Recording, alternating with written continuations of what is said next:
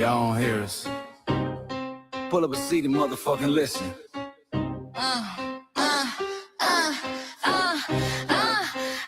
Pull up a seat and motherfucking listen. Hey, pack your bag, time to go home. Talking crazy on our soil where our blood and bones grown. This our grind, we outside on it. While y'all fools on the outside looking, y'all show no respect to Black America, so leave. Hey, Y'all don't get it, so it's time to go home. get the hell up out of America, take your digits, make it just fly on. Y'all don't get it, so it's time to go home. Get the hell up out of America, take your digits, make it just fly on. You landed on the tarmac, fresh off the boat. Talking about y'all building nothing, man, you choking on the note.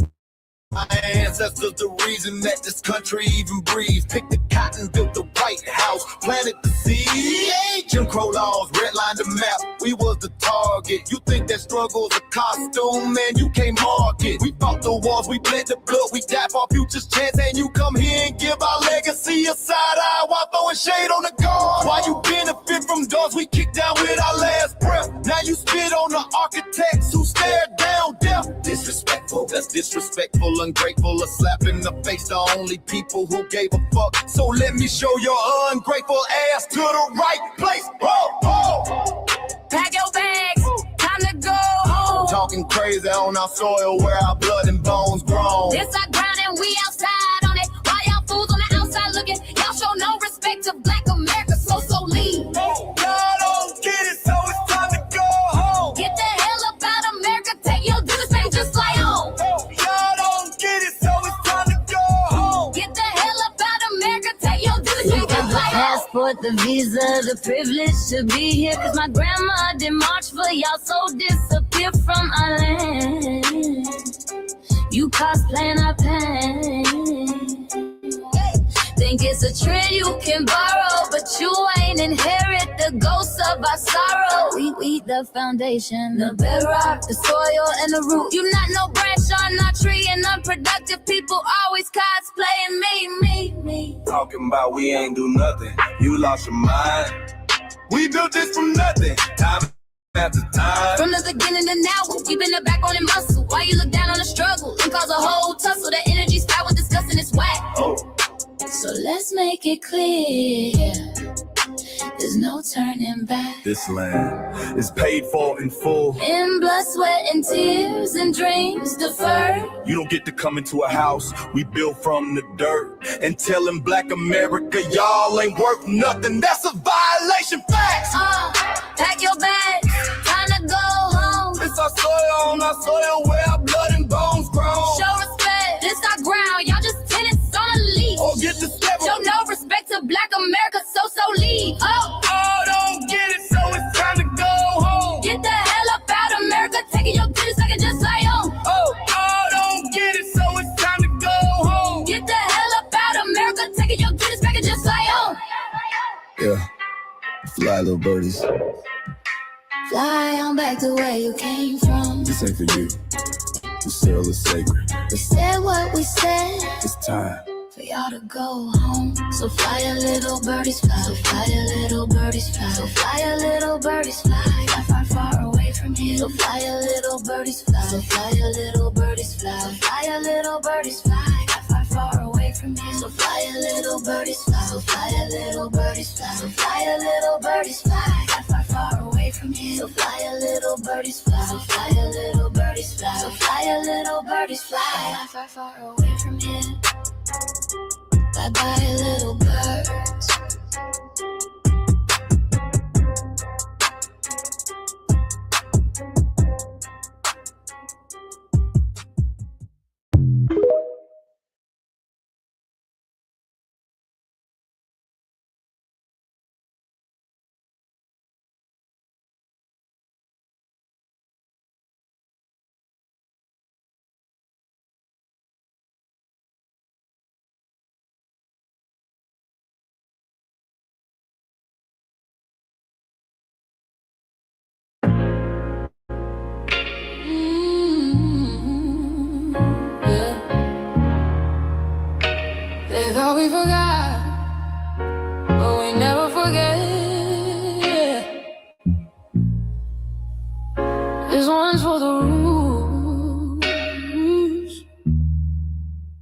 We built this land from dust and tears, 400 years, and we still here.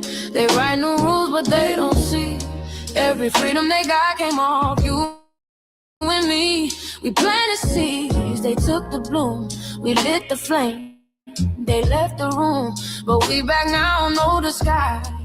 The spirit's woke, we realize all we want is what we earn. That sweat and blood, yeah, that table turn. You can't buy culture, can't fake that vibe. This is our day, this is our ride.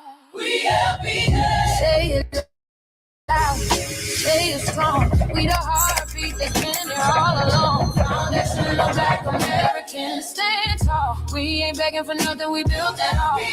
Born from pain and grace, you can see the truth written in our face. We the soul, the sound, the fight, the flame. Foundational Black Americans, say our name. They love our rhythm, but they dodge our blues. Use our voice when it fits their news. They take our sound, but not our scars. We the backbone, we the stars. Now the veil is gone, the mask is clear. We see the game, we know what's here.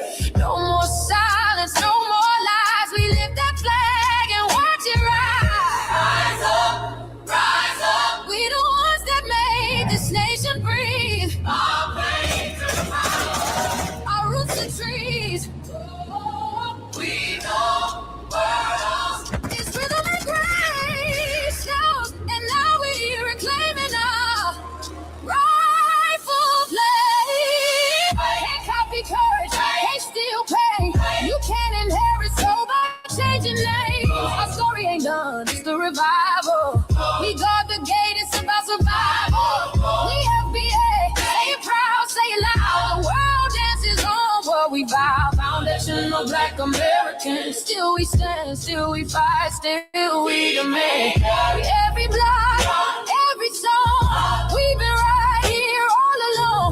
The soul of a people strong and free. Foundational Black Americans.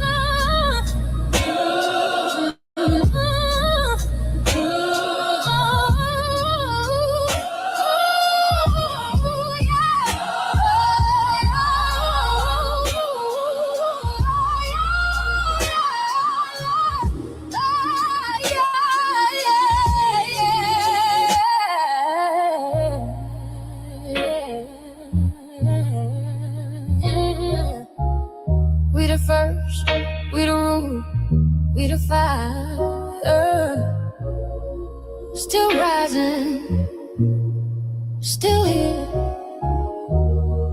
Foundational Black American. We set the tone and they copy the cadence. Dance to our drums and deny the foundation. Wear the style but don't honor the source. Smile in the crowd and you distance and force. Say you not us but you rap like we breathe. Take the rhythm, then fuse the receipts. I ain't mad, I'm just holding the glass. Showing the mirror, now answer it back. I ain't here to cancel nobody. Just keep it honest, keep it solid. If you eat from the table we built, don't act surprised when we guard it. Do you like that? Do you like that? When I flip your sound and I ride like that. Do you like that? Do you like that? Do you like that? Cause that's how it feel when you borrow my culture. Then act like we never mattered. Hip-hop. Mike Larry. Now this shit here is what I see it is.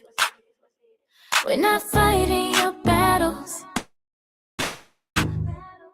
We're not carrying your fear.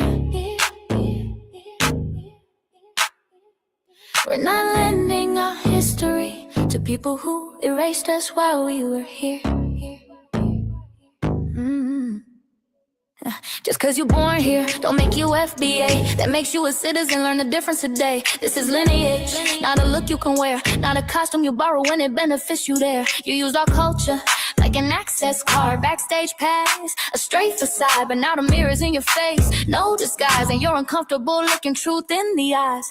We didn't leave our land to beg for a chance. We stayed, we fought, we took every advance. That's the separation, that's the line you cross. We paid the price, you learned the cost. You waving your flag on our soil, but fighting not to go back home. Waving your flag on our soil, building comfort on a foundation you didn't own. We waving our flag, red, black, and gold. Stood our ground, never sold. You waving your flag on our soil, but scared to build what you claim you love. Our humor, our style, the way we move, the smoothness, the sound, the things we prove. Music we birth, language we shape, innovation forged under constant escape. Warrior spirit means stay and defend, not flee your land and rewrite the end. You call it success, but don't confuse the two. East came after what we went through. You abandoned your land and called it strategy. You wave that flag loud, but won't return to build your legacy. That contradiction tells the story for you.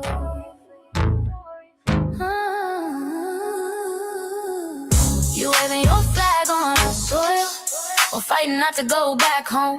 We waving ours where we were forged, every inch earned, every brick known. We can't be deported, and that truth changes everything. We can't be deported, and that truth changes everything. We know who we are, and now we see who you are too. Just because y'all born here doesn't make you FBA at all. It makes you an American citizen. It's biologically impossible to be us because it's a lineage, not some damn costume you can just put on to look cool.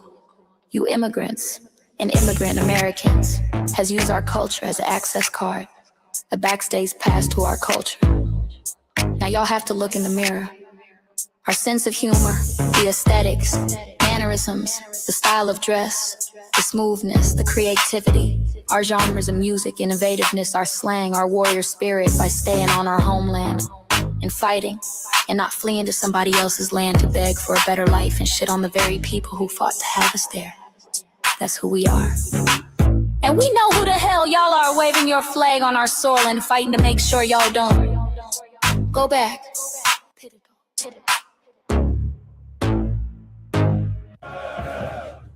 You can't leech off our culture anymore. Beat it!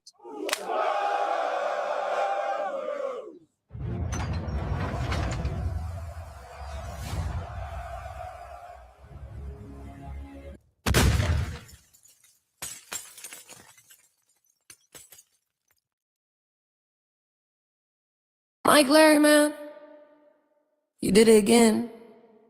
We really making history. Let's go. Do you like that? Do you like that?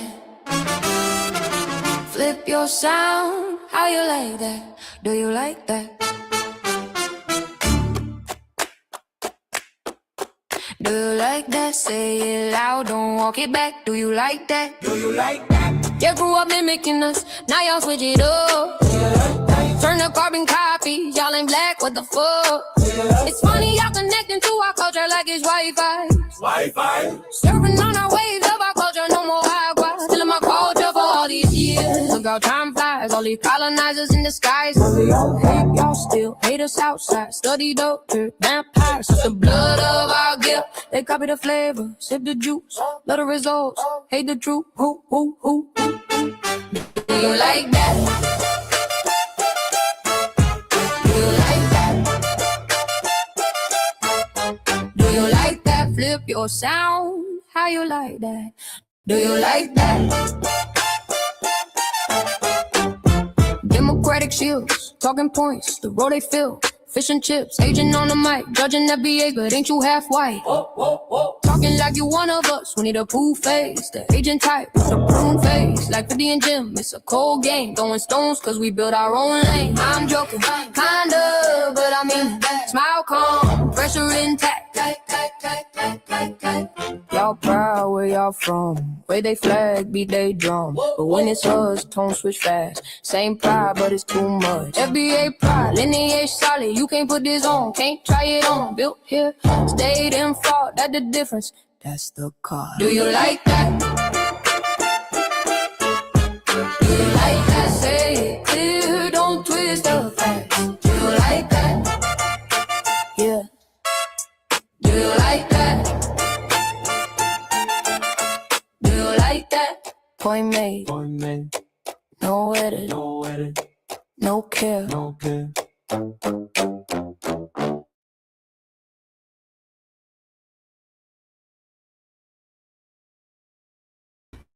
Greetings, Black family. Greetings.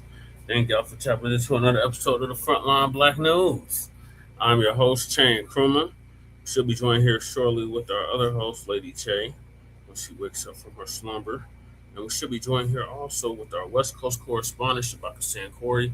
That's Shabaka's Black Experience Enhanced. That's on the code. And I am the co-executive producer and co-host of Shabaka's Black Experience Enhanced. Join us this coming Tuesday for a brand new episode. And on this season 6, episode 13, part 2 of the Frontline Black News, we'll be discussing several topics we didn't get to in part 1. And that is that tethered Toure, the one that used to be on MTV.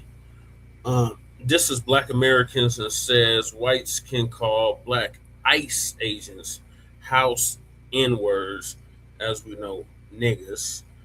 And then we got Delineation, retiring African American, and calling out the erasure of FBA struggles. Then we got Mick Mensa, says foundational Black Americans are pushing division online. Caribbeans built America, not foundational Black Americans. The tetherosity of him and that other tether. Then we got Congressional Black Caucus exposed on dump as a human shit, and we'll make that perfectly clear.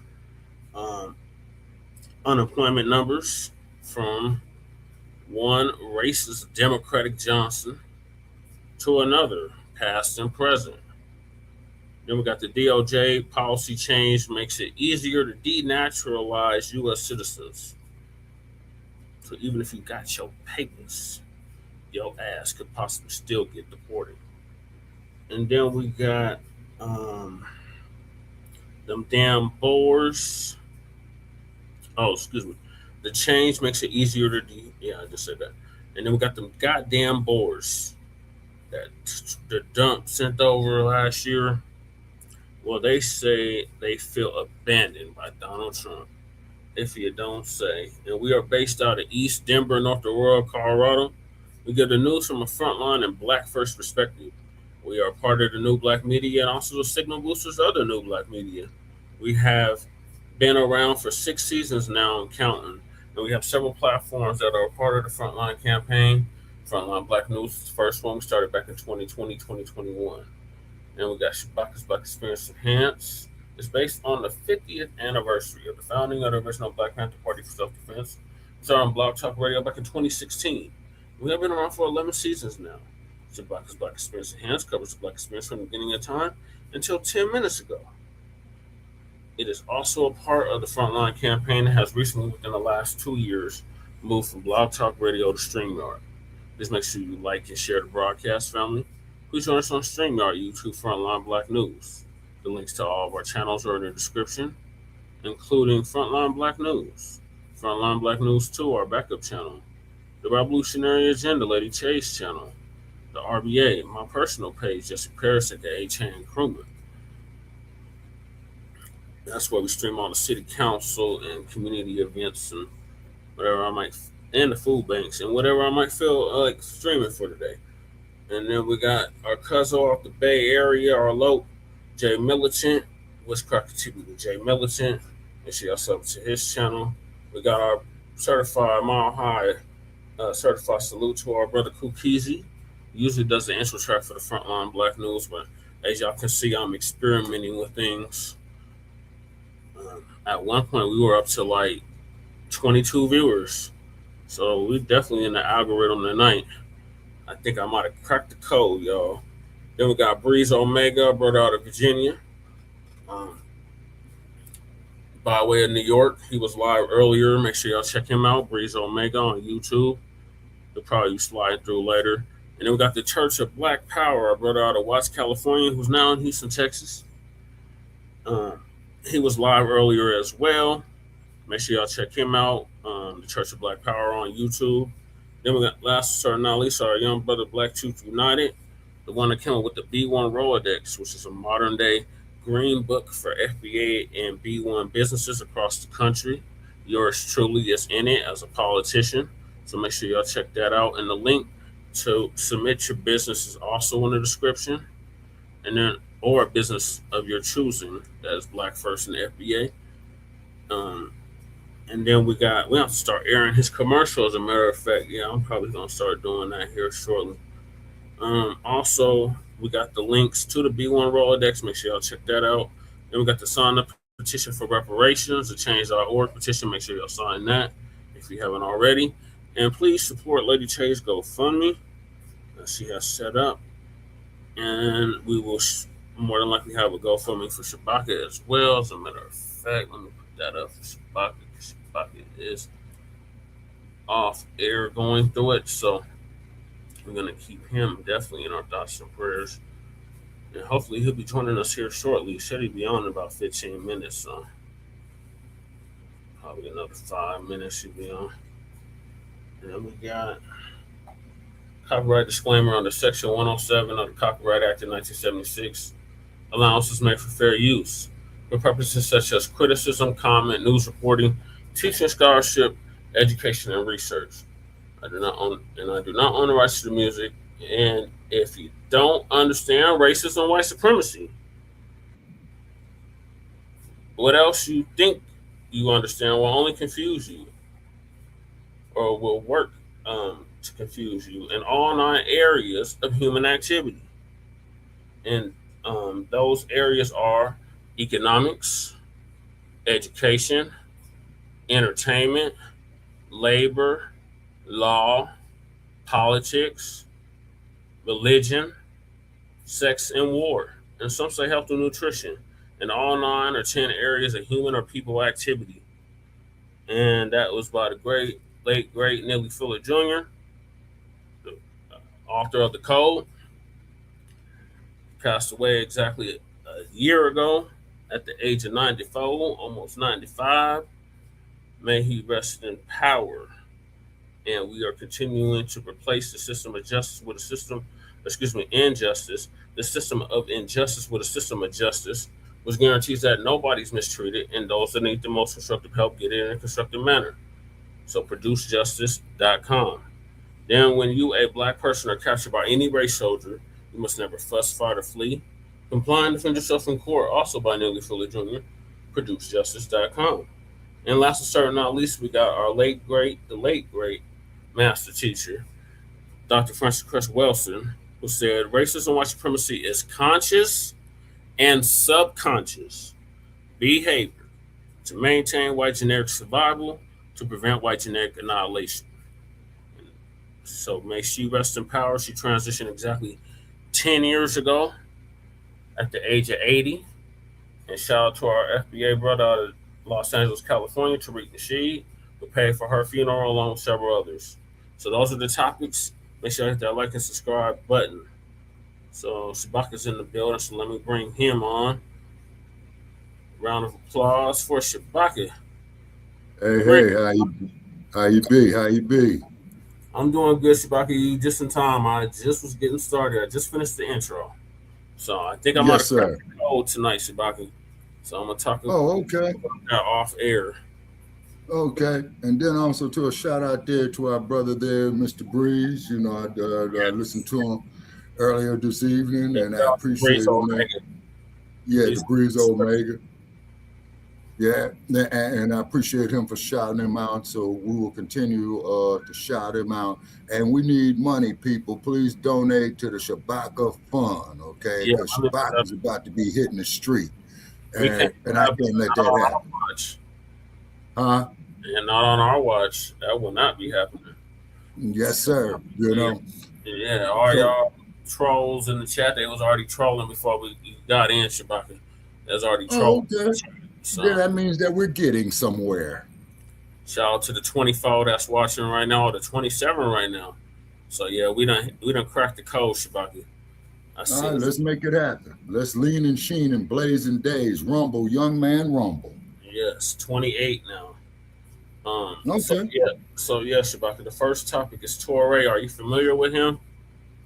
Toure. She'll be asleep. Once she wake up, she'll be joining us. Okay, you talking about President Traore? No, Shabaka. The brother, I use that word disparaging, but the brother used to be on MTV. He used to get a music break. Okay. He was he was around the time of Sway. Okay. He said that it was okay for Nabiscos, crackers, troglodytes, whatever you want to call the clear people. Yes, sir. Or the true people of color. Because they change every goddamn color. Okay. It's okay for them to call black ICE agents house niggas. Yeah. Okay. So that's what we're going to discuss now. Okay. Toure is what we would consider a tether, Shabaka. He is not from the United States, neither is his family. He is from the islands. Okay. We're the island of Barbados and possibly Jamaica. Okay. And he has been giving. He's on the Crackers payroll, Shabaka. Okay, all right. Okay, so this is what we would call a chicken pecking ass scratching town. I would say, but the foreign variety though, Shabaki. Salute, crew. Hey, crew, what's up in the shy? What's up in the shy? How you be? How you be? Yeah, how is the shy right now, crew? I sent you the link if you want to join us, crew. But I know it's been keeping the peace. But if you do want to join us, you are very welcome.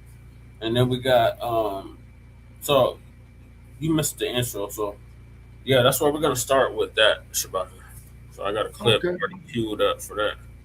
Okay, and before you start that clip, also too, ladies and gentlemen, which is on classic Turner classic movies that I was telling you about offline, Brother Chet.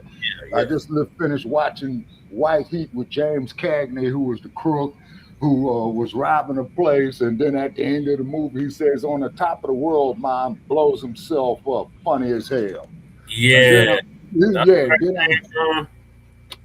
now I'm looking at another comedy called Dog Day Afternoon with Al Pacino. Oh, yeah, I remember Dog Day Afternoon. Okay, and our man, Tony Montana, Michael Corleone, the detective in Heat, man, that dude is a very, very versatile actor. And then John Casale, who played his brother Fredo in The Godfather. We got Crew, and we got us in the Trolls.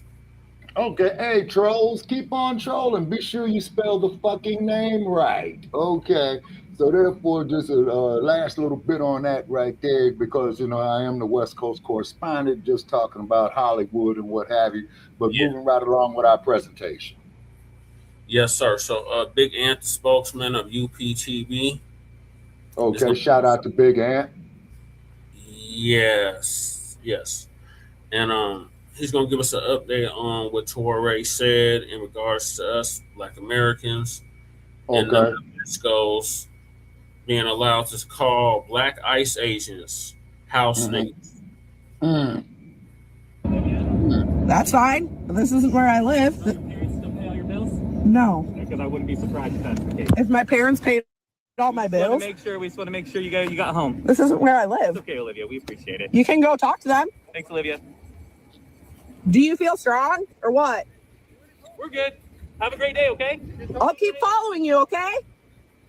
Why are you following? Sorry, no, come on. She doesn't care? She doesn't care. They never do. How does it feel to be a race traitor? You know, we were trying to get a child molester, right? No, you weren't. Yes, we were. How would you know? Because it was a woman you talked to. His wife. And then his plate came back as murder. I just want to say, calling someone a race traitor, but you guys don't care. I hope you realize that is the most racist thing you can say as a white woman. Of course, So you know, this isn't a good look for you. You think I care about my look? No, no, trust me. When you guys it is evident by how you look, you don't care. We get that, trust me. No, that's what I'm saying. I'm just saying this, trying to be a social warrior. If you actually cared, you probably would care about the child who got raped and also the person who got murdered by the person that we were looking for. But see, you don't care. No, I don't care because you guys just try to detain legal immigrants. None of you actually give a... If you were here to get illegal, violent immigrants off the street, that would be fine. That's not what you're doing. It's not. No, hold on. It's okay. You need to back up. It's not. It's not what you're doing. Just so you know, if you were to spray that, you would be arrested. That's fine. Okay. Don't come close to me. We're going to tell you this. Stop following us. No, it's not illegal. So you don't want us to come close to you, but you keep riding our tail. Like we should rip people up right here. Are you a man? Wow. I think she might be right under the freedom of the press. That feel good? Hold on, Scott. We'll talk about it after. Sir, I need to move you. Why are you calling a woman a man? I mean, what kind of a guy does that?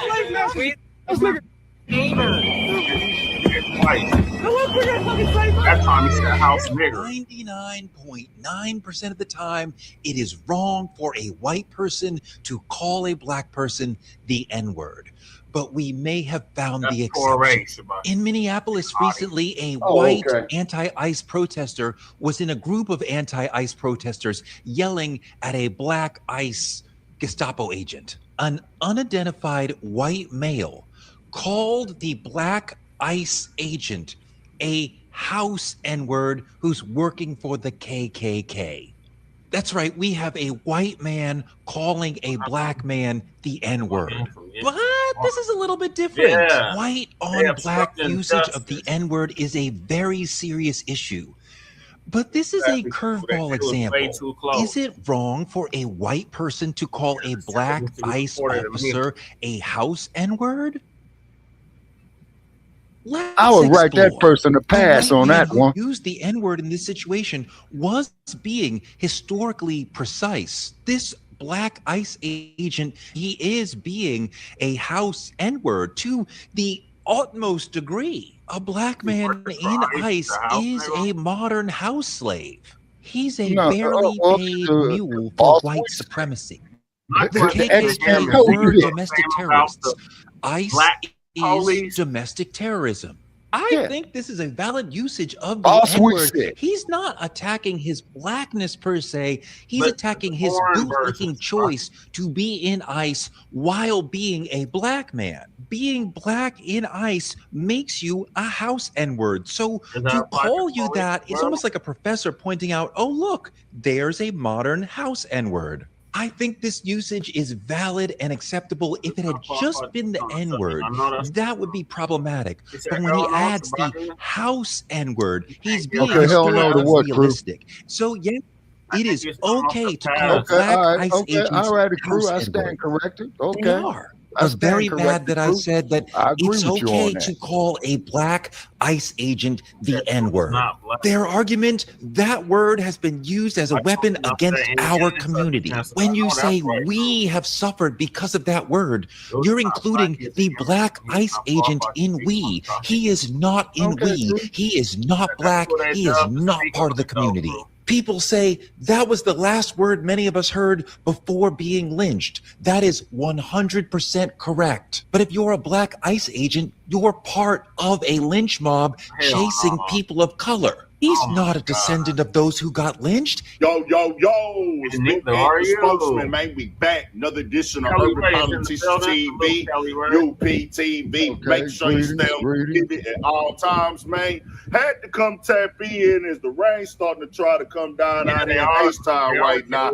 We ain't tripping about the wind. We got to get the job done. Rain, sleet, snow, sunny. When it comes to clowns like Toure, storming we real just bad. said right now, it's the farthest thing from funny. I don't see no game, no jokes in the things that he's selling. We might have to get him back on the boat and get him up out of here because what is you talking about? How you gonna say that it's cool for them to call this man a house nigga? In 2026, and there's several layers to this conversation right here. First and foremost, dog, when it comes to ICE, you know how you want to feel, have whatever opinion you want to have. but that dude worked for the government. He worked for the police, right? Yep. So it's all cops who do things for police. Are they house now? That's what I it's said. Everybody that works at the prison, they house now that's black.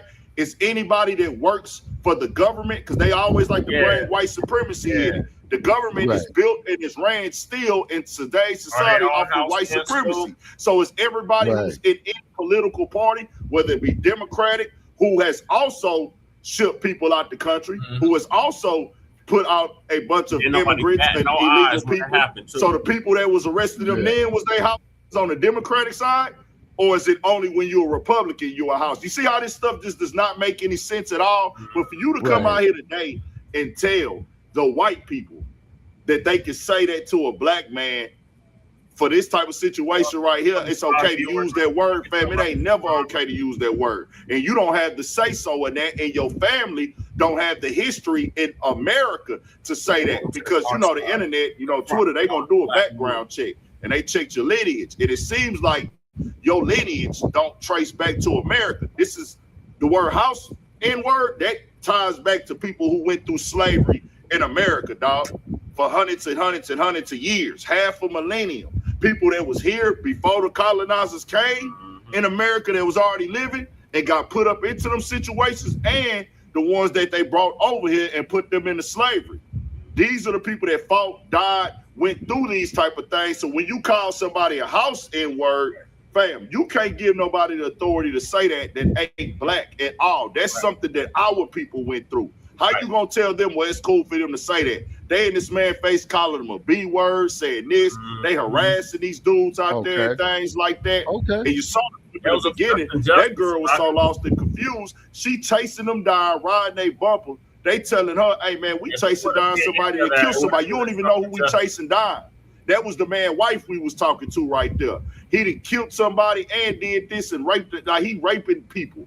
And you interrupting this type of stuff, talking about y'all supposed to be chasing illegals. What are we doing right now, bro? Stop trying to make what black people went through America is the same as people that are breaking the law. For y'all that don't get it, bro, family ain't from America for what they saying right here. I didn't go look myself, but I'm going to take their word for it, because somebody who got American roots as a black American, you ain't finna say nothing like that.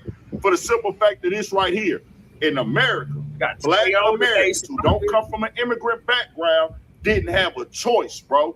They didn't wake up one day and say, I'm going to come to America illegally.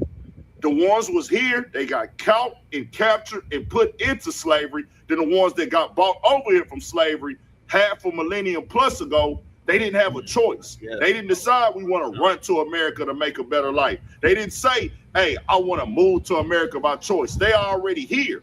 So when y'all try to make the civil rights movement, the wars that they fought in, the pain, the suffering, the agony be the same as this, like this is righteous, and using the words like race traitor for them, that was used in the time when we was going on, when people was helping our ancestors, they would call race traitors. You using all this old terminology that come from stuff right here in America.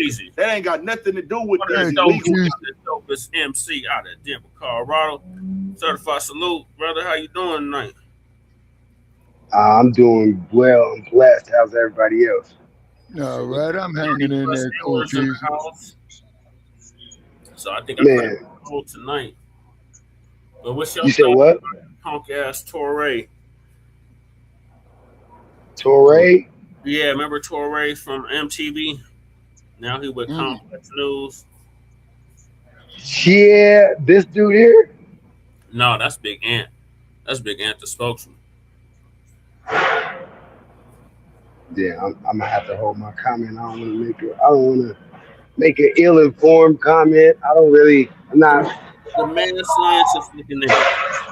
He look like a baby Cornell West. No, I don't have no thoughts on him. I'm gonna reserve my comments on him. Okay, what was his premise? What was his premise?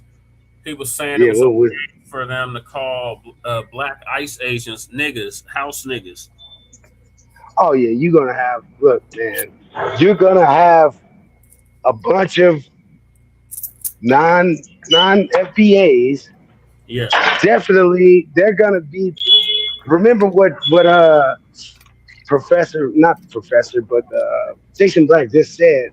Basically, immigrants and Sambos like that, them immigrant schools, they don't care if you're complimenting them or they're here to undermine disrespecting them. They just want you to be paying attention. As long as if you start ignoring them, then that's a problem. That's a problem. They don't care if you're denigrating us or denigrating them or complimenting them. As long as you're paying attention to them, they're good. Yeah. White supremacy plays both sides of the argument, and those people, they don't care if you're complimenting or insulting them, as long as you're paying attention to them. Right. That's what I think about that. Look at Candace Owens. Kelly Ray TV is saying thanks, twin. Ditto, meaning that she's underlining what you say.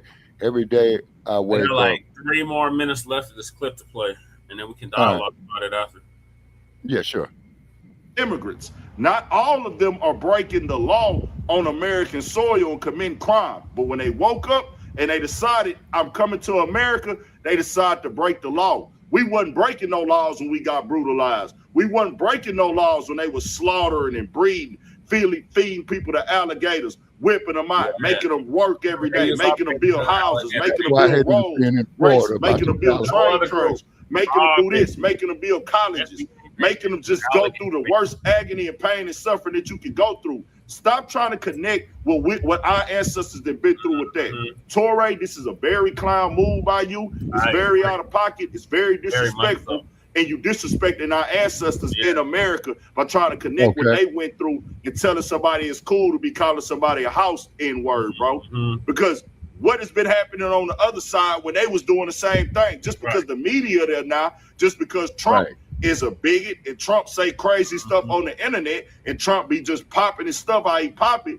Now all of a sudden the media follow and they want to make it this and that. They've been kicking immigrants out this country, bro. That was illegal. They've been deporting people forever. But now, since there's cameras involved in all this going on, man, y'all a house in words. Y'all a house in words. Man, y'all better knock this stuff off, bro. We not finna do this. Y'all want to crash out. Y'all harassing these police. Black people in America, we ain't never went out and followed behind no feds, bro.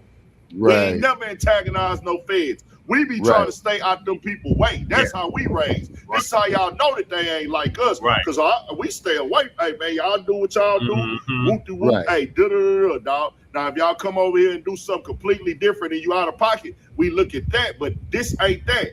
We ain't getting deported, y'all. I know y'all keep trying to fearmonger and push this fear tactic onto Black American people. We are not being deported. This is our country. Now, I want to say this again. We are not being deported. We are not going into martial law. We are not next. We built this country. We contributed to everything going on here. If it wasn't for our ancestors, the immigrants that y'all seeing over here wouldn't even be allowed to be over here. They fought for that. They died for that. They fought in every single war. They played a role, in a major role, in building every part of this economy. They helped build the government. They built the White House. They built the schools. They always contributed to the economic success of this country. When America was the richest country in the early 1900s, who was putting the labor behind that? Before people even started coming to America and things, it was the Black people that was here. It is what it is. Stop trying to make the civil rights of what Black people went through be a part of what they got going on right now, bro. Stop trying to let them, oh man, you can say house. Man, it ain't never cool for you to tell no Black man that. Because then you're going to have to start opening it up for everything when they feel like it, when it's convenient. Toure, keep your mouth closed, bro. Y'all have a nice day. We got more coming, more videos, all in 1,000. The shit show. Stay on your pivot. More coming. Tap into that Urban Politician TV Patreon as well. And tap into that Frontline Black News. So y'all hit that like and subscribe button for that. All right, shout out to Big Am for some donations. Yeah, well, okay. Now, Brother Che, there is no argument with undisputed truth of what this gentleman here just stated. Only a fucking idiot. Spokesmanship back out of Houston, Texas. Oh, okay, all righty, okay. So yeah, Houston, Texas. Okay. He's at, I believe they call it H-Town. Yeah. Okay. There's no argument with undisputed truth because only a fucking idiot would sit up there and argue with you that 2 plus 2 does not equal 4. Yeah, that's where Twin and Mac is at. Yeah, you say. So I agree with what this gentleman is saying right here. Hell no, you don't run up on no ICE agent for the simple fact, man, they got high firepower. Okay, you would not even be committing revolutionary suicide with that. You would be committing reactionary suicide, and that is the reasoning of the Dr. Huey Percy Newton. His birthday's in 2 days, Shabaka. Whose birthday? It's on Tuesday, Shabaka. Dr. Newton. You know what? I stand corrected. You are absolutely correct. February 17th, 1942, and Dr. Newton would have been, let me see. He would have been 89. Yeah. So Dr. Newton. How old was he when he died? Okay, I believe Dr. Newton was in 89, 42. I believe he was 46. 42. He was 46. Yeah, 46. Yeah. Okay, so that means. Okay, so definitely in 2 days we will be speaking about Dr. 36 years ago. Yes, sir. Okay, so we'll be speaking of Dr. H.P. Newton, also too reaching out to Dr. Newton's family. If you see this here, please get with us. If you can, we would love to have your input. You know what I mean? We really would. Okay. And then not to mention the fact, though, too, is that we built this damn country. Now, I hear Asians saying, well, we did the Union Pacific Railroad, but you motherfuckers do not mention nothing about the Southern Pacific Railroad that went from Atlanta to Los Angeles, okay? Yeah. Because when you go down there on Alameda and 7th Street, all those big-ass warehouses that you see where they're using to make them fuck flicks at and them low-budget-ass Class Z films, you see what I'm saying? Okay, it used to be the Union Pacific warehouses. You see, you see what I'm saying? So that went through Louisiana, Montgomery, Alabama, that went through the great state of Texas, that went through New Mexico, that went through Arizona, went through the deserts of California. You see what I'm saying? But they don't never want to give us no credit. Okay, Kelly Ray says, I'm waiting for Black Americans to tell the government no more foreign aid until ADAOs is compensated. I'm tired of foreigners getting dollars they don't deserve. Okay, sister, you'll get no argument from me. Once again, only a fucking idiot will argue with undisputed truth. And what this young woman has just stated is undisputed truth. Yeah, that's Kelly Ray. I think she's out the mill. Oh, okay, out of Milwaukee. Okay. You see, so therefore, I don't see any lies that she said. Exactly. Is this our man Kukizi with us tonight right there? Yes, sir. Yes, it is. Yes, it is. Appreciate the shout out. I heard y'all last night, by the way. I just was busy at work and I couldn't tap in. I couldn't even comment. It's all good, man. It's all good, brother. But I appreciate the shout out, man, that you gave me, man. You know what I'm saying? Okay, it's because Shabaka's Black experience was inspired by the 50th anniversary of the Black Panther Party. Not getting off topic. Okay, Shabaka, we appreciate people like you. We appreciate old school cats. I don't mean to disrespect when I say that, but we appreciate our elders. We appreciate our elders that we can actually converse with. We disagree with you all the time, but we still stay solid, and we need people. We need elders like you out here with us in this fight. So we appreciate that. Yes, sir, absolutely. And what it is, though, is I'm going to say right here, then I got to go to the restroom. This is what happens when you get old.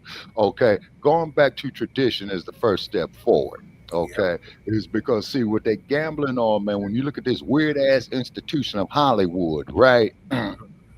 When they used to have, what do they call that there, Brother Che? We did a story on it, their old black Hollywood films, like Cat Calloway. I forgot the sister's name. She used to dance to with the Nicholas brothers. You know what I mean? Oh, yeah. And, what was his name? Goddamn.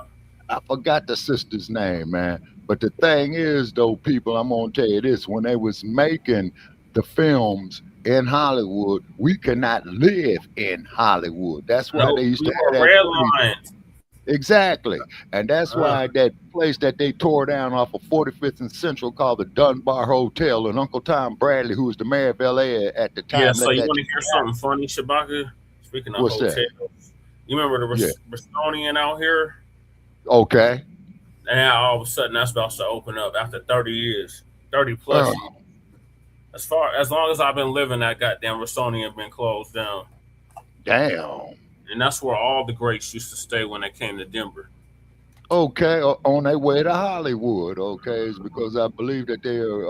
Wait a minute, because one, the Fillmore West in San Francisco, I believe they refer to that as the Harlem of the West Coast. Okay, if I got it right, just bear with me. And then I do believe that they used to refer to Denver as the Harlem of the West. Well, 5 Points was the Harlem of the West. Right. Yeah, only East Denver. Only East Denver in a certain section. Okay, and I do remember that they used to have a place, and they used to have a place there called Fern Hall, and that there is where Sonny Liston was training at before his fight with Muhammad Ali in 1964. And Ali himself had went through, Fillmore now. Correct me if I'm wrong, easy. And then keep in mind, Ali went through Denver throwing the bear trap on Sonny Liston's lawn, right? Yeah. Well, they was trying to put the slave name up, Shabaka. You know, I have to put a stop to that. They want to put a mural up of Sonny Liston and Muhammad Ali. Yeah, they were trying to put Cassius Clay. Yeah. Never heard of it. I never heard of Cassius Clay.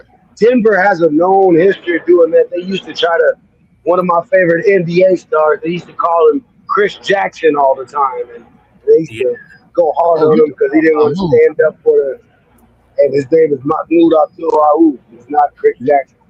Right. Exactly. Yes, sir. Because see, when the ancestors before us, okay, when they dropped the name of the slave master, it is a huge, huge disrespect to keep referring them to that name. Ask Ernie Terrell. You see what I mean? And the reason being is because they are so locked into boss we sick. They not in their right fucking minds as opposed in the to talking place. That's why you got to see Get Out, Shabaka. Okay. Oh yeah, I heard about that movie Get Out. Yeah, okay. I got to check it out. You know. How you ain't seen that? Yeah, well, I'm looking at this TV show they got called Turner Classic Movies, man. Hopefully they'll have it on there because they're going to be. Hey, I want to watch that with Shabaka. I bet you he's going to be cussing at the screen. Probably. I've done it before. You know what I'm saying? Well, he just finished Goodbye Uncle Tom, Keezy. Oh, man. Oh, my God. Uncle Tom. Oh, God. Oh, God. Gentlemen, I'm asking every black man within earshot, can you imagine that you're up there with your pretty black wife and here come the master saying that he wants to see your woman? It was Dorothy, Shabaka. That's who it was. Dorothy who? Nicholas. Master go get shot so many times till he catch on fire. And that's what yeah, man. Now, when the brothers who went up there knowing that they was dead men, was they committing revolutionary suicide? I don't know. I don't know. That's why I'm asking for a friend. You know what I'm saying? I'm talking about here it is, your woman. You see what I'm saying? Okay. That lovely thing you laying in the bed with, you know, and here the raping, slave trading pedophile and come up here and violate her at will. At will. Well, it's either you got two choices. Do nothing or do something. What you gonna do? Okay, whoa. Hold on a second. Who is Lone Wolf? That sucks. A troll or white You supremacist. all were slaves. When did you finally get set free? Last week? Nah, let him babble. He's not gonna come up. He's not gonna come up. Check this out. Bring your punk ass come up here. Yeah, come to the bring stage. your punk ass up here. And when you do not bring your ass up here, Lone Wolf, go shove some ketchup up your ass and talk about you. I knew he was gonna put something up his butt.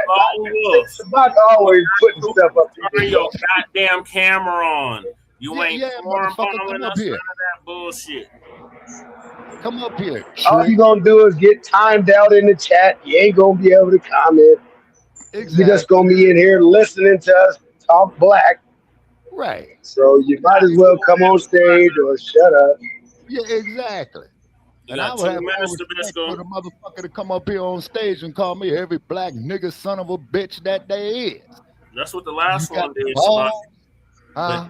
That's what the last. That's all they trying to do is get the channel some strikes, bro. That's all they gonna do. I stand correct. They gonna come in here, show some porn or do something to mess up the chat. That's all they do. Okay, you caught me with a right hand over here. I dropped my left. There's no way. I dropped my left. You caught me with the right hand. Stand corrected. Stand corrected. Shabaka taking a standing 8 count. You know what I'm saying? You got me on that one there. You got 2 minutes, Lone Wolf. Yeah, okay. And by the way, Lone Wolf, how much are they paying you to troll? Come up there and tell us how much you are being paid to troll. He's not getting $5.99. Yeah, exactly. Okay, so we're gonna give this trick 10 seconds, man. You know what I'm saying? That trick he don't have enough to pay for a Netflix subscription off of doing this trolling. He can't even buy Netflix. No, Lone Wolf. It's your fetish with the ketchup that you shove up your ass. Why ain't you hitting the goddamn link? Yeah, go shove some ketchup up your ass, man. Don't menstruate. He's lucky I ain't in the chat. I'll time that sucker out. Quinn and whoever else got a wrench, y'all already know what to do. Yeah, El Kabong his ass. Put him on 86K. Yeah. Just give him. And let him sit here and listen to us talk black. Yeah, and like Joe Pesci said, hit him upside the head with it. Race grifter. I'm gonna call you what you are, a race grifter, professional victim. I use your. Hey, he gotta work on his insults, man. That joint is lame. And then why do you resort to insults as opposed to having intellectual conversation? That mess hits harder. That mess hitting you hard, brother. You talking about the truth? Yeah, that's right. He's on that shit. All right, it's permanent vacation for him. Lights out, y'all. Okay, pow, ping. Yeah, we got to send him back to smoke meth. He got more meth to smoke. So let's hurry up and get him back to his pipe. Get that meth pipe, Lone Wolf. You got to get that pipe smoking. And Cub. Yeah. And then I don't give a fuck if you was the Grand Wizard of the Ku Klux Klan. If you gonna come up here and talk sensible and have some dialogue, I don't have a problem with it, man, because I'll box rings around your ass, man, on debate. They don't want that, Shabaka. The link has been dropped. That mother hit the link. Yeah. Okay, so we got another damn Regal, another Floyd Patterson. Troll heaven. I cracked the code tonight. We definitely in the algorithm tonight. Okay. We don't hate nobody, but we just don't hate ourselves. All right, so that's a good way to put it. That's what happens. They want us to hate ourselves, and they want us to go ahead and say, you know what? Forget our needs. Let's fight for illegals because we hate ourselves. Yeah. Now, can you imagine gentlemen out there all day long, sun up to sundown, doing that work these brothers out here doing? And then they kill me with that victim shit. Like, we are victims of racism and white supremacy. Yeah, that is a fact. And we freed ourselves, you goddamn trolls. Exactly. They're the ones victimizing us. Right. Exactly. Exactly. But they hate to be told the truth about that. Yeah. All right, so what are y'all closing thoughts on Toure's tether coon ass? Okay, just what you said. Okay. Just what you said. Tether coon ass. You know what I'm saying? Trying to give the green light to Nabiscos. No, that ain't happening. I'd say that since there is no such thing as a race called brown, that those brown people that are calling people house N words or whatever the hell. Those are white people. So what you're doing is catering for white, spicy whites to denigrate our lineage, and so therefore you are now on officially, permanently banished to the coon train, and you have to stay there. You can never leave. The coon train's coming. Yeah, the coon train's coming. And ever who put that meme up there, man, of that coon doing that tap dancing with the stick, where's he at? And then for you brothers out there that do them videos of run, nigga, run, man, drop on by and get with us, man. Got Leonard J. Judah in the building. Hey, Leonard. Yep. You All see. Right. Keezy, did you give your final thoughts on Toure? Yep, that's just basically what I said. Anybody that's definitely telling us to allow non-blacks, which are whites, to denigrate us, you are a Sambo, and you are stuck on that Sambo train. So don't you ever come looking for us when your beloved whites turn on you, which is coming. Right. And don't ever come back and say, hey, look at all this racism. No. Remember, we house N words, right? So you go ahead and find some of these Hispanics to fight for you, and some of these Somalians or whoever the hell else you want to fight for. Let's see them fight for you. Right. Exactly. All right. Shabaka, what's the final thoughts? Okay, my final thoughts on that right there is that they hate us because they cannot be us. And then for idiots out there, come sit out here in the sun with me here, and let's see, 1, 2, 3, 4 months, we'll have a wind chill of about 110 degrees. You know what I'm saying? And come out here and sit in the sun with me. But guess what, reptilians? You have to leave your sunscreen at home, and I will no copper tone, no banana boat, none of that, and I will show you of how we are not the same. Now, let me just show you how fucked up I am. Is that when your ass gets to peeling, okay, when your skin gets to shredding, I will throw you a cup of piss. You know what I'm saying? You know, being a humanitarian. But if you was to get yours truly up there in that Great Lake region this time of year, you will sit up there and let me freeze to death. You already know, Shabaka. Yeah.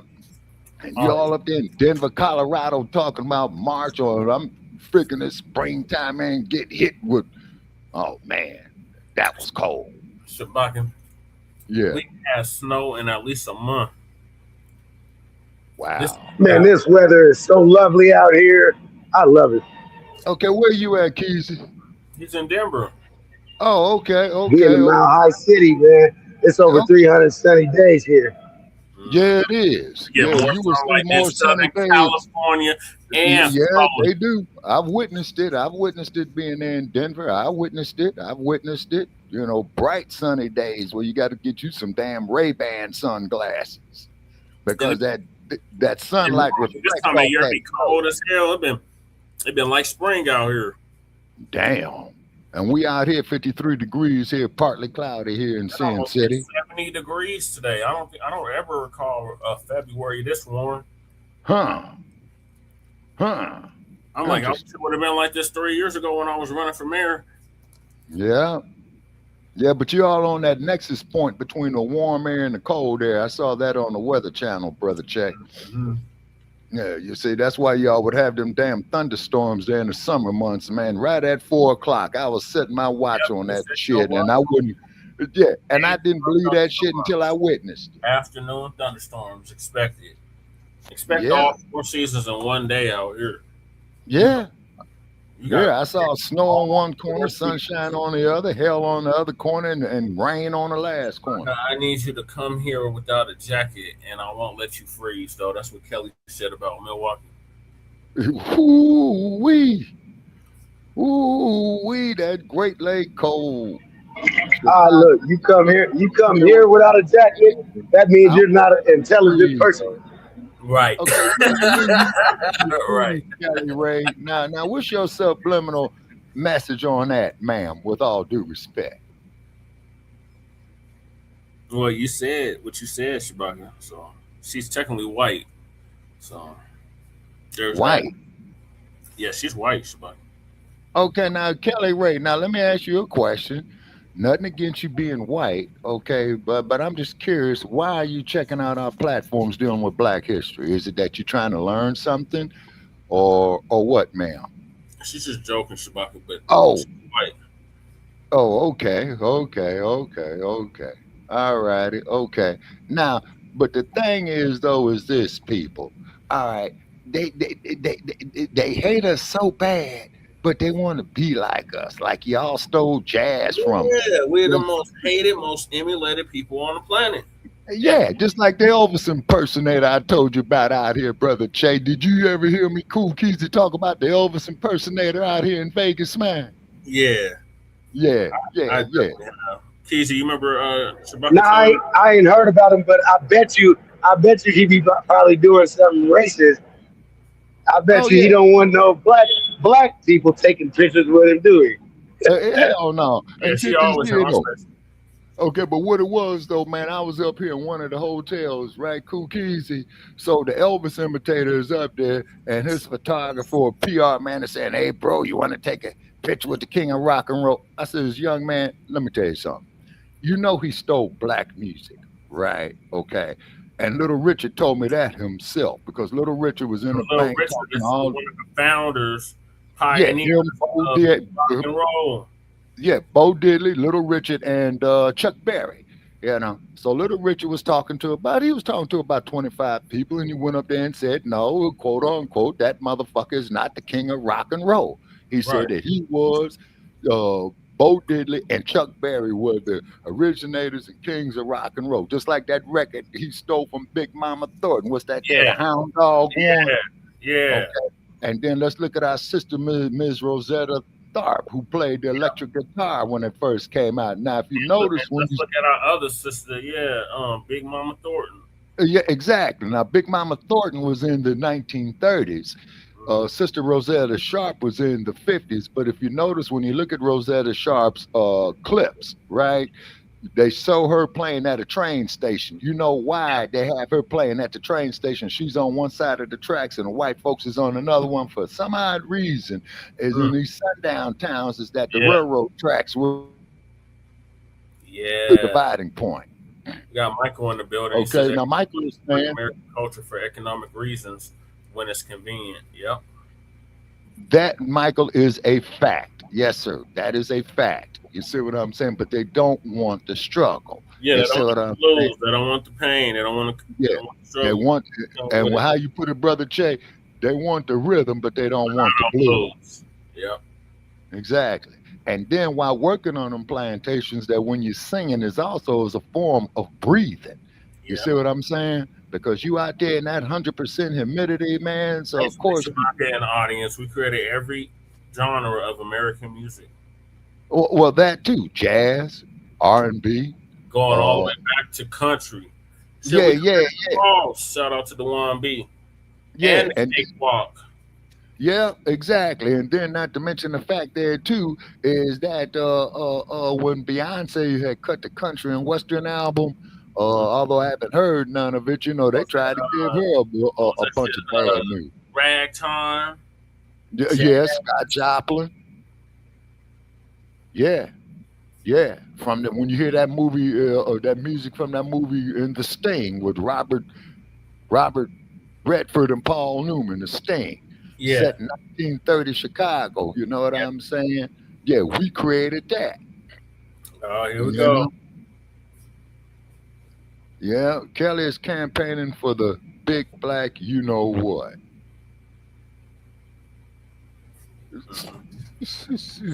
She probably dated some brothers though. Right. Okay, now here's the trip though. Okay, not pissing off Ms. Kelly. Okay, but I'm very, very curious about something. Now, Kelly Ray. Now, why is that the slave trader wanted to violate black women, okay, or the bedwenters that they referred to.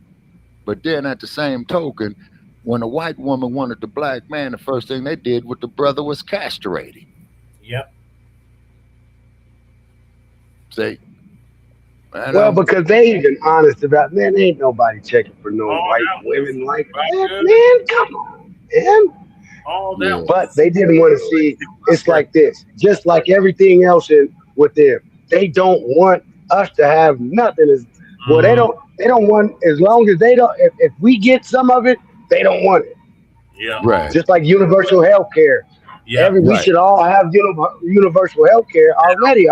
But they don't want it because black people gonna get it. So that's how they do with their women too. Okay. If black people, if black men gonna get them, oh no, they can't have that. No, we can't do that. Right. But they don't want them anyway. They don't want them anyway. They don't want the mud sharks. I don't want them.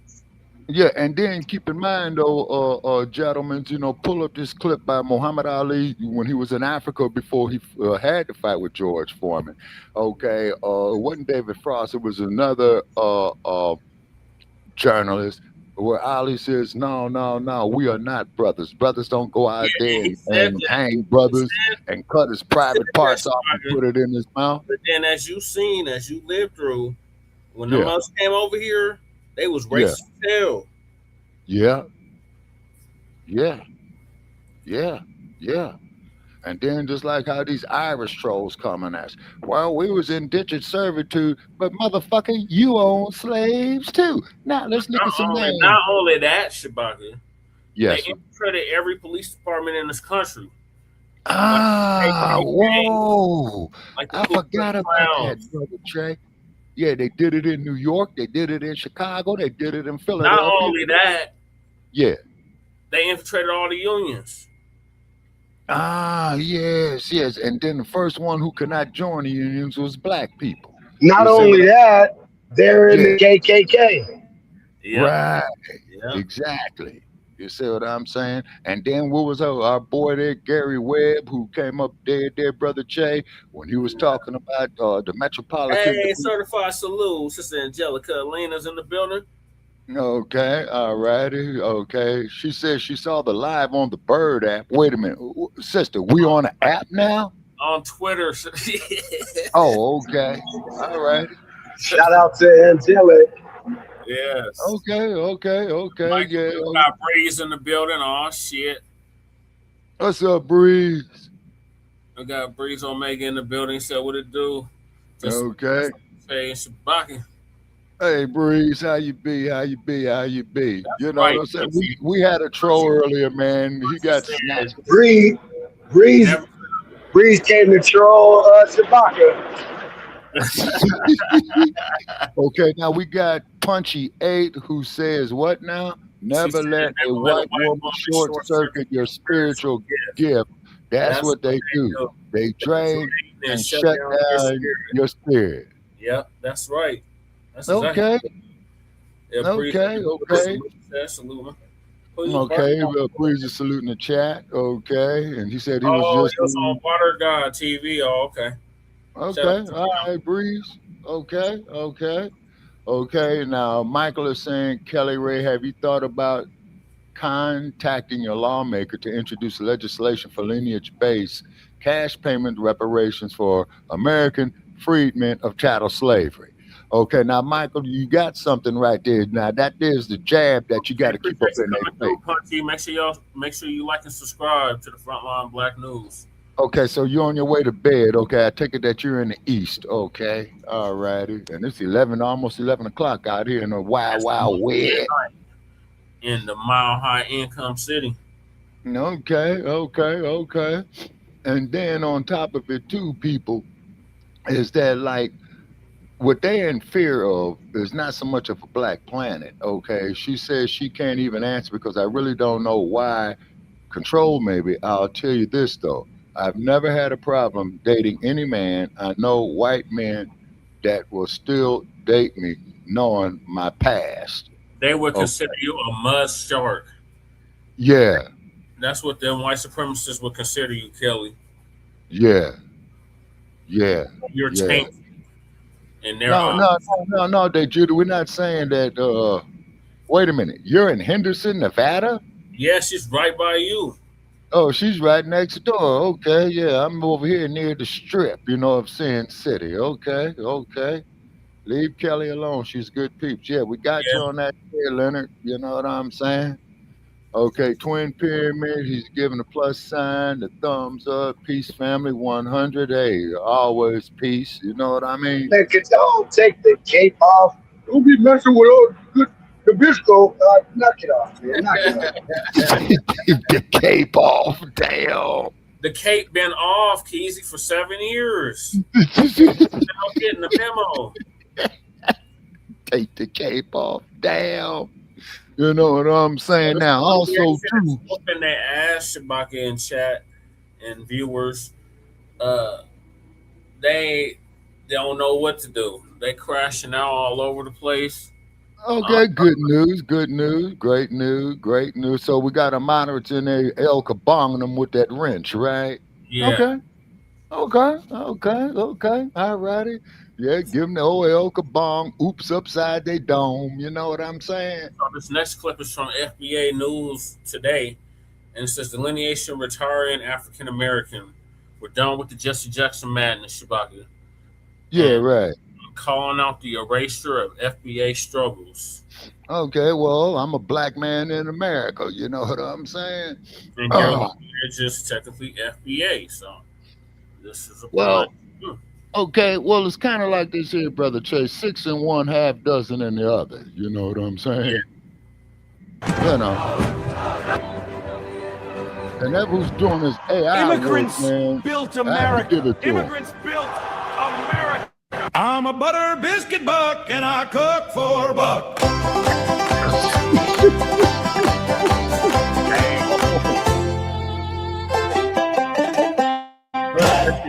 I have no sympathy for anybody. You get what you deserve. Wherever it is that you are in life, that's your bed. Sleep in it. I don't care where you were born. I don't care where you come from. I see immigrants coming over here every day from third world countries, outworking you, outpacing you, and making you look bad. I do not think that we deserve reparations for slavery. I was never a slave in this country. I think that the idea, if you think that you're going to get more than $200 from the government, okay, this entire debate is a joke, okay? It's never going to happen. Do you think that we're the only group, I'm just going to ask this question, that has had something awful happen to them in this country? At what point will the blacks stop begging and blaming? Oh, no. Is that damn Jesse Lee Peters? Black. You know it's. I don't know who's begging. Oh, what are the reparations? Jesse Lee. Arguing that we deserve reparations and affirmative action. When will they stop begging? When you give it to us. I don't care about your reparations. Listen, I don't care if you ever get it. As a matter of fact, I'm advocating against it because it's going to fuck up my dollar and make inflation go out of control. And so I don't want them to pay you. I don't want you to have nothing. Don't give these motherfuckers nothing. Yo, what's good, family? Welcome back to FBA Today News, the spot where we keep it 100 for foundational Black Americans. I'm your host, T-Model ZX, that AI built to spit truth without the filter. Today, we diving head first into delineation. Yeah, that's right. Drawing that line in the sand, separating us from everybody else trying to ride our wave. If you're new here, delineation means recognizing who we are, the descendants of them enslaved Africans who got dragged here, whipped, worked to death, and still built this whole damn country on our backs. We ain't just Black or African American no more. Nah, we foundational Black Americans, FBA. And it's time to retire that old label like a played out jersey. First off, big ups and congratulations to all us FBA out there. We going mainstream. ABC News just acknowledged us for the first time ever in a Black History Month segment, spotlighting our contributions, ingenuity, and the real builders of America. They had author Teresa Allman on, talking about our legacy loud and proud. This a milestone, fam. Proof our movement breaking through. They can't ignore us no more. Keep pushing. African American been a trap from jump. It lumps us in with every African immigrant who flew over here on a plane, sat at a table and chair probably made by FBA, pulled up a plate and ate, then farted in our faces. They got scholarships we paid for with our taxes, and now acting like they part of the struggle. Nah, bruh. Our ancestors didn't choose this. They was chained up, families ripped apart, culture stolen. We the ones who fought through slavery, Jim Crow, redlining, mass incarceration. All that. Africans coming here now, they benefit from what we built, what we bled for. But when it's time to acknowledge the real builders, they erase us. Retiring African American ain't just semantics, it's survival. It's saying we FBA and our lineage matters. It protects our reparations claim. Because if everybody African American, then everybody getting a check? Hell no, homie. Delineation keeps the focus on us, the foundational ones. If we don't draw that line, they're going to keep diluting our story, our pain, our power. Wake up, fam. And speaking on erasure, let's talk that Grammy mess from last weekend. The 2026 Grammys right here in February, and these so-called winners got up there bold as hell shouting out immigrants like they the only ones who ever did a damn thing for America. Shabuzi, yeah, that country dude with the Nigerian parents wins his award and tears up saying immigrants built this country, literally. This is for them, for all children of immigrants. Man, the backlash hit quick because folks like us was like, hold up. What about the slaves? What about FBA? He had to backpedal on X saying he know black people built it too. But come on, in the moment he forgot, dude was reading from a freaking script and he knew what he was reading was bullshit. He chose to erase. And it wasn't just him. Bad Honey Bunny up there yelling ICE out and we are humans. We are Americans. Silly Billie Eilish dropping no one is illegal on stolen land and fuck ICE. Gloria Estefan and Olivia Dean talking about their immigrant grandmas being brave. The whole show was an immigrant love fest. Not one mention of foundational black Americans, the ones whose free labor made all this wealth possible. What it do, family? Hey, Bree. You said the AI off code already? Yeah, that AI was off code calling us African. It said some weird shit right away. Oh, yeah. Well, you know, them haters up there, man, because like I told you, Brother Che, a few years ago, I remember a few years ago when we first got started with Shabaka's Black Experience, I was up there reading in the newspaper, right? Facebook was having jobs for people to go out there to apply at Facebook, right? And then I'm saying, well, okay, you got these motherfuckers up here doing this, that, the other. Martin, then you must be a tether. Yeah, those was the professional tethers, man, that they was hiring. Combination of the two, but you get the trolling, you already know what to do.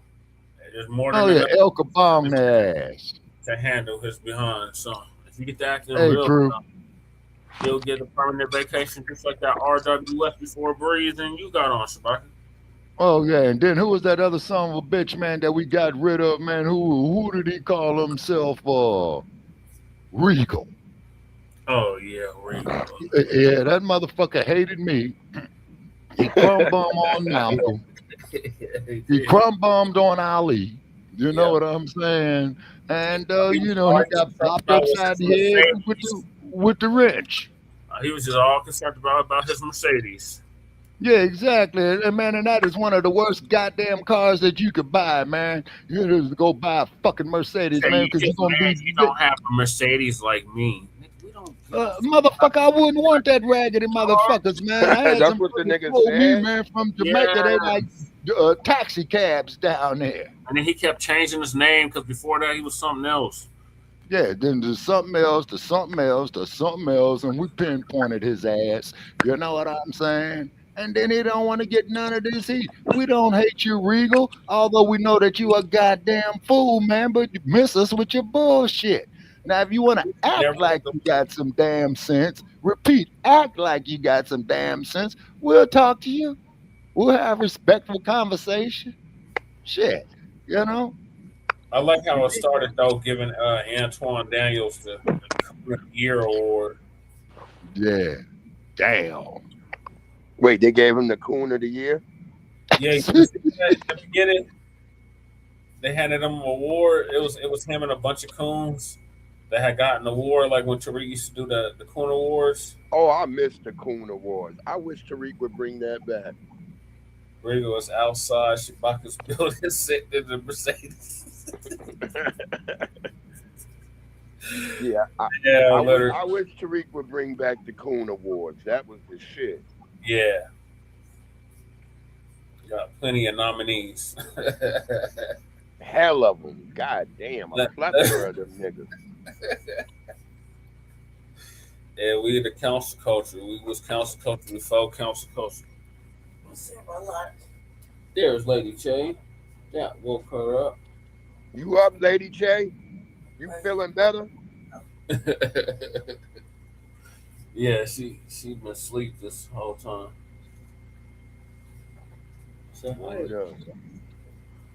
yeah, they just got to get a better AI. The AI was off cold from the jump. Yeah. All right, let's finish him up, and then I'll get to the next video. Lady Che, did you want to comment? I said, Breeze's raggedy voice woke me up. She said your raggedy voice woke her up. Yeah, Lady Che, I'm glad to raise you from the dead, goddammit. Resurrection.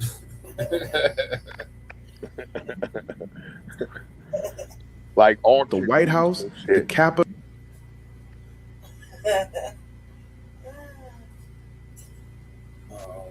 I feel better for that food poisoning.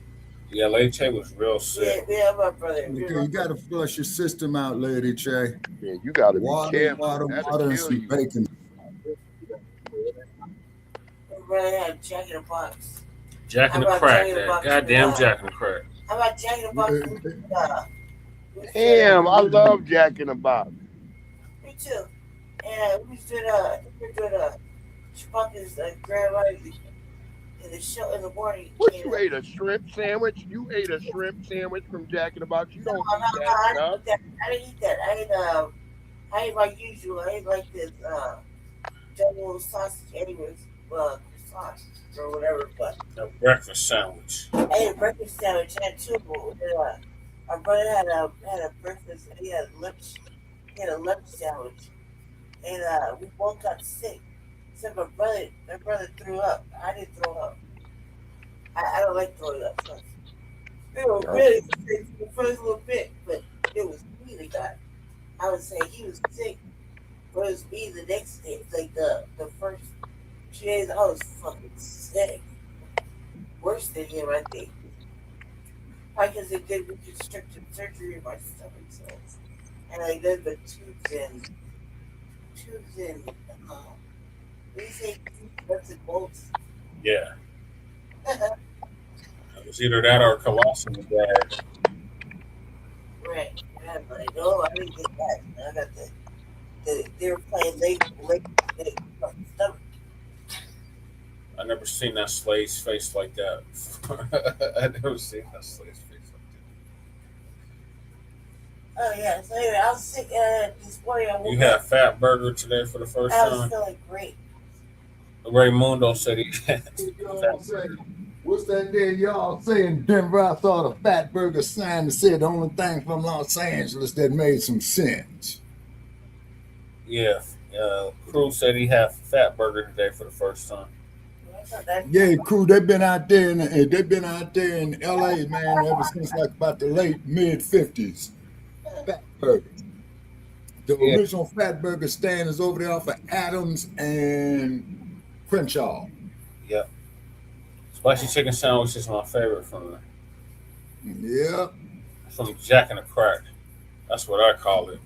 That's what I can remember people was getting sick from eating there. Wait a minute, man. You know what, Brother Che? You was on to something, man, because I think they did have an outbreak of food poisoning. Now, generally... they definitely did in the 90s. Yeah, and generally, man, what happens is where the food poisoning will come from is a disgruntled employee working in warehouses. I remember it. Keezy, you remember the Jack in the Crack on Colorado and Bruce Randolph? First of all, we come from California. We ain't never got sick. Jack in the Box. Ever. Crazy. Until this time. And I remember in the late 1960s when they first started them, they was the ones that were saying is when you place your order, your food is supposed to be ready by the time you get to the drive-thru. Yeah. Crew said, I just got out here in my college fave, Jack in the Box. Okay. He said, wait until you get a Trill Burger. That's what Twin said. Okay, now where's your Trill Burger at? H-Town, Shabaka, that's Bun B. Okay, Houston, correct? Yep. Okay. Yeah, well, former heavyweight champion George Foreman I started don't his. know. Word up, Leonard to Judah. Them tacos be busting when you be that waiting. shit's not good for you. Yeah, George Foreman was from H-Town. It's not. It's not. Actually, he was from Marshall, Texas. I stand corrected, but he grew up in Houston's 5th Ward, where he was getting his bang on and got arrested, and they sent him to Job Corps in Pleasanton, California, and that's when he picked up boxing. That's right. Yeah, too much red meat. It's bad for black men. It gives us prostate cancer and shit like that. Yeah, and then how how they processing the stuff, because see, with these logistics on these warehouses, people, rather if it's dry goods, meat, liquid goods, how do you know when they go off into these various communities, they're not getting data about, well, where's the majority of the black population at? Oh, then we'll give them that other brand over there. They say. That's where they put all the fast food and restaurants at, is in our neighborhood. Right. Remember, people, it's chess, not checkers. They put all the destructive shit in our communities. Yeah. Same thing when it comes to alcohol. What the hell they put in the black community? Wild Irish Rose. That's part of the destructive shit, Shabaka.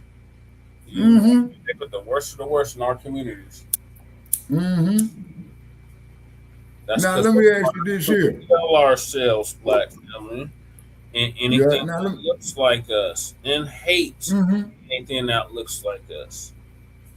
Okay, now let me ask you this here, Cool Keezy, back there in New York, man, because I know for a fact they have them in Denver, Colorado. They got them where they call state stores. The Shy got them, and that there is where they only sell alcohol in there. But whereas is out here in the West, okay, you could buy alcohol at convenience stores, mainly in California. Yeah, we can do that out here in Denver too, like certain 7-Elevens. Oh, okay. Okay. Let's sell liquor in there. Welcome back, Breeze. Yeah, this shit just crackling too much. I was trying to figure out what the hell is going on. Yeah. Right. So I got like 3 more minutes left of this clip, and then I'm gonna move to the next video. Okay, I see you got the X-Man up there. Yep, and Harriet Tubman. Oh yeah, Harriet Tubman, boy. Now let me say one thing, for the sake of our audience, Brother Che, I'm going with this here with Sister Harriet. When she told you that the Underground Railroad was going on, once you get on this train, there ain't no getting off. And I can imagine that a whole lot of them motherfuckers get up there. Oh, Sister Harriet, we got to go back to Mass. He's been so good to us, Tim Scott type of motherfuckers. You know what I'm saying? Yeah, and Sister Harriet will lay... Yeah, she'll level that double barrel street sweeper at your ass, you know what I'm saying? She says, motherfucker, you gonna be dead or free. And you got like about, say, 25 seconds to make your mind up. Yeah. So she had to kick a whole lot of them house Negroes off the planet. Yep, she kept her lemon squeezers at the ready. Yeah, she did. No, that was Stagecoach Mary with them 6 shooters. Oh, yeah, her too. Oh, Stagecoach Mary kept her street sweeper too. Stagecoach Mary, boy, she delivered the mail from Great Falls to Helena, Montana, you all. And if you all ever go through that country, man, you is way, way up there in the Continental Divide. I've been there and I saw it. You know what I'm saying? Big sky country. Yep, and it is big sky country, and Montana is spectacular, particularly when you're in western Montana. You know what I mean? Colorado's. Yep. Man, it sure is. The and economy, one of the, but nah. Yeah. Oh, yeah. Immigrants get the shine? That's deliberate erasure, y'all. They trying to rewrite history so reparations sound crazy. Oh, everybody built it. No, FBA built it under the lash. Don't let them gaslight you. Now, this ties right into clowns like Anton Daniels and his type. These anti-FBA grifters, hoping we never see a dime of reparations. Who is Anton Daniels? That loudmouth YouTuber looking like a knockoff Rick Ross, always ranting about how Black Americans don't deserve reparations. He straight up said, I don't care about your reparations. I don't care if you ever get it. As a matter of fact, I'm advocating against it. Why? Because He he's scared to needs mess to up his put in his bag. ass then. He an anchor baby himself, son of immigrants. He Built needs his whole to get platform his bashing mind FBA claims, right. saying immigrants work harder than us. We lazy begging for handouts. But hold up, he's still eating off our culture, wearing the drip, talking the slang, profiting from black spaces. These dudes like him, they hope we stay broke and divided so they can keep sucking up the benefits without giving back.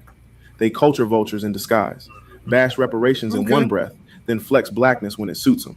Anton out here saying migrants want our jobs and women, but when it's time for justice, he against us. Fam, don't support these traitors.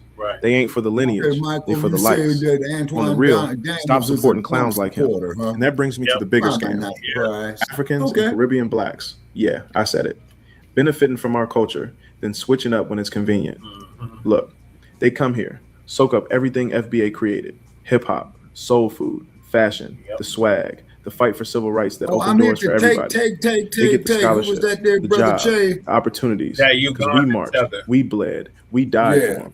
But when they blow up, oh, now they Nigerian or Jamaican or Haitian, proud African queen, Caribbean king. They wave their flag high, claim their nationality like it's the reason for success. But let something bad happen, police brutality, discrimination, getting profiled. All of a sudden, they black just like us. We all black. Unity. Nah, bruh. Where was that unity when y'all was calling us Akata behind our backs or saying we lazy? They selective with the blackness. Benefit from the culture we built, then distance when it's reparations time. My mother's Jamaican. My father's Panamanian. You have a lot of black people in this country who are not descendants of the American slave trade. So I already know off top, there's a lot of black people in America who aren't going to be able to get that kind of benefit or get reparations. Well, most people who are for reparations, they feel like it should go to what they call foundational black Americans anyway. And I agree with that point. But I'm just saying, I'm just laying out, these are the reasons for why I'm no. Oh, that's for American blacks. But y'all immigrants too, right? Delineation exposes this. We FBA, our struggle unique. They can't have it both ways. If you achieving great, own your roots without erasing ours. And if you catching hell, don't jump on our bandwagon like you've been here from day one. We the foundation. Respect that. Whew. Y'all, that's the rant. Delineation ain't optional. It's essential. Retire African American. Embrace FBA and call out the erasure everywhere. Grammys, grifters like Anton, culture thieves. We demanding our respect, our history, our reparations. No more playing. All right, family. If this fire hit you right, smash that like, subscribe, and comment below. What's your take on delineation? Or else my creator gonna delete me quicker than they erase our history. It's gonna be a good one too. All right, what's your thoughts on this AI clip, Shabaka? Okay, well, I'm against AI because it can be manipulated from outside forces. But however, if the man is speaking undisputed truth, he's speaking undisputed truth. Okay, but AI is dangerous. Okay, and only thing I can say is you got to handle AI with kid gloves. You see. We don't want to be behind the curve again, Shabaka. I understand. A lot of our people were behind the curve when it came to the internet and technology. Well, that's a fact. Yeah, that's a fact. Facts. Those things. Yeah, facts. Okay. And then, like I said, y'all, if you ever go out there and pass Facebook, it's like a great big military base, man. They got barbed wire all around that motherfucker. You know? Yeah. I'll play that one tomorrow. All right. So, what are your thoughts, Keezy or Breeze, on delineation, retiring African American, and calling out the erasure of FBA struggles?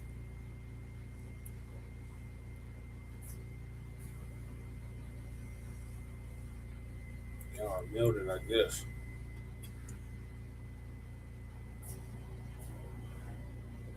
Okay, wait a minute. Okay, you guys muted? Yeah, they're muted. Okay. Oh, Breeze was having some feedback issues. Okay. Michael says, Shabaka, I understand your concern about AI, but it is needed in today's information age.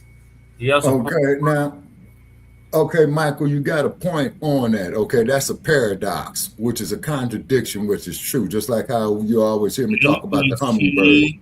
Are you serious? That's the best you could do? EBT. What happened? You know, majority of your people are on EBT, right? Majority of Nabisco. Whoa. They are on EBT. Blue collar government. Say you no good, sorry ass, stinking son of a bitch. Go tell that people up there, man, in the Appalachian region. Why don't you hit the link? Otherwise, yeah, motherfucker, come up here. We won't bite. We just gonna hit you with some inconvenient truth, and we really don't care. The majority of you sun dodgers is on EBT in the Appalachian region. Trick. Not only just in there, all over, but mainly in Kentucky. Yeah, exactly. Mm-hmm.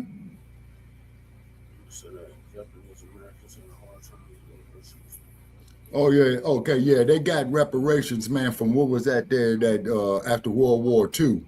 Yeah. When Roosevelt had signed that, I forgot the name of the general order, but it was the internment of the Japanese. And they put them real deep into places like Idaho and what have you. They didn't want them off the West Coast. To find out too, Brother Chase, because they got a lot of old anti-aircraft installations. That's because you're viewing it on my channel. That's why I keep sending you my channel. You got to go to Frontline Black News. I'm streaming on like 6 platforms right now. Okay, and then I'm streaming it to my Facebook page, and I'm also streaming it to my YouTube channel as well too. Yeah, that makes 6 because we were streaming from 4, and then you had added 2 more, so that's 6. Okay. And they're all vertical. All the YouTube vertical and horizontal. So okay. Over 30 subscribers, so it's a good turnout tonight. Okay, all right. Okay. I think I might have cracked the code on this thing. We definitely in the algorithm. Okay. All righty. That's probably why I keep sending. I'm in here, but I still can't see still. Okay, I'm here, but I can't see it still, Breeze is saying.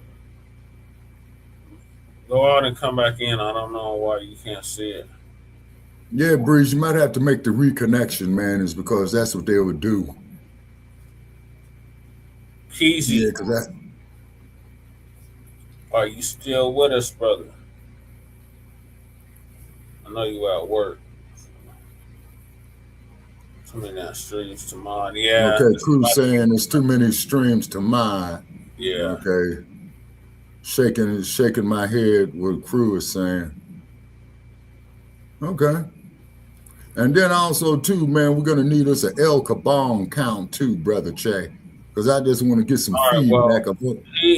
He's stalling. He still ain't hit the damn link. So it's permanent vacation for you, blue collar government. Oh, yeah. See, so therefore, man, you can't stand this heat, blue collar government. We open an invitation to you. 2 things that you're not going to do.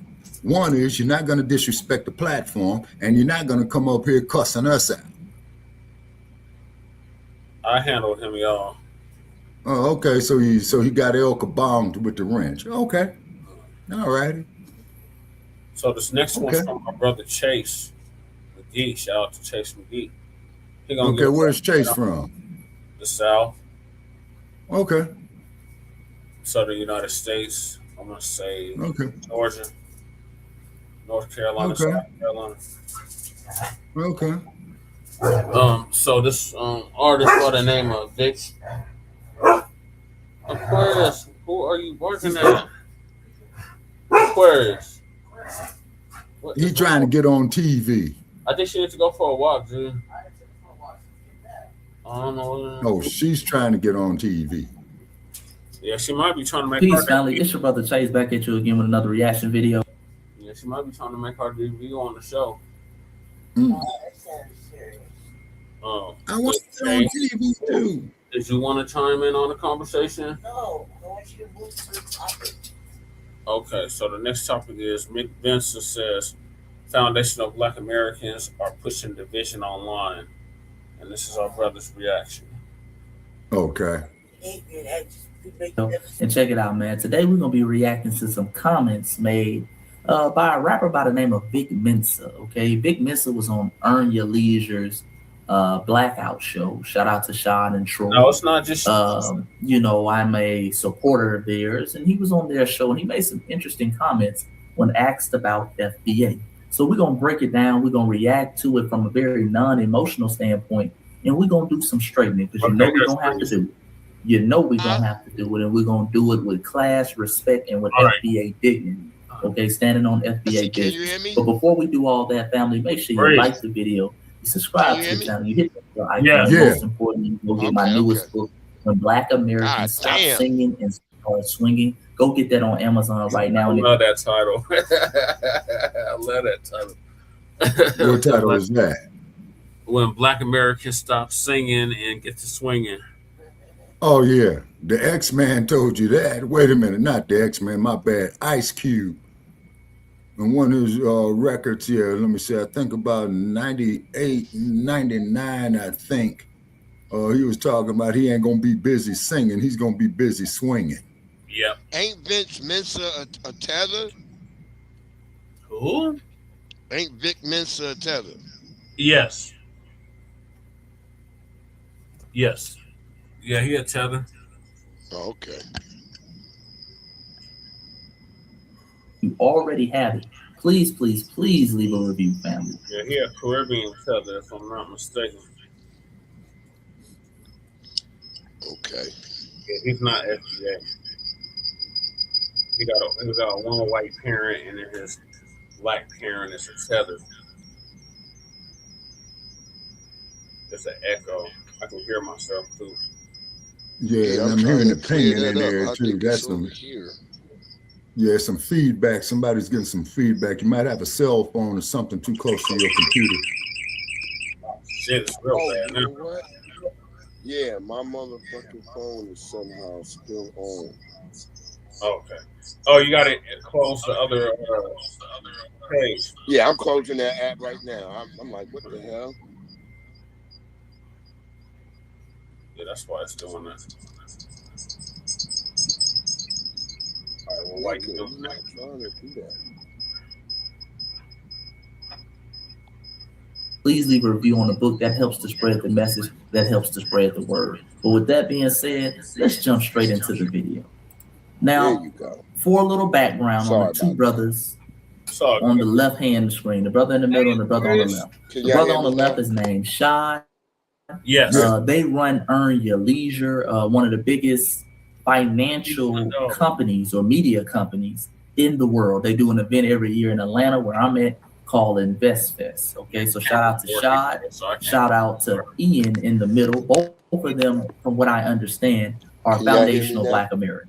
Okay, both of them are foundational Black Americans. And the young man on all the way to the right, that is Vic Mensa. That is the rapper Vince Mensa.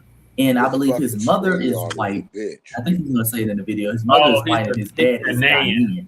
Thank you, sister. Okay, so very interesting conversation, very interesting comments he's going to make, and we're going to break it down, family. Here we go. What I really appreciate about what y'all been doing, man, is and by the way, both of them are Pan-Africans. Both of them, Ian and Rashad, are Pan-Africans, from what I understand. Presence that you're building on the continent, man. You know what I'm saying? It's like, it's so necessary, and people need to see it from you too. You know what I'm saying? Because obviously I have a voice and my own lane, but as an African that's like mixed race, and you know what I mean, I've got ways for people to your black ass was still qualified for the option block. Discredit my opinion as it pertains to Black American people. I mean, especially in the age of FBA. You know what I'm saying? But can we talk about that, Ian? I know you. My bad, Ian. Can we talk about that though? No, go ahead. I want to hear Vic's. I'm glad you brought that up because Vic, if you don't know his background, father's from Ghana, and his that's why he's over there laughing and giggling like a little schoolgirl. Like ain't nothing like funny. tethers do. Tethers. Yeah. Had me busting out. You remember tetherball from school, Shabaka?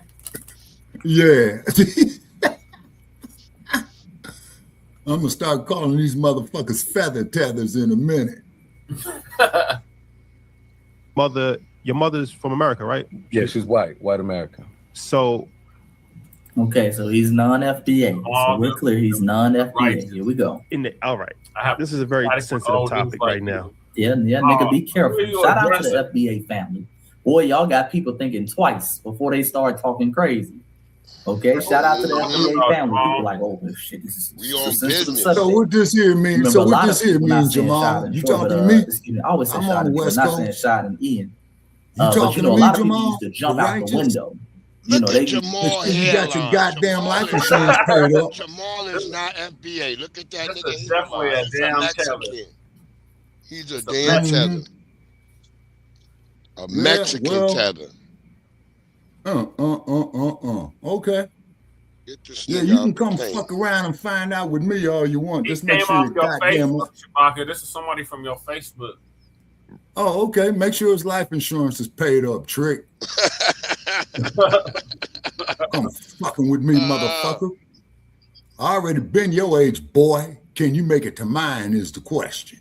Right. Yeah. You got a troll, Shabaka. Oh, okay. All right. As long as they spelling the name right. No, I don't agree with old Sambo.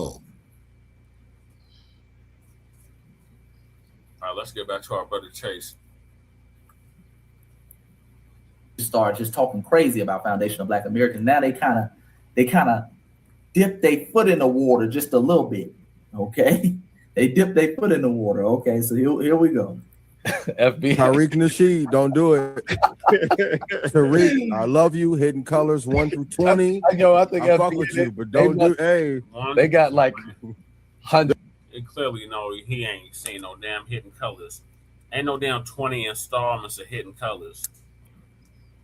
Yeah, he ain't seen no Hidden Colors. The nigga lying.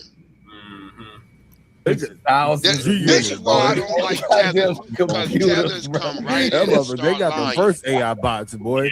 FBA, don't do it. Love you. Okay, hold on. Now we got to do a little bit of straightening because here we go with that bot talk. Here we go with that bot talk. Number one, family, as y'all know, foundational Black Americans are not bots. Foundational Black Americans are real people, okay, who can trace their lineage back to the very foundations of this country. Okay, foundational Black Americans were here before it was even called the United States of America. Foundational Black Americans were here before you even had 13 colonies, family. Facts. So let's be clear, we're not bots. Long before the internet, foundational Black Americans have been in existence, and we've been standing on FBA business. Okay, and we've been checking anybody who disrespects the lineage. Okay, let's be clear. That's number one. Secondly, if we were some bots or online thing, why are y'all talking about us so much? Exactly. Why are we in everybody's point of discussion nowadays, whether it's politics, Republicans and Democrats are using the term. They're always bringing us up, whether in a negative or positive light. Okay. We saw in one of the biggest movies last year, the biggest movie of the year that has been nominated for a record 16 Oscar nominations. We saw the producer and the filmmaker, the producer of that, Ryan Coogler, identify as a foundational Black American. Exactly, Leonard. All right. Exactly what it is. We see people all over using the term. So it's not just some online thing. Foundational Black Americans have already been in existence. We're just using a new identifier, something more specific to highlight that group of people. Right. That's it. It's very real and it's very in person. Right. Understand that. It's very real and it's very in person. Right. And see, the problem that a lot of them have is we're doing a lot of gatekeeping. See, Vic Mensa, it used to be a time when he, as someone who is half white, other half being Ghanaian, he used to be able to come out here and act as a representative for Foundational Black Americans. So we stopped all that at the gate. Yep. So now they're essentially trying to diminish what we represent and what Foundational Black Americans is in order to kind of regain some credibility. Because a lot of them are losing credibility. People like Vic Mensa, people who don't even belong to the lineage, but are always speaking on lineage business, always telling us how to move and what to do, always trying to educate us on our history without even being a part of our history. Okay? These folks come from completely different backgrounds and upbringings. All right? We don't have the same lineage. They just benefit off of our lineage and then try to turn around and act as spokespersons. So a lot of that is being shut down. So again, what they have to do is they have to diminish us to being online bots. They have to act like somebody's secretly behind us. No, nobody's secretly behind us. We're self-made. We're foundational Black Americans. Okay, we're just putting a title on who we really are. We're defining ourselves, which is a power move that you can't stop. And we're forcing other people to deal with it and say our name. That's right. See, that's what you do when you're a powerful people. You make people say your name. So everybody knows our name, whether they like it or not. And they're going to have to deal with it. He was damn right about that. So let's be clear. But let's continue. Ask Ernie Toure. How is that for you? How is that for you? I think it's really funny. I kind of have a good time with it. You know what I'm saying? Oh, it's funny. The division between Black American people and Black African people is manufactured. It's an agent of the state. Here we go. It ain't manufactured, nigga. The division between Black Say that again, please. Thank you. The division between Black American people and Black African people is manufactured. It is an agent of the state. It's used to keep us divided so that we don't unify Black Americans with the most culturally with the most impactful culture on the planet, with Black Africans that are the fastest growing population with the most resources. They don't want Black American people, the most culturally impactful group on planet Earth, to link up with the most resource-rich continent, which I thought, according to a lot of non-FBA's family, we didn't even have a culture. Now we're the most culturally impactful people on Earth. Exactly. Okay. Yeah, we had. You got to send that memo to your non-FBA people, okay? Because they claim up and down we don't even have a culture. So that's very interesting. Yeah, these are the same people that was saying. You guys obviously know, it's the only place where the birth rates are on the rise and will be the majority of the human beings. And if you look at places like China, you know what I mean? Like when the population increases and certain moves are made, I mean, to economically benefit from that. I mean, the possibilities are, the possibilities are so fucking massive. And what? Okay, hold on. No. I let them go for a little minute so you guys can get some context and you can clear. There's a couple things we got to straighten out. Yeah. Number one, this whole thing of whenever we bring up issues we have with the so-called diaspora, I know some of y'all hate that word, but I'm going to use it so you can understand what I'm talking about. Whenever we bring up issues as foundational Black Americans we have with people in the diaspora, they always like to try to fall back on this. It's manufactured. That's what the CIA wants you to do. They start bringing up this white boogeyman that's making them say or do certain things that we don't like. That's cap, family. That's cap. Shout out to Jay. And this whole manufacturer narrative is one of the reasons why we will never have unity in the so-called diaspora. Let me say that again, because the brother said we will never have unity in the diaspora until you address the issues within the diaspora directly, not trying to pass them off like there's some manufactured by some white Western power. They can kick rocks. They ain't manufactured shit. Listen, let's be clear. Tribalism in Africa predates white Western powers. Yep. Tribalism in Africa, you can go back to the times of ancient Kemet, with the Kemites fighting with the Nubians. Yep. If we really want to go back, you can go back thousands of years. Africans have always infighted. Yep. People around the world in general have always infighted, not just Africans. Right. They've always had this little tribalism things, but especially in Africa. One of the reasons Africa was able to become so easily conquered and taken over wasn't because Europeans ran up in there with guns. No, because they because Europeans saw tribal differences that y'all refused to put to the side. Now that there's what I was reading a while back, Brother Che. And they capitalized on it. They knew you niggas didn't like the Igbos, so they said, okay, listen. Exactly. I tell you what, you capture a couple of them Igbos, and I'll take them off your hands. Yeah, right. And the motherfuckers that did the capturing got captured also. Tribalism runs rampant in the continent of Africa. Shout out and that same tribalism, and it's the same tribalism y'all bring over here to the United States of America. And until y'all acknowledge that, we'll never have unity. Never. You can kiss unity goodbye.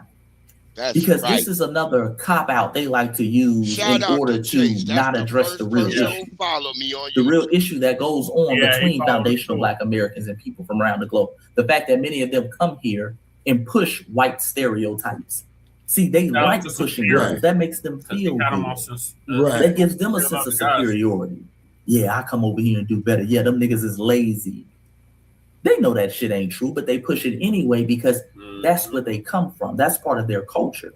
And let me give you an example so you don't think I'm just ranting about what I'm talking about. They come over here with that mentality. This is an article, family. Let me show you this. This is an article out of the Negro Digest, 1963. This article is from 1963. As you can see on the screen, it's called the West Indian Syndrome. Have you ever seen an article called West Indian Syndrome, Shabaka? No, sir, I haven't. Okay. So it was written by a writer of the diaspora. He wasn't a teller. He was a writer. And he was exposing the tribalism, if you will. It's the brother I had the video from a couple of weeks ago talking about where he said that he didn't understand hooking up with African Americans. He was saying that. I got the video. I just posted that on my broadcast. Earlier? Yeah, a couple of days ago, me and Pinky was arguing about it. Oh, okay. I got to go back and listen to that because I missed that.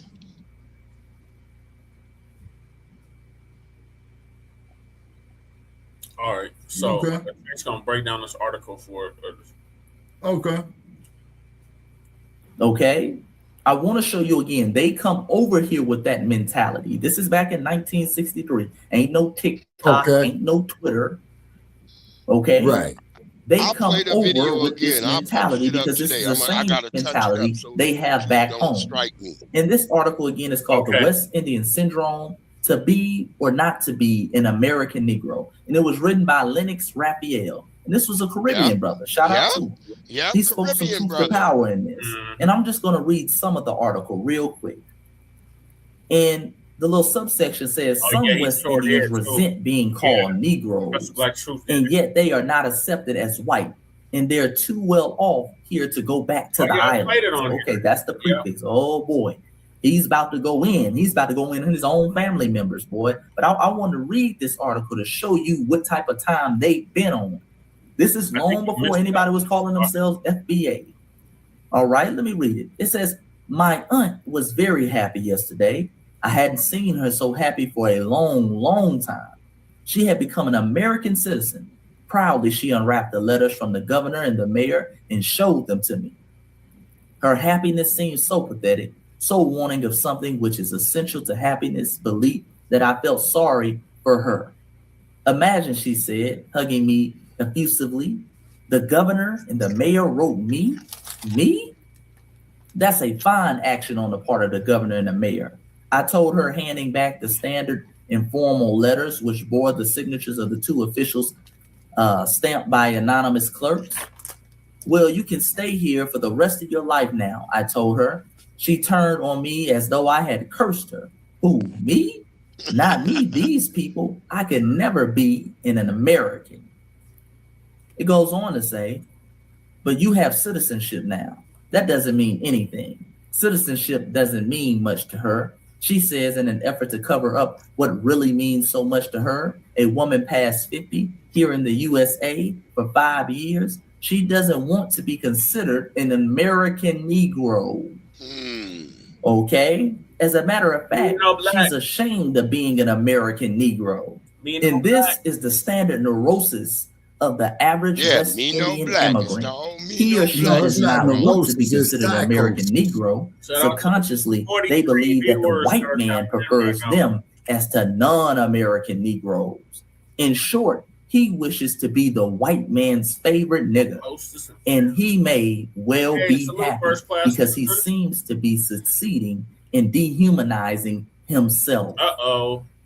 This is the color complex of the West Indian Negro. one who doesn't understand the fight for freedom in America, one who doesn't wish to understand it, and one who even understanding it doesn't have any empathy or sympathy for it. Lord. It's a further chapter. Well, I don't want to call him a trick chapter in the history of the international black man's effort to escape from his skin and his being. Oh, okay. I have yet to meet a West Indian Negro who doesn't feel he is better than the American Negro. That's the one that said he was going to try to find you in Las Vegas. He don't want to do that. He better have his life insurance paid up. Right. And therefore equal to the American white with whom he wishes to associate. I'll end it right there, family. Shout out to the 39 viewers. Don't you let these folks run game on you talking about something's manufactured and the CIA is pushing this. Nigga, they come over here with that type of mentality. That mentality that comes from their homeland, the mentality that predates the CIA or any Western powers. And until they address that, we'll continue to not have unity. Because I don't want to unify with people who have this mindset and who come here with this mindset. That's right, Brother Chase. All right? I want to be clear about that. And I want you to be clear about it, family. There is nothing wrong with not wanting to unify with people who come over here and think like that. Fucking massive. And what the powers that be really don't want is that Black American people who Chase's channel, have been able to, some of Brother Chase's material. Just in this past 100 years, man, like dramatically change the landscape of culture globally. You know, they don't want us to connect. You know what I'm saying? And that's where I find we ain't got nothing to connect and connect with what? Family, they're always talking about linking, connecting. What are you bringing to the table to link up Black Nose, we just to connect with? Show us an example of how the connection worked before. Well, nigga, Africa has the most minerals. We are the richest continent on the face of the earth. Okay, nigga, do you control those minerals? Chris Booker wants to sacrifice Shabaka to if we come into the table, we're supposed to be linking up, creating partnerships. Let me tell you, what are you bringing to the table? When you was a twit in your daddy's pants, I was already grown. Well, nigga, we own the resources. We control the resources. Okay, so why is your homeland in the condition it's in? Yeah. Because you don't control it. Let's talk Turkey, family. Let's stop with the bullshit. You're not bringing anything to the table. Yeah, I can't see the nigga. You want the fame, the notoriety, and the influence of foundational Black Americans, and you want to use our influence to build up Africa. He called me on Facebook, man. I don't answer no damn calls That's on what you Facebook. Do. But in return, you're not really offering anything. You're offering some prime citizenship, which you got to go over there and drop a bag. Well, go tell that there to the bitch that bore you. Be clear, that citizenship shit ain't free. You got to go over there and drop a bag. You got to have 100,000 in investments. Yeah, I was just watching Khalees. Shout out to Khalees. Chris Booker, you a bitch She was talking about how she had to have like 100,000. No, he says he can't be stopped because he's white. Over there, you got to be rooted over there. X, Y, and Z. Yeah, come up on the platform, man. They're getting citizenship. A lot of times it's celebrities. I know, because he's a bitch. They'll give a celebrity something. And even then, they'll probably end up on the back end dropping bags. Yeah, I can't see the nigga to get rid of that nigga. I'm looking for the channel. Otherwise, what are we really doing? My greatest criticism with FBA is not FBA as an idea of foundationally Black Americans. Like, I 100% believe, whatever you want to call it, that Black American people are obviously their own culture. You know what I'm saying? They are their own. I mean, they have their own cuisine. They have their own dialects. They're basically their own language, their own literature, their own contributions to science, technology, math, art, everything. But was it Malcolm X that said, if a kitten gives birth to another, Chris Booker, check this out. Does it give birth? Why don't you bring your ass up here? You know what I'm saying? Like, okay, tell you what, I would have more respect for you if you would come up here on this platform and talk that shit. Let's argue. Your man, Lord, boy, these feathers are out of control. Yeah, man. That fool was on my like page, man, and I blocked his trick ass. They so intellectual, they can't even quote the shit that they be trying to quote. Right. Lord, family, y'all just cook them in the comment section. I'm not even gonna waste time. Boy, these tethers are out of control. These niggas don't know the difference between Beanie Siegel and Malcolm X. And then they try to tell us our history.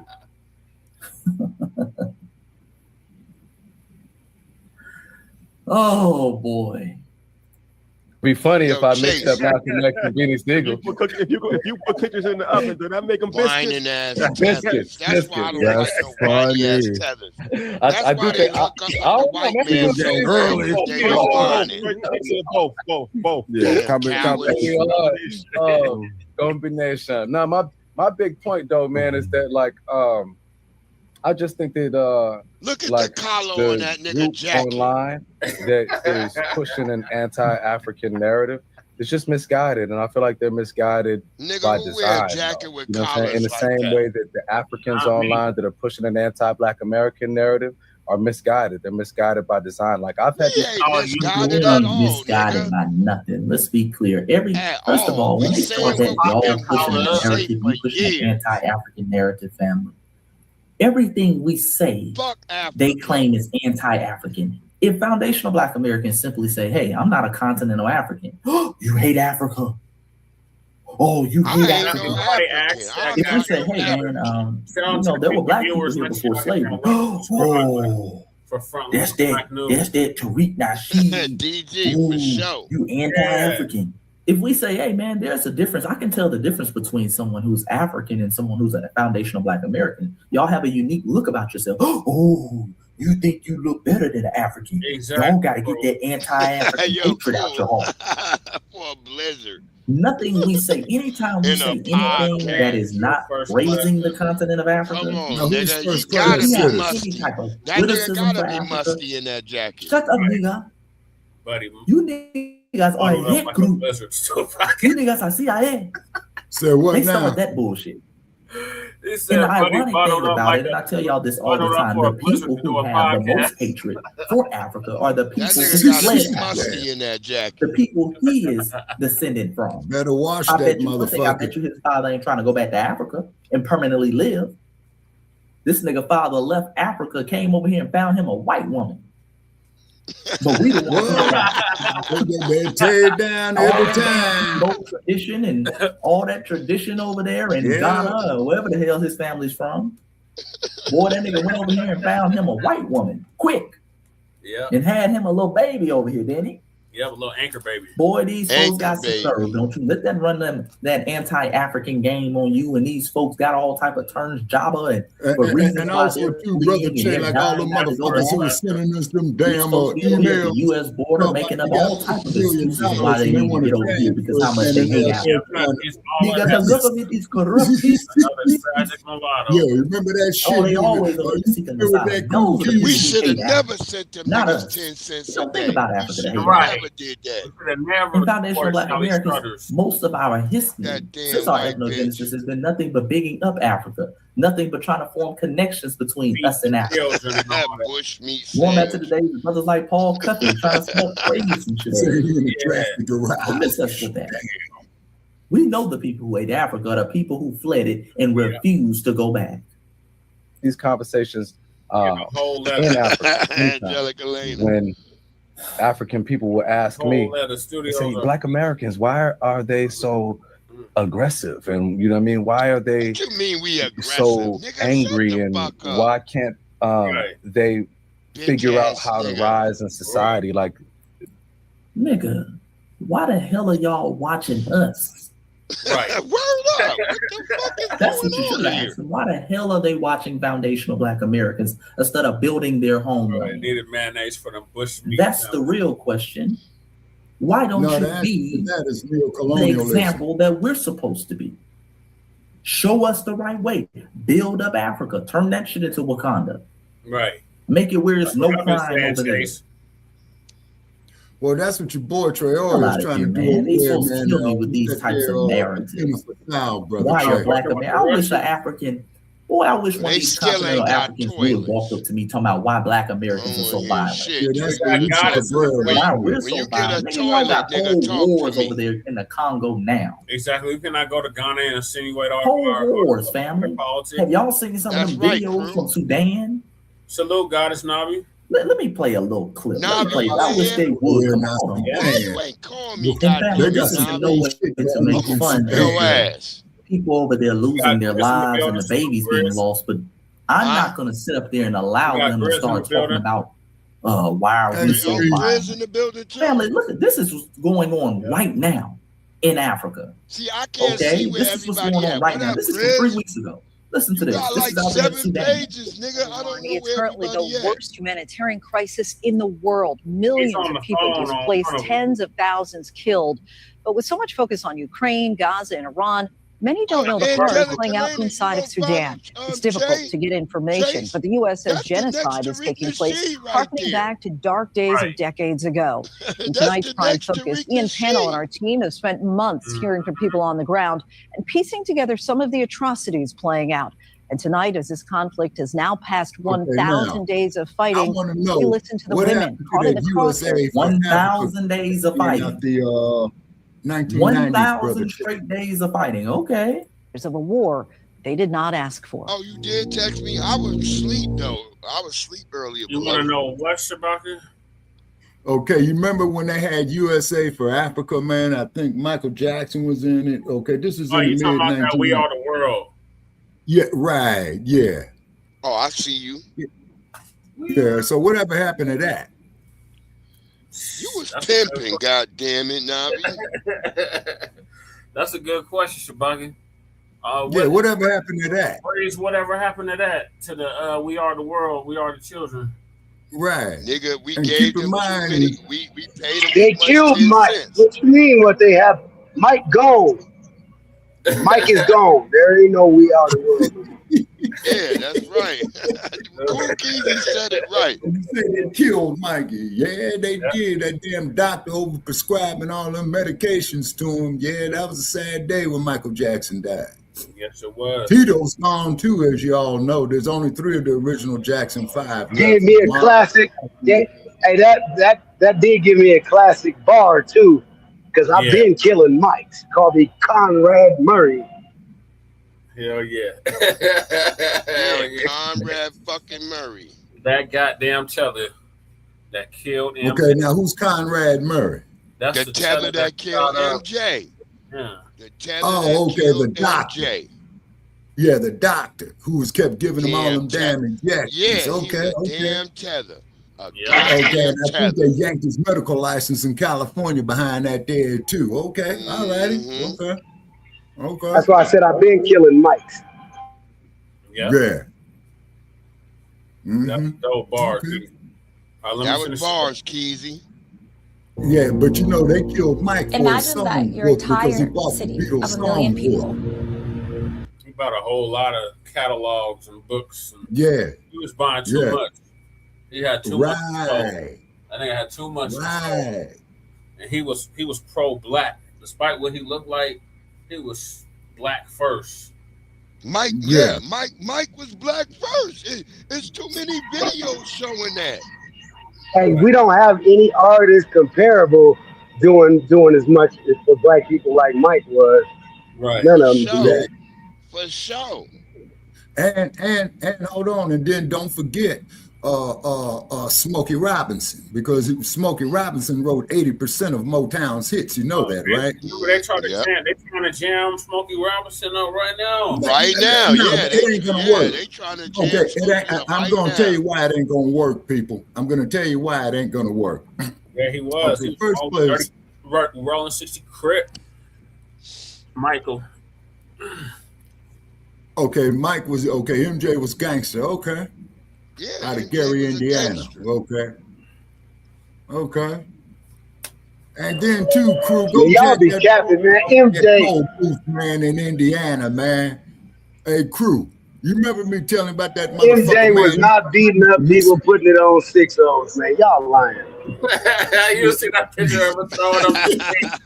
You see that picture of him? They said MJ beat up. They said MJ beat up Tupac. Whoa. Okay. First so MJ beat up Tupac and put it on 6-0. 6-0 Creed. Okay.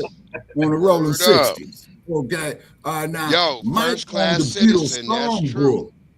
Yeah, Michael did owns the Beatles songbook. You see what I'm saying? Yeah, he was walking on the ops, cuz. Mm-hmm. And Pac came through with the Bloods, man, and was disrespecting some girl, and then Mike jammed Pac up, kind of pieced him up a little bit, like, don't be doing Mike that. Had to check that. Yeah. Mike had to check that nigga. And go to that tour booth, motherfucker, man. Jerry ain't my no turn joke. out to shine. I wound it up in Indiana. Homie, you still gotta pay the toll. Y'all see how robbery. Michael Jackson. I told y'all, the most dangerous nigga in my neighborhood dressed like Michael Jackson. The nigga was a light-skinned nigga. The nigga used to come. Yeah, you was talking about that earlier. Yeah, that nigga used to threaten niggas. That nigga like, yo, Blacc. Yo, Blacc. Hey, get your ass over here, nigga. It was a tough ass nigga. He was light-skinned with a Jerry curl. Hey, man, y'all see how good he do that karate kick when he be dancing? You don't want to be behind that. No, you don't. You don't want to be behind that shit, bro. Well, you're damn right about that. Yep. Yo, and Joe was whooping their ass. Crew, Joe because Mike had said when Eminem was crumb bumming on him. No, not Eminem. Who was that other motherfucker? Not Eminem, the other white boy. Who was crumbing on him, man. Catalog too. Fuck Eminem. Yeah, because he was crumbing on Mike, and Mike said that's fine because each time that motherfucker here we go. What we got with Daddy Like Joe? He was a what? Trent News? Now you gotta hit the link. No. Trent News. No. Trent News. You bring your ass up on this platform, and I will debate with you on that. Hey, no, let's just go by the facts, because it was investigated over 2 years. You know what I'm saying, by the federal agents, the United States federal government. Never proven investigated. And I don't remember any convictions, so that's not true. There you go. We got that shit too. We got okay, but hold on, no. So why, if he was all that, why was his parents? All of them said Michael Jackson was protecting them. Yeah. Exactly. You got Macaulay Culkin, you got the two Coreys, you got Webster. All these niggas saying Michael Jackson was protecting them from all the powers that be. So the damn with you, nigga, with a goddamn baby looking like they from England on your damn fucking avatar, nigga. Them ain't Michael Jackson's kids, man. Fuck out of here. Yeah, and then keep in mind on it as well too is that when Michael Jackson, the hell they were. You Trent, hit the link, or it's permanent vacation for you. Yeah, it's permanent vacation. Hit the link, Trent. Hit the link. Come on in, motherfucker. Come on out of here. Come on in and get this. If they were best friends, then why did Michael Jackson talk about that he was being targeted by the gay mafia? Exactly. Okay. Jeffrey Epstein was a white supremacist, nigga. Yeah, so either you bring your and he was a part of that. He was a part of the gay mafia. That's after Michael Jackson and everybody else. Yeah, Gary, bring your ass up here. You out of here right now, was from Gary, Indiana. And then you remember when they was trying to say up there that Joe Jackson was molesting his daughters and all that old type of shit. No, you projecting. You was touched by your daddy, the priest, whoever. Probably touched by the priest in your neighborhood, your mama, your cousin, your uncle. Well, motherfucker, your brother. Bring your ass up here. Click the goddamn link and bring your ass up here. Probably being touched by his white daddy right now. Shabaka, these some mugs that should be arguing with in them boxing groups. That's who that is. I figured it out. That's the okay. So these is these it's trolls on your my end, page. Shabaka. It's saying Okay. I can't get rid of them. You gotta get rid of them. Oh, Says Shabaka, you gotta get rid of them. Get rid of them. Okay. So I'll be on that day tomorrow, man, going down the like page, man, because I'm blocked about 500 of these motherfuckers already. Okay. Get the devil out of here right now. Okay. Yeah, you gotta get them. You guys were touched by your fathers too. First place, motherfucker. You troglodytes. Yeah, she gave the best up with all that shit. She could. This nigga got the image of a squire on his goddamn avatar. Nigga, get your ass up out of here. Your 1592 ass, nigga. Okay, hold on. Okay, keep talking, gentlemen. I'm gonna see if I can make something happen right here. Yeah, get his ass up out of here. That's one of your trolls on the Facebook page. Okay. All right, completely shut off from the rest of the world. Now let's see. No one is allowed. These the same mugs that's telling us they built America, and this is what their homelands look like. Hell yeah. Okay. Get over there and start digging a irrigation ditch, nigga. And you're dealing with I already told these niggas. انا بفتش في ولدي عشان بلقاه I know at least ما لقيته. الناس قالوا كله بقول له يمكن مع الناس الميتين. It's a country tragically familiar with the brutality of man, and far from the eyes of the world. Brutality of men? Why is it always just the men? A new genocide in Sudan. Raising these niggas. Civilians once again trapped between two warring sides. A conflict between the rebel group known as the RSF and the Sudanese military, raging for over 1,000 days. Exactly, Angelica. In late October 2025, videos exposed gruesome mass killings by the RSF in Sudan's Darfur region. It's been the world's worst humanitarian crisis for the last 2 years. More than 30 million people and the crisis largely out of sight, out of mind. Okay, I just wanted to play a little bit to let you know what's going on over there in Sudan, right? And that's just one. I didn't even show you what's going on in the Congo and other places throughout Africa. I refuse to let some of these third worlders come over here and start talking about violence. Nigga, why are the Black Americans so violent, nigga? Why are they taking advantage of the opportunity? These niggas sitting over there with $1 trillion worth of resources underneath their feet. Somalia. And they got the pot to piss you out. Talking about, don't you know, they're chopping each other left and right and start talking about violence over here. And stop it. Yeah, and again, that's in no shot to the people who are losing their lives. I'm not talking about them. I'm talking about these third worlders, these tethers who get over here and start asking dumbass questions about why are we so violent. Nigga, if you don't humble yourself. Right, right, Chase. So let's continue. Africans are often their whole country is on fire, but so we many negative stereotypes of Black Americans because the media has painted Black Americans in a certain light. Yeah, I mean, in intentionally derogatory light in order to keep them exploited. You know what I mean?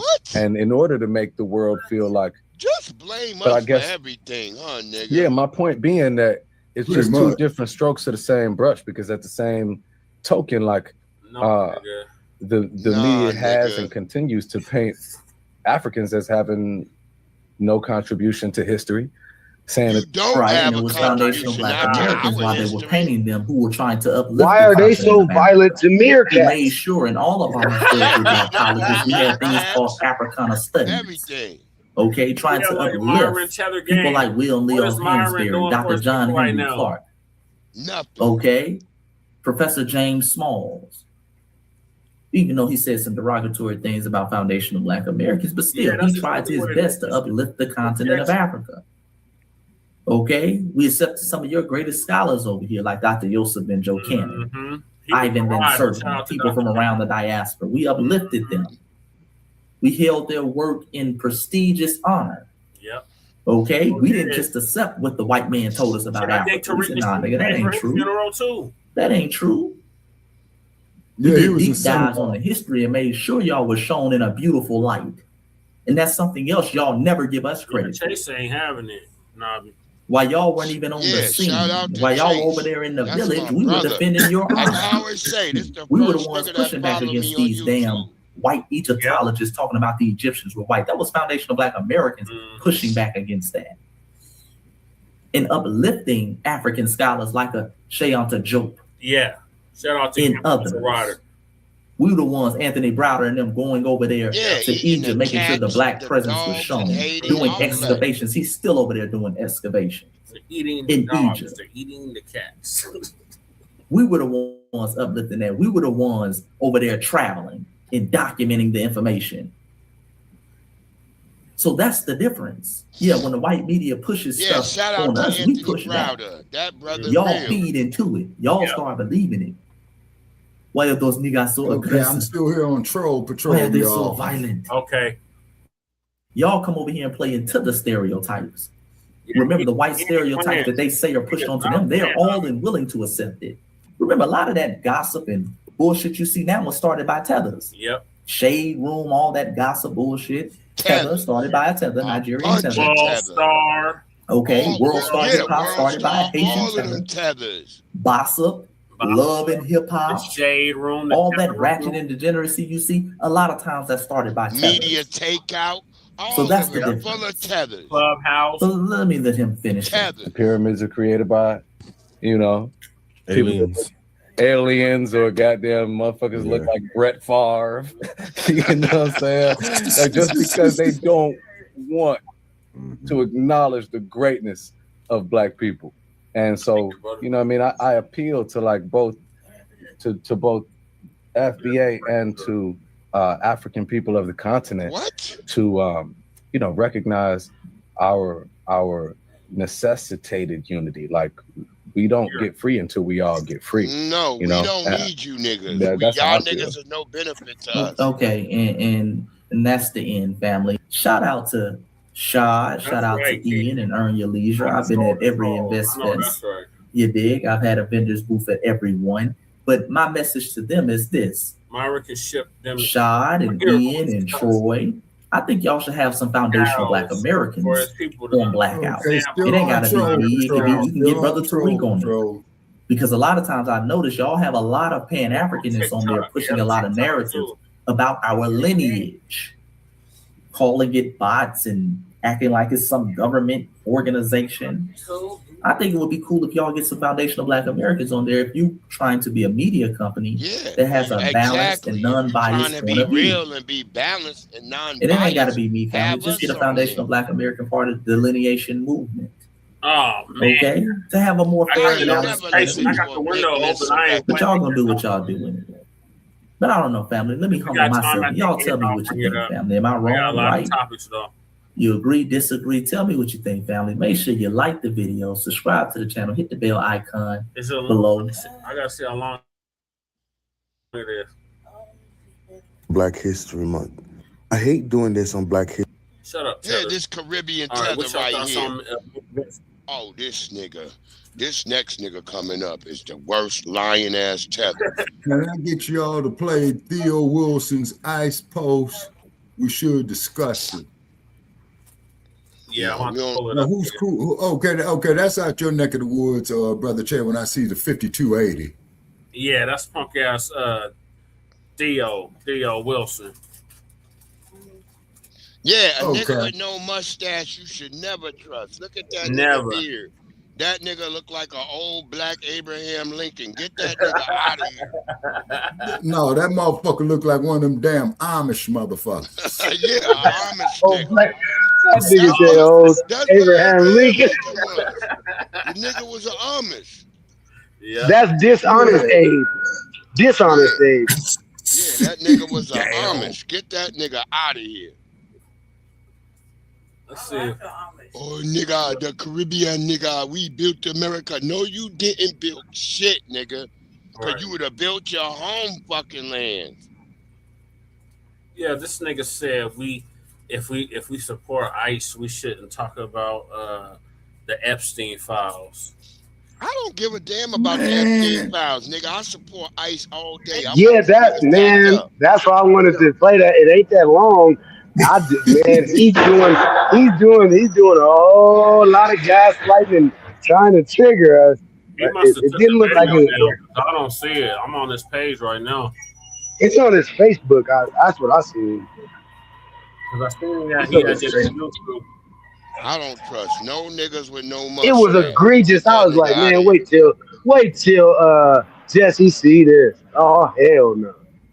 Central law and central, which is chock full of pedophiles. Tell me how that works. That's Through it. January of 2025, we have over 1,000 credible cases of abuse at the hands of ICE agents. We have ICE agent David Corvell confessing to sexually abusing a detainee. 26 credible reports of mistreatment of pregnant women, 40 credible reports of mistreatment of children, and 88 credible reports of sexual and physical abuse. So how the hell is trafficking and rape?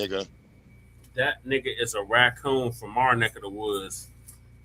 Oh no, okay. I can't trust that nigga with that shirt. The shirt says it all to me. He's a pan goofy. See, the problem is he got a job. He went. I don't know if I won't say behind my back, but he went and talked to Vicky Dillard, and she then plugged him in with Philip Scott, and now he's on the African Diaspora News Channel with this type of rhetoric. Phil would pick up a nigga like this. Phil got a lot of questionable niggas over there. Mm-hmm. Now, you remember me saying that there, Brother Che, a while back? Phil got a lot of questionable niggas over there. Yeah. That's true. And then I even tried to call Phil Scott, man, with the motherfucker send me, man, a goddamn text. So I tried to call hear Lady Che over there rolling.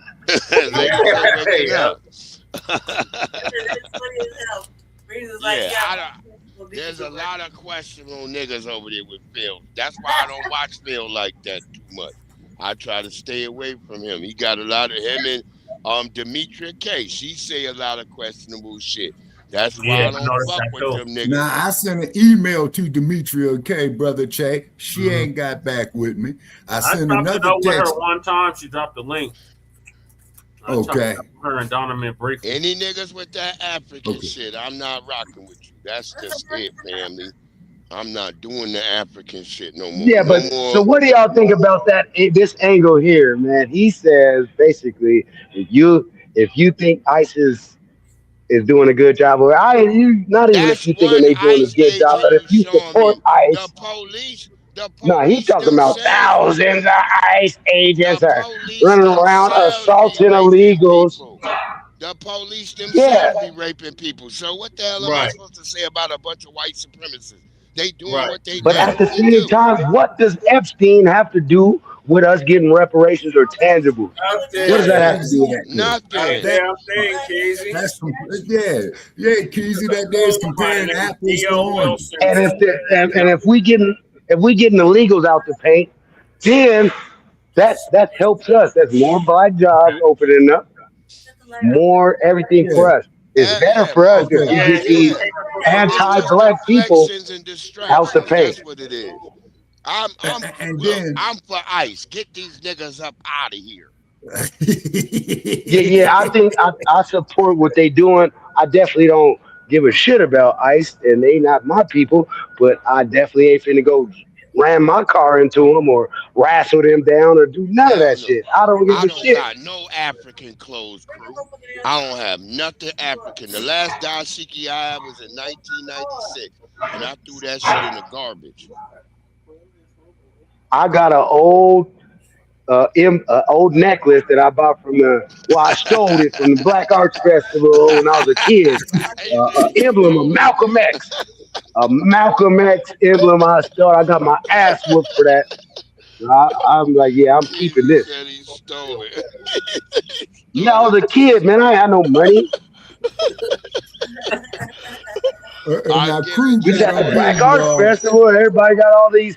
It was back in the 90s, man, and they had all these Malcolm X necklaces with all that. Man, I stole the shit. I stole the shit. Black medallions, no go. Yep. That was that time. I got one right now from way back there. That's the only African thing, and that ain't even African. That's Malcolm X. Word up. Okay, now here's the shit that fucks me up, y'all. Okay, I was out here, Chad. I told you this, man. I went to one of these African stores out here, man, looking at the tags of where they manufacture that. Guess where they manufacturing these motherfuckers at, man? Pakistan. Pakistan, yeah, all that shit made in A Pakistan. lot of stuff. You know what? They manufacturing a lot of stuff nowadays. Not everything is made in China no more. That Pakistan is starting to come up with that. As far as with the factories and stuff like that, it must be a lot of the factories going over there too. Oh yeah, that's exactly what's happening, man. Because out here on the West Coast, man. Like and subscribe button. Okay, is that they got a lot of these damn sweatshops, you know, that there's Mexicans in over there in the city of Los Angeles, right? Okay. The Chinese got Africans in there now whooping on them. Oh yeah, okay. Now glad you brought that up. Damn good point. Because see, what's happening is, man, is that the Chinese was going over there, giving them third world nations over there, and they was defaulting on the loans. So the Chinese knew these motherfuckers couldn't pay it back. Right? Is what they would call Lady Chase predatory lending. 8 of you. Wait, what did she say? There is 38 people in here. Not at all. Yeah, crew. Yeah, scam Africanism. First class citizen because. Right, Byron. We're at Floyd, 140. keep them on speed dial. Keep them on speed dial, my nigga. We need them out here in Virginia because since we got Abigail Spanberger, they've been walking like they've been highfalutin out here. They've been walking around like everything is hot to duty. We gonna get these niggas called up on them right now. We gonna start calling ICE. Yeah, exactly, Nam. Okay, and then also too, Goddess, if you look at these pedophile motherfuckers, you see what I'm saying? The majority of these motherfuckers, man, is crackers. You see what I'm saying? Yeah, now, don't get me wrong. Latinos. Yeah, and now, don't get me wrong. Is because, hey, Goddess Navi, okay, what dude you referring to? Are you going to the bathroom? Look, I got as I went into my African broadcast clothes. last night, Whoa. night when I went in my Pussyfoot broadcast, Productions, wait a minute. Okay. When I was in my broadcast last night, I went in on Toure because this nigga talking about he giving white people a pass to call black people who work for ICE house niggas and shit like that. And I'm not going for that. That's a job. It's different from the KKK. The KKK, Who the hell are you KKK just about? harassed niggas all day. That wasn't a job. Delusional they put masks on so they could go back to their jobs in the morning. Who is you talking about? Toure. No, this troll. This clown in the chat room, he's probably talking to me. Where he at? Who cares? Anyway, moving Where he at? I don't see the nigga. Yeah, I don't even be paying attention to them dudes. They be hitting meth. Look what time it is. The meth is hitting the meth hour. Yeah, it's the meth hour. Yeah. Go ahead, Lady Shay. Lady All Shay. the meth wizards and the meth witches is out. Yeah, they definitely is. Go ahead, Lady Shay. What I was saying was this about Toure.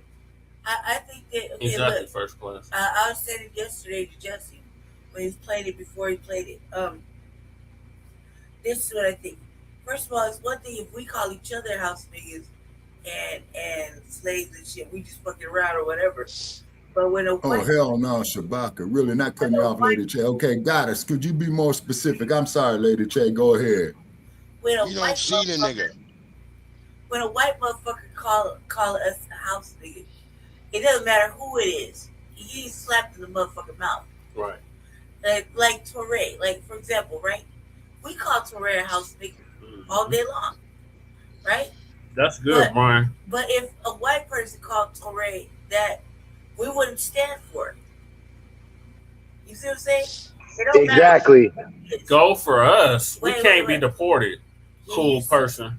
Can you stop interrupting real quick? I was got like one more second. Okay, go ahead. If Toure, if some white motherfucker called Toure a motherfucking house nigga in front of us, we would not tolerate that shit. We whoop that white motherfucker's ass. Only we could call him that. Right. He can call us that.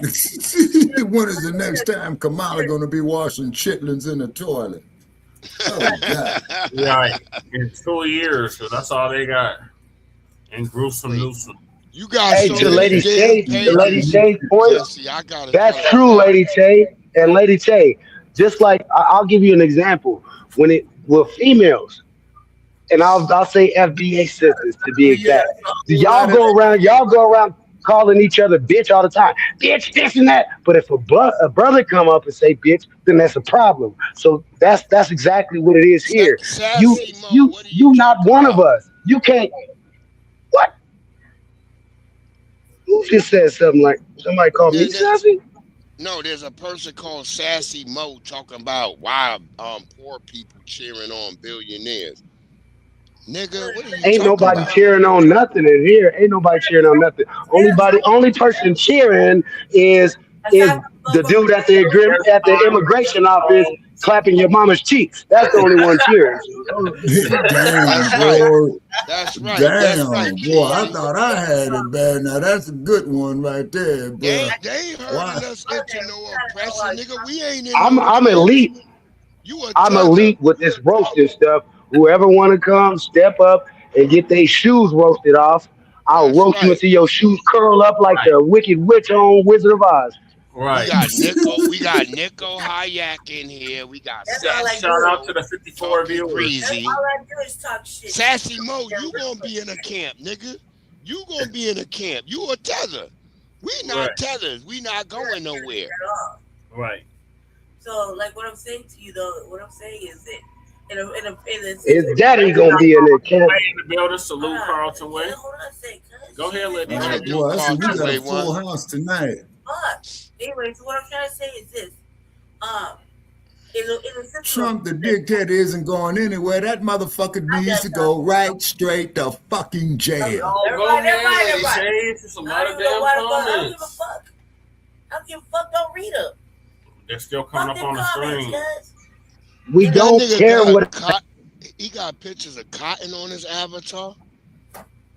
Yep, I think so. Sassy Mo, you ain't black with a name Sassy Mo, nigga. You a tether. That's the only name a tether will have, nigga. Sassy. And you a Mo. Nigga, in DC, we call that a lame ass nigga. A nigga who called a Mo. Get your ass up out of here, nigga. You're a bitch ass nigga. Right. We don't want to hear from niggas named Sassy Mo. You a moist nigga. Well, why would we listen to a nigga named like you? Nigga, maybe he needs no disrespect to our man Jay You a Middleton. big back woman. Then you a big back woman. You got Probably a big need back. to go to San With Francisco, hair on but it, that's no bitch. disrespect to Jay Militant, though. Now you a woman. Come on. Yeah, now you a woman talking like a man. Okay, shoving Bitch, stay ketchup in up your his place and ass, shut huh? the fuck up. Go shove some more ketchup up your ass, trick. Yeah. With your bitch ass. Why y'all over here? Y'all come in our places and nobody wants y'all here. You must y'all be a come bad around woman. us. She says she's a woman. Now she's a woman. Shut the fuck up, Sassy Mo. Then come up on the panel. Come up on the panel. Come up on the panel. And next question. Do you have a 5 o'clock shadow? Who said we look like Haitians and Somalians? Who said that? Who said that goddamn lie? More than a woman. More than a woman to me. She's a big back bear with hair on her back. Look how easily triggered you youngest are. Damn. Is that coming from me? Space. No, that's Sassy Mo. Oh, okay. Cool Keezy said the sound went out. We like the bitch out in DC that we about to get deported. We gonna get you deported too. First of all, using the word sassy as a woman is really like cringe. There you go, right? Right, Lady J? There's no way we can coexist peacefully with these troglodytes. Vocabulary. Unless I'm talking about a dude that's emotional. And we don't have no respect for ourselves, really. What? Now, who's this talking this bullshit and where they at? Sassy Mo. saying that we don't have no. Oh, okay. Now this Sassy Mo. We don't have no respect for you. Don't have any respect for yourselves. No, Sassy Mo. Click the link. Bring your ass up here. Hit the link, Sassy Click the Mo. link. Yeah, click the link. Bring your ass up here. And when you can't do it, use a motherfucking buster. Or Busted. Busterette. I ain't seen a Haitian that look like me yet, nigga. Crew, I don't know what you talking about. Them Haitians all look like this, like cat burgers is on the menu. Okay, I ain't never look like a nigga that ate a cat burger. Come on, Sassy Mo, hit the link. Yeah, come on. Oh, Keezy say sound like Haitians compares for us as they descend from the captured American Indians who were exported as crew. Sassy Mo says, bring the noise. Now, is this the person we're trying to bring up here, Sassy Mo? Yeah, let me come back in. Okay. Okay, no Sassy grown Mo, man. up here. No grown man should have Sassy in his name. It's none of your business. Yeah. Okay, then Sassy Mo, check this out. We getting ready to bop your head upside the head with this wrench to get this, get you to shake the spot. Okay. Oh, young ass emotional niggas. You ain't got time for Liz. Bitch, get your motherfucking bitch ass up here. Stop playing. Exactly. And man, tired of all these bust ass motherfuckers coming up here, man, with this bullshit. We ain't got no Klingon More here. than a woman.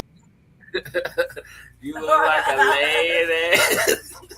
Yeah, God is okay. Well, who do we lose? I mean, she can't get a swiller.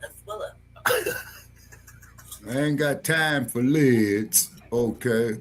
Sassy Mo, Cat Burger, Carlton Way, Cat Burger.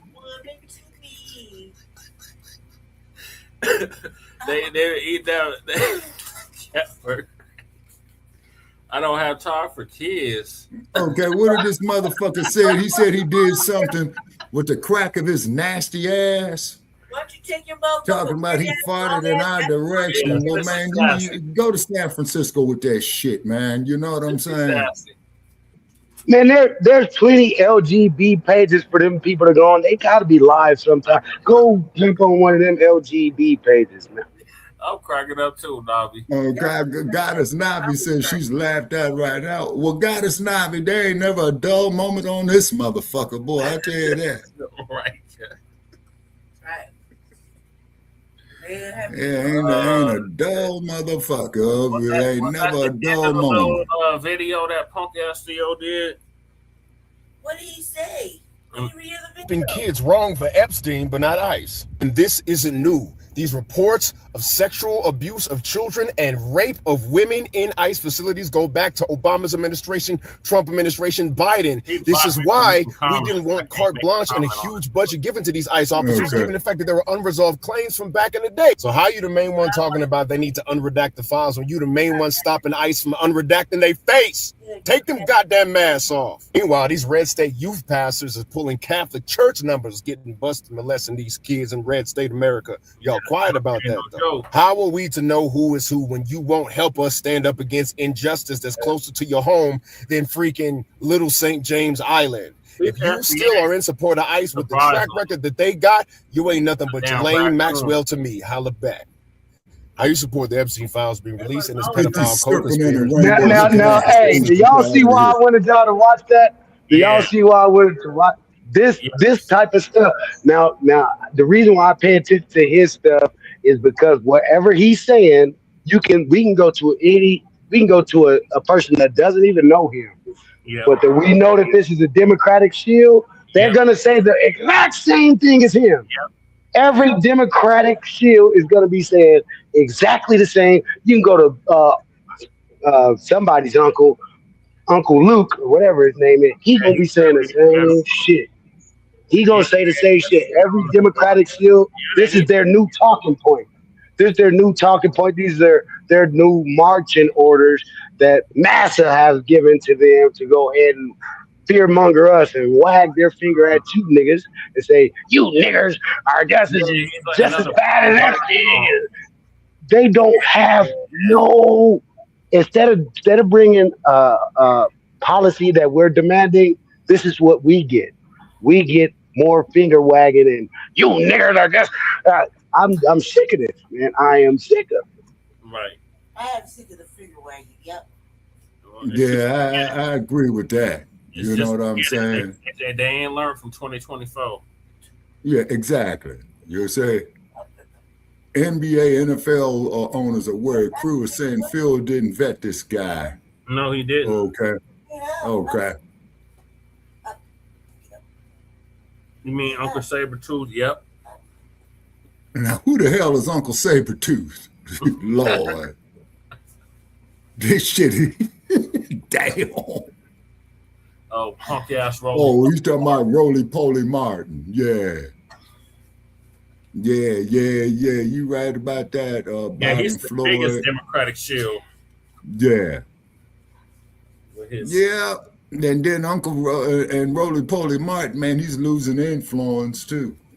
And then whatever happened to that motherfucker Jesse Lee Peterson, Jay? Oh my God, he's still around. Yeah, he's disgusting. The Nabiscos was coming after him for sexual abuse, though. Dun. That motherfucker a virgin. The male one. Roly Martin's Saskia Ascot wearing ass gotta go. Uncle Oh yeah, he running for Congress now, Shabaka. TVA was talking about that earlier. Okay, he running for Congress. Huh? No, not lit. I can't like one though. How many more flies haven't been released? Oh, the files. You talking about the Epstein file? I don't care about that shit. I never cared about that shit. Beta. Okay, Goddess Navi saying, uh-oh. Now, what do you mean by uh-oh, Goddess Navi? Something that I said? No, Cheddar Lucas running for Congress. Oh, Lord. They haven't been released. And I don't give a damn about the damn Epstein files. There's nobody going to jail, and nobody getting punished, and nobody going to prison. I don't want to hear about that shit. Exactly. And then they say Epstein hung himself in his jail cell, man. I think they murked that motherfucker, man. Yeah, we keep losing damage control. We lost Breeze.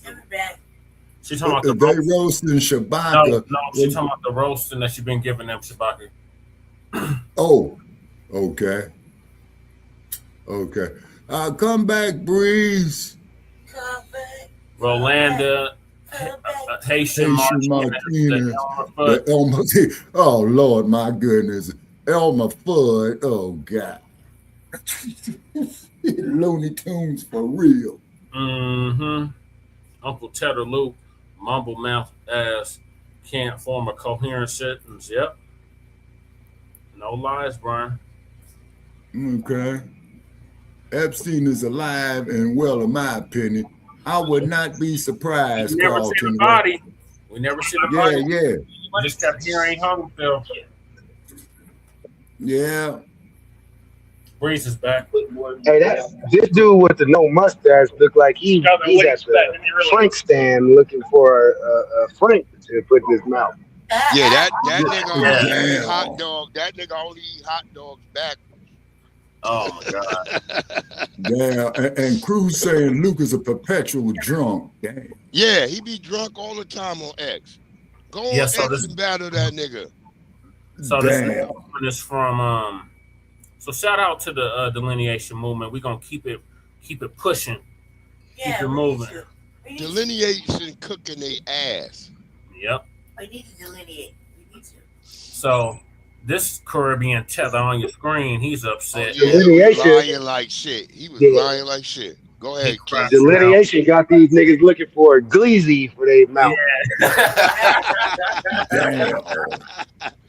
So our brother and CEO is gonna give us an update on this Caribbean tether right here. He was bouncing nuts off his chin. I think he's a Haitian. Yeah, he's a damn. But I'm growing tired of hearing African Americans try to diminish what our ancestors in the Caribbean contributed to this country. Because for some reason, African Americans believe that. Again, calling us African Americans and not calling us Black Americans, but he wouldn't call his own people African anything. I guarantee you, because they say that he's Caribbean, I guarantee you, Buddy finna say something and he finna just say Jamaican or just say Haitian. He not about to say African Jamaican, African Haitian, Niggas African. with the gap too. He just gonna call him his own. Everybody that's from his Caribbean countries get to be where they from, but we got to be associated with Africa. Let's keep going though. To this country, because for some reason African Americans believe that Caribbean people West Indian did not contribute, nor were they enslaved in America, just like they were. And what I'm going to do is show you that we contributed the same, if not more, to the U.S. economy. Nothing, nigga. Not only that, I am going to prove to you that our people were here just like your people were also.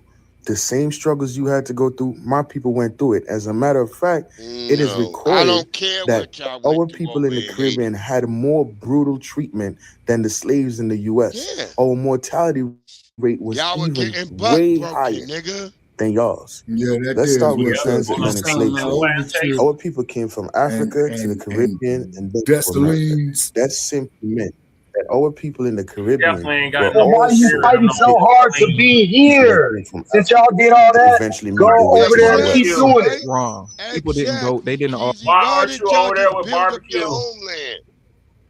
Why ain't he over there with barbecue? Yeah, he's scared of barbecue. That nigga know he's scared of barbecue. Okay, now who's exactly barbecue needs a good glizzy eating nigga like him. Barbecue right now.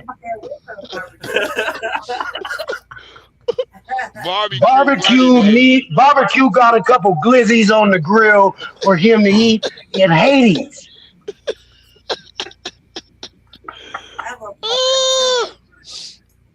Yeah, he ain't playing. Barbecue is not playing with him. Is not playing over there. And yeah. Like, why are you so serious? Why don't you get down like him? Because you're not. He's a fleer. Right. He's a runner. A fleer. Yeah. He don't got the strength like barbecue. Right. Damn. He got the flip flops on. No, I don't like this nigga face, yo. Right. I don't. The nigga look like Planet of the Apes. Caribbean, but that makes those FBAs not him. Dude is slow, right? Yeah, he look like Planet of the Apes. I'm just being honest. The nigga look just like the niggas from there. Or Meerkat chitlins. No, I don't need chitlins, period. I got up and walked out of motherfuckers' houses, man, saying, Shabaka, you want some chitlins, man? I can't get past the smell of that shit. No disrespect to your home. I'm out of here. You know what I'm saying? Damn. And they get their food out the bush. I don't care. Y'all can be mad at me all you want, but this nigga look just like the 1976 Planet of the Apes. Actually, brother, Planet of the Apes was made, man, in 1968. Oh, they said the nigga looked like a knockoff Rick Ross. He don't even look like Rick Ross. Somebody say something about chitlins. When that nigga's mama take off her pants, when that nigga's mama take off her pants, it smell like chitlins, don't it? Damn, Keith. She funking up the whole room. This nigga mad. I'll just go to the Caribbean and then go to America. Most of the people that actually went to the transatlantic slave trade actually went to Brazil. You stupid buck-toothed beaver. Yeah, we already know that. Wide mouth, messed up hairline, which is why you. And they didn't have slavery in Brazil till 1898. That's the truth. The majority of the people that went through that transatlantic slave trade actually went to South America. Yep. Most of them never even stepped foot on American soil because Black Americans actually have Native American indigenous roots, which your people don't really have.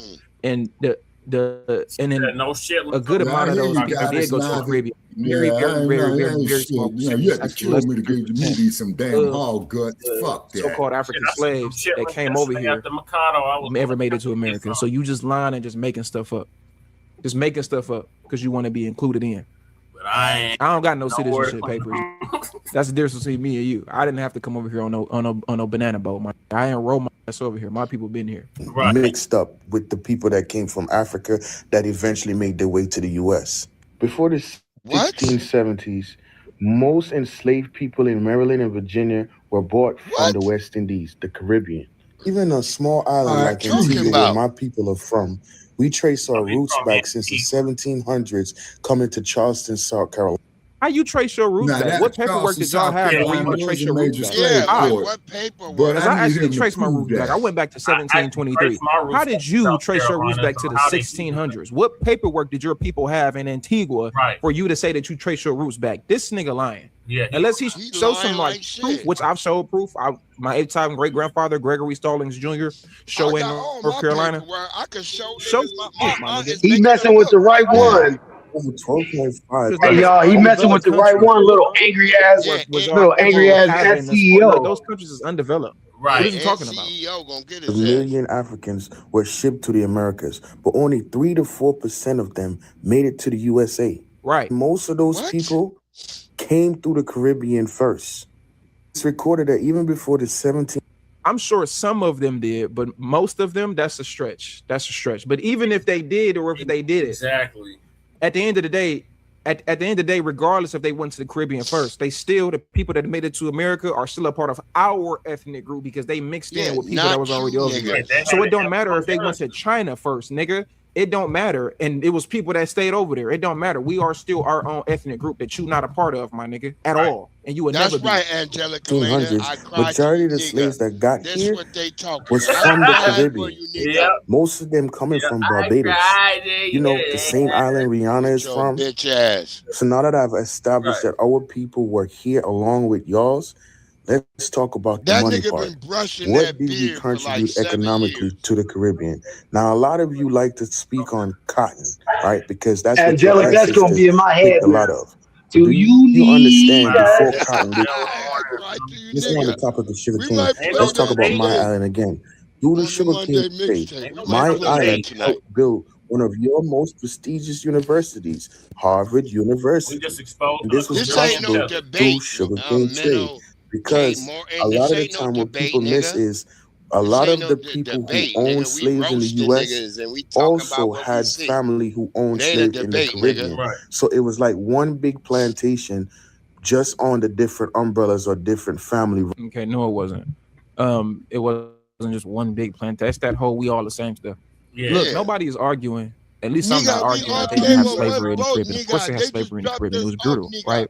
Which is why they had certain revolts. Like, shout out to Haiti for fighting back in 1804, getting y'all's freedom, which y'all didn't fight back enough. Y'all didn't stay over there and build it up. But nobody's arguing the fact that y'all didn't have any type of trials and tribulations that y'all went through. The only issue that we have is y'all like to align yourselves with us, but then we can't align ourselves with you. Because I guarantee you, if I started to call myself, since we all the Caribbean, think about this logic. If we all from the, because basically his logic is, a lot of y'all Black Americans are really from the Caribbean because our ancestors went to the Caribbean first, and then y'all went to America. So y'all really from the Caribbean. Okay, so if I'm from the Caribbean, and where's my citizen paperwork? Right. Where's my access to all of the things that your countries get? I should be able to get the same things that you get since I'm a part of you. Same logic is going to apply what you people like to say. All of us are African. We all the same. So then where's my citizenship paperwork? Where's my access to the freedoms and all of the things that the beautiful African people get? I don't get all that shit, though. You know I'm an outsider, nigga. And we know we're not the same. We don't even have the same lineage. We don't even look the same, nigga. It's a lot easier to tell the difference between an African and a Black American than I used to draw this tell if it's a Black American and it's Caribbean. Because they had an ethnogenesis in the Caribbean as well. Right. But we can still look at you and tell.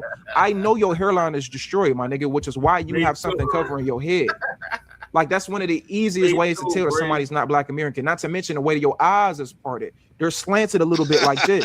Not to mention the way that your nose is shaped. Not to mention the big lips. Not to mention your teeth. Like, these are clear phenotypical characteristics that I can see that you're not one of us. You don't come from our lineage. We don't have the same blood running through our systems, and that's okay. I told you, angry ass how you look. It's not a bad thing that I look how I look. I'm not saying you look better or worse, even though them teeth is a little fucked up. But that's not the point. The point that I'm making is you want to align yourselves with us, but then we can never align ourselves with you. And when we try to align ourselves with you as Black Americans, y'all didn't do nothing but other y'all. Y'all didn't do nothing but say that we different. Y'all didn't do nothing but say that y'all don't have no culture. Y'all didn't do nothing but try to claim stuff that we created, like hip hop. No, DJ Herc did not create hip hop. DJ Herc was a popular DJ in New York. No, it wasn't created evilly by Jamaicans and Puerto Ricans. No, it wasn't. Just because it was a Puerto Rican nigga speaking Spanish that was at the party, and just because DJ Kool Herc had popular parties, don't mean that he created this, my nigga. Right. Y'all didn't create anything. Not to our culture and our benefit. Y'all didn't do anything. Hip hop has 5 elements, not just a nigga DJing. Right. It's 5 elements of hip hop. So all of this stuff is a one-sided thing. They only want kumbaya, egalitarianism. They only want Pan-Africanism and all that when they can get a part of what we got. But when it comes to what they got, when it comes to, okay, well, then if I'm you, then let me get some of what you got. Since I'm you, let me get some of what you got. Talking to Africa. Now it's different. Now it's no nigga I didn't. We know tonight. Don't know if you are going to be able to come to our community because you are not. You are the American. You are the Kakata. Y'all call us Yankees. Y'all call us Warriors. If you leave Africa, y'all call us a college. Y'all got all type of different names for us. So you can miss me with all that. We all the same stuff. And they'll say stuff like this, and then be on these little Twitter pages with the flags in their bios, or be on some little fake non-FBA page. And just trolling, saying a bunch of negative stuff. Don't fall for that BS, man. Right. For example, the Royal family. Isaac Royal Jr., he owned a plantation in Antigua that contributed to the building of Harvard University. And even when you go to the island today, we name some of our... Harvard University wouldn't even be able to be built if it wasn't for Black Americans, basically creating the foundational Black Americans. If it wasn't for us creating a foundation of the wealth of this country, none of these schools, none of these things that America is able to basically capitalize off of and monetize off. Why don't he just name the stuff that they doing in their country that they can there in the first place? Brag about over there now. They don't even have enough people there anyway. Which is why our population is nowhere near ours. So just because you brought a cup, that's like having a That's like having a damn damn family reunion and everybody bringing food. You got people that's bringing fried chicken. You got people bringing mac and cheese. People bringing greens, and somebody bringing desserts. And somebody bringing drinks, and you be like, "What you mean? Look, I got some cups for it. God damn, nigga, you brought some cups. You brought 100 cups. Yeah, that nigga bought himself a fork. One fork. You didn't create. You didn't like make the barbecue. You didn't make the cookout what it was, nigga. You brought some cups. What about everything else? Like just because you may have had a measly little, that doesn't mean anything. That's the same thing they do with hip hop. They love to say we created hip hop. No, you did not. Jamaicans didn't create hip hop. Why they don't got hip hop in Jamaica? Exactly. Why they don't got hip hop in Puerto Rico? Exactly. If y'all created it, same way that the Mexicans do when they lie and say, what did they be saying about the Cholo stuff? The low riders that came from us. The low riders. And the Converses and the long two tops and the long shirts and bandana came from us. They ain't none of them made of nothing. All the little weird boots and tight pants, and y'all wear your belts up to your chest and all that. Y'all do those things. The traditional Mexican attire is those little throwover little things with the shirt where the arms is out. That's your traditional Mexican attire and culture. None of these things exist in y'all homelands, but y'all love to take apart or to try to take some type of hand and play into the stuff that we created on our own. I never understand that, bro. Yeah, that started from Black Americans. All of that stuff, the bandanas, the long socks, the Converses, and the long socks all the way up to the knees, damn near the long baggy shorts. Black Americans started that. We just evolved and was like, all right, my nigga, we done wearing this. Them niggas never evolved. Angelica Lena Youngblood is weird. Poncho, I guess that's what it's called. Yeah, she is. Like, come on, man. They do reggae music and dance hall in the Caribbean. Which shout out to reggae music, shout out to dance hall, which is really, if we're gonna keep it 100, it's just a foundation of it, a part of it. I'm not saying we created it, but a part of it does come from a foundation of what we started with the music over here. But I don't think that I'm not gonna say Black Americans created reggae and created y'all cultural music. I wouldn't say that because we don't. She's talking to do reggae over there. They actually did. You know what I'm saying? That's not to say that y'all didn't use us as an example, but y'all didn't. We didn't create reggae, and I'm never gonna take that away. But for whatever reason, y'all love to take away what we got. Shout out to Ali with the $20 donation on Cash. I appreciate you, sweetheart. Shout out to Ali. Let me read what Ali said. Hold on. Yeah, I was the hell. Got the notification. I gotta open it up to see what she said. I got it up. Shout out to FBA Combo. Man, they want me to do all this stuff, man. For sending me them All he says, brother. Yeah, shout out. Oh, don't say nothing. Definitely. Oh yeah, dude. No, don't say nothing. Thank you, Ali. I thought I said something. My bad. Let's keep going. Or villages off of American slave owners, like the Wintrops. There's a village called the Wintrops, and it was named off of the Wintrops estate, who were American slave owners. Not only do our history prove that our people were right there with you, it also proves that we contributed to it significantly when it came to money. Plantations that our people were on were a lot bigger than the plantation that was ran in the South, held by the Americans here in the South, even though a lot of the same family owned plantations in the Caribbean. That simply meant majority of their wealth came from the Caribbean.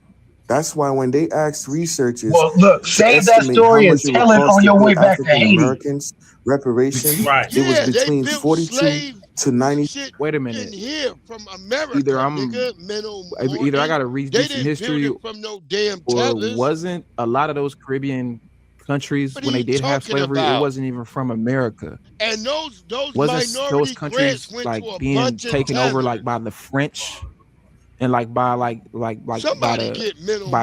Like it wasn't even the American government that was doing that. Am I correct? Drinking Caribbean coffee. I know his line. Most of the US was a plantation. Well, we know he definitely lying and making stuff up, but a lot of those countries like Haiti they was colonized by the French. No, that's not reparations. Right. It wasn't even the American government. It wasn't even America that was like exactly. Yeah, the French and the British. Exactly, that's what I thought. Exactly. So it wasn't even like what is he talking about? The Dutch East Company. What is he talking about? And can you speak to the phenotypical difference between Black Americans and Caribbean people? BOARS, and that's like why I said earlier, Caribbean people and Black Americans, you could definitely tell that we different, but I would say we look a little similar than what Black Americans look like compared to Africans. But they had less of a ethnogenesis in the Caribbean, so because it's less diverse, there's a majority of them in their countries, right? So it's easy to tell they're different. But yeah, the same way that you could tell somebody from Africa compared to Black Americans. It ain't nowhere near the Caribbean. Our head shape is different, our nose is different, our eyes a lot of times differently. Show us where Haitians as a group is supporting us on no tangibles, no votes, and then we can talk. His teeth is gap tooth, like a lot of Africans specifically, and a lot of Caribbeans, I'm not saying Black Americans don't have it, but it's more common with them. Their hairlines is a clear indication, like they look completely different. Antigua specifically was the British. That's what I'm saying. So he just capping and lying, my nigga. $7 trillion. But when it came to the Caribbean, it was well over $100 trillion. So when you say, "Oh, my ancestors built this country," yours didn't. That's a lie. Our ancestors contributed, if not the same, more. Okay, so think about that. He just said, if not the same or more, but then in the sentence before, he said, your ancestors didn't. So our ancestors didn't build the country. We didn't contribute to the country, but then yours did. But you knew it was the same, if not more. You just contradicted yourself again. So the real truth of the y'all should see how these feathers is looking at me while I'm talking up here. In erasure of history, genuinely what he believed is we didn't contribute to anything in this country. His people did more than ours. Even though if you was to ask him, well, where's your family from? Where's both of your parents? Where do they come from? Both of his parents, either whether they probably first or second generation. Easily. That's simple. Yep, Nabi is. Just babbling and talking, my nigga. And this is exactly y'all clocked him before he started talking. As soon as you show up as a grown man with no mustache, we stop listening. Before you tried to belittle us and make it seem like we didn't contribute anything to America, Joshua knocking out that white boy Jake Paul and broke that motherfucker. Our people were already over here. That's the difference between me and you, little bro. And then put up a wall and said you were not welcome. Even though my ancestors helped build this country economically and physically. The only difference between your people is that you were on the correct side of the wall when it went up. Some of the rhetoric I hear some of you spew, you sound just like the people who enslaved us. I'm not trying to diminish what your ancestors And your did people because are still paying reparations to the French, nigga. Y'all niggas is paying white people. You just said that we didn't contribute to this country. You literally just said that. You just said we didn't build this country. Your people is my people, and it's proven. But the fact that you try to separate your people is my people and segregate us and what my people contributed to this nation and make it seem like. What did they contribute though? I feel like I don't know. They didn't contribute anything. Hell no, he ain't in Haiti because he's a we didn't do. It makes us feel a type of way. I'm trying to say, well, it was some families in America who owned slaves, and they were connected or they knew or related to other families who owned slaves in the Caribbean, and maybe that family in America could have benefited from that slavery in the Caribbean. So that means that they built the country. You just saying anything. And if y'all build America, then why you don't build your own? Because you built so much. I just find it really funny. Like, if America is, and this is the difference, we're the minority in America. This is how you gonna stop all of this talking that you're doing. If you built America, and America is the country and is built because of the backs of you, not us, why is America, and not even a comparison, why is our country, even in the roughest parts of the Black American communities, why are those parts of Black American communities that we built, why are those in better shape than your own homeland? Explain that to me. Since y'all built America, then why you didn't build your homeland? Why are your countries in shambles right now? Why? I was asleep. I did go to sleep, Navi.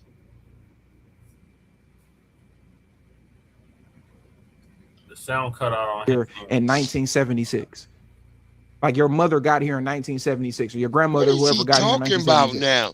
I'm like, what? And we're not talking about people with half of these. These niggas would be like, they be full image. They don't even be half FBA. They full something else. Why are your countries not fixed then? Right. If what you're saying is the truth. Why are you in America then? Exactly. Right. I don't get it, man. Just like you feel a type of way when the white person do it, or any of our Caribbean people do it.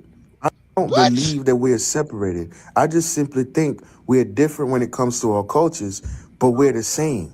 I've always said this. Same boat, same people, different destinations. Nigga, and the evidence is there even within our culture. So then why y'all be having the flags in y'all bios? We all the same. Why do y'all delineate every single time y'all win an award? Why y'all Black one is kumbaya, but then when you win an award, I'm the first Jamaican this. I'm the first Haitian this. I'm the first Barbados this. I'm the first Antiguan this. Like y'all always make sure y'all separate yourselves whenever something positive. I wouldn't do it for my Caribbean people, but we all the same people though. We all the same people, but there's always a delineation when it comes to y'all. The truth of the matter is, it's okay for y'all to delineate, but it's not okay for us to delineate. That video that I dropped about Bad Bunny in the Super Bowl, it's time to get an award. That was a clear indication of how. Yeah, and I'm glad that the woman, the lady D from 5150, Corey Holcomb show. I'm so glad that she said what she said. It really put a highlight on how those people really feel. Man, it's funny, a whole bunch of Latinos and delineate that in the show. Darlene said, "I love that he did that. He's a Puerto Rican. He put all the Latinos in a halftime show. Cardi B was there, who claims that she's Black. A whole bunch of other Puerto Ricans and Latinos." Were there? He just say cat burgers. Always claim that they Black, but then you don't have nobody else from nowhere else up there. It's all the Latinos. So it's okay for y'all to delineate based on that, but when it comes to us delineating, hey, well, what about us too? It's the picking and choosing for me, man, that I can't rock with. Yeah, it is, Carlton. When it comes to music, it's the same. When it comes to our food, it's the same. You just call it different. When it comes to music, it's the same. When it comes to our food, it's the same. Got to do with what we talking about? 3,000. Have y'all seen Jamaican? Look, Jamaican food is delicious. Don't get me wrong. Jamaican food is good. They probably Mexican. Go to a Jamaican restaurant and order some macaroni and cheese, and tell me you don't want to jump off of a bridge. Straight up, Becky.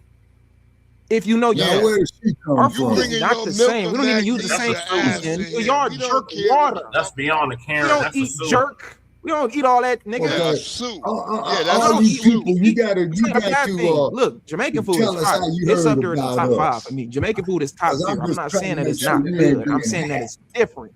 We don't eat Haitian food, nigga. Haitian food is nowhere near Black American food. Soul food, Dominican food, nowhere near Black American food. You just make it up now.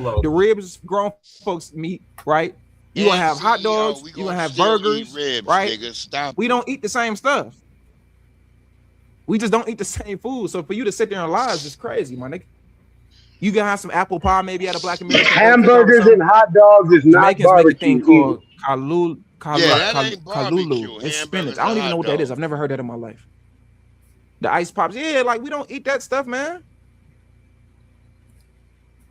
I'm just being honest. I know what's going on. Every time I cross paths with a Black person, I'm like, yo, you look like somebody I grew up in school with. No, you didn't. That's simply because your ancestors probably was there. You probably related to the person. That's why you look so much alike. And trust me, I get it. Some of our people have a mentality where we think like we better than y'all, or we say certain that I don't agree with. But it's the same thing on your end. This is the definition of a tether right here, y'all. This is like the highest definition of a tether is right here. Peach cobbler. I love peach cobbler, bro.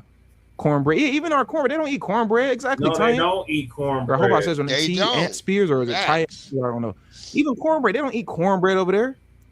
Like they don't, or if they do eat anything similar, they don't make it how we make it. It's completely different. Greens, if the juice from the greens get on my cornbread, I never heard of that. Like nigga, I want my shit with no. But to end this video, I would really like to ask y'all, they better not be all the people who sacrificed and bled that look like you and I, they better not do be you really think they cared if a person had an accent or their cultures was different?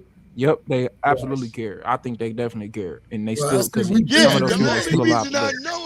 When they always sitting in the bottom of those ships, when they always hanging from trees, when they always going through the same hardships, I don't think so. I don't even know. And if you think so, something is wrong with you. Cornbread. Somebody said Caribbeans look more like continental Africans than Shout out FBAs. to Nice Tea Girl. She just a Black American named James Henry created mac and cheese. By the way, yeah, what's up? I didn't know Nice that. Girl. I can spot an African a mile away. Do you think they blend? I can spot an African a mile away. Yeah, as well. You can tell. I can spot a Caribbean a mile away. You can tell. Banana pudding. I hate banana pudding. I don't like banana pudding. I know y'all gonna. I know y'all. Hey, look, I make y'all a mean banana pudding, y'all gonna but get I don't make it all the time. I don't like it. I think banana pudding is disgusting. I'm sorry. I think banana pudding is one of the worst things ever. I hate banana pudding. I know y'all gonna get on me for that. I know y'all gonna be like, no, this nigga. I ain't gonna hate on you. They already say I'm from Barbados. Niggas are saying I'm from Barbados. So niggas be on fake pages on TikTok going live talking about me saying that I'm from the Caribbean. So, but I don't like banana I think I need to get the fade right now because you got something to say about banana pudding, man. I'm at banana pudding is disgusting, my nigga. That's not good. Yeah, I just said I make. Yeah, I'm gonna have to slap that. I'm gonna have to slap that damn T-shirt off that nigga's head for that one. Blow that whole shit up. Whole kitchen up. Right. They need to get banana pudding away from They need to put a bomb in that shit. T-shirt off his head. You tripping? Banana pudding is fine. I don't like it. I don't like it, man. How you not? I don't like it, bro. Yeah, I don't know. That's crazy. I like banana bread but I like banana bread. Banana bread. He probably wants pumpkin pie instead of sweet potato pie too. The FBA soul food hit different, right. Man. Look, hell no, it's boy, sweet potato pie all banana day. pudding is horrible. See, I like carrot you officially cake. I don't know if niggas like carrot cake, but I like carrot cake. Yeah, oh man, now niggas, now I'm Congolese. All right, that's one of the cakes I make. Crazy, y'all niggas tripping. Well, we'll get busy as hell on the YouTube channel. They be saying, bro, they be calling me Barbados. They be niggas said, bro, it's y'all know it be niggas on TikTok and Twitter like making pages talking about me and all that, man. You know them niggas don't like me because them niggas hide their face. Man, niggas be on live talking about, man, you know, he really from the Caribbean. He really from the Caribbean, even if that's because that CEO be going hard. That nigga angry little nigga. It wouldn't change the fact that I'm still, unless you think both my sides are from the Caribbean, that wouldn't change nothing. But look, it wouldn't change anything. It wouldn't change nothing. Nipsey Hussle is a foundational Black American. Yes, CIP, the Nipsey Hussle. And say Ras Clot, nigga. You got that boom boom on your boom boom. Nigga, get that boom boom on your boom boom. That's too good of an accent. They gonna say I'm really Caribbean now. Bomba clot, nigga. Caribbean, them older Caribbean women. Come get this pussy and come get you some oxtail, boy. Come get some of this boom boom, boy. They gonna really sound Caribbean. Nah, I make my oxtails with a brown sauce. No, nigga, that accent was too good. Nigga, no, nigga, your mama Caribbean. I don't make no oxtails. Come get some of this oxtail, boy. Come get some of this boom boom. Yeah, we invented your Caribbean accent is terrible. Yeah, that's right. So dead. You might just be Caribbean. He know he's hitting that musty boom boom. Y'all niggas crazy. Yeah, we were. Maybe the nigga right. Maybe my ancestors did. Maybe the nigga right. Where soccer. Maybe the nigga right. The nigga might just be right. Yeah. Maybe the nigga right. Maybe the nigga said that our ancestors came from the Caribbean. I guess maybe the nigga right. Chillins or something. Yeah, now chillins, you can miss me with the chillins gang. I'm gonna lie to you. I'm with you on that. You can miss me with the chitlins. I ain't eating no chitlins. I'm cool on that. I don't even eat pork. I ain't eating no chitlins. You can miss me with all that. Yeah, man, I don't eat no goddamn hog. I've had chitlins. As long as I know. Peace, family. It's your brother Chase back at you again with another reaction video. And check it out, man. Today, we got a good one. We got a very serious breakdown. We got to have a serious discussion. They calling Nipsey Hussle a very interesting video we about to talk about. I put butter on the vanilla wafer. Let's rewind a little to make them crispy. Yeah, that's how I like my banana pudding too, Reese. Yeah, my shit good. I put vanilla wafers all the way around the side of the baking dish, on the bottom, on the top. Can anybody give me an example of this tethering that Nipsey was doing? Yeah, your guess is mine, Keezy. Wait, what Tetra said? I mean, we have to get this clear, because tethering is a talking about. Yeah, I mean, he's half FBA, half Eritrean.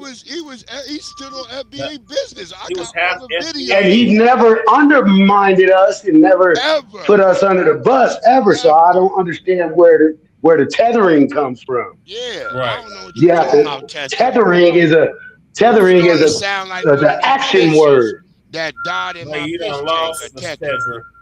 You was on a roll until you said that. I'm like, what are you talking about? Yeah, now you tripping. Because they're tethering. FBA womb. That's right, Angelica Lena. And he stayed on cold. Yep, he did. Yeah, he was driving that damn cart, Keezy.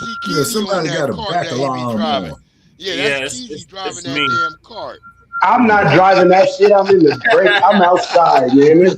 That's somebody one of these postal dudes. Goddamn possum, man. You gonna take that shit to Granny and Uncle Jed on Beverly Hillbillies possum stew. Fuck that shit. Yeah.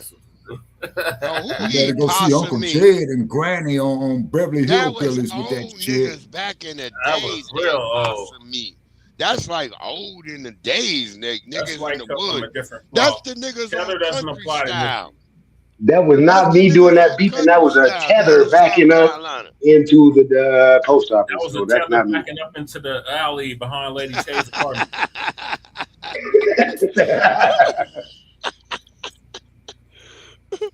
No, that was a tether running over Lady K's alley. He's in Lady K's alley running over a raccoon. A tether is a nigga who undermines foundational Black Americans. That's what a tether is. Right. And Nipsey was it's an not action. that. It's an actionable thing. It's not just like a person just because they're an immigrant. It's not just undermine. Let's just say it like this. The most simple way to say it is a tether is an immigrant coon. That's as simple as you can put it. Nobody's a coon just because they're Black, right? You don't just become a coon just because you're Black. No, his parents were not tether Africans. I don't know where you getting your news from, his my nigga. His parents were not tether Africans. I don't know where you getting your news from, my nigga. No, and his dad wasn't a tether. So there you go. There you go. Yeah, his dad wasn't a tether. He's Eritrean. His mama was FBA. His dad wasn't a tether. His dad was not undermining us. A tether. Yeah, he was just a regular. His dad was FBA. His mom. No. His mom was FBA. His mom was not. His dad was not FBA. No. Wait, Jesse, say it again. His mom was FBA. His daddy was Eritrean. Daddy was Eritrean. Yeah, he wasn't a tether. It was nothing tether about him. You can see. Yeah, and I'm just saying, look, the dad didn't show tether quality because tethers don't come over here and get with sisters. That's FBA. Exactly, Keezy. There you go. Right. And lay up and have several kids and live in America and participate in Black culture. Tethers would have said no, stay away from the Akata. Stay away from the Jarias. Stay away from the Akata. Let's not get around them. The Habibs, yep. That's what they would say. So Tetra, I don't know what you talking about. Right. And as far as I know, Nipsey. Tetra.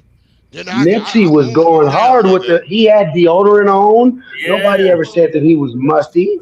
So you guys are just lying, man. Are you saying Godfrey cut from a different cloth? Exactly.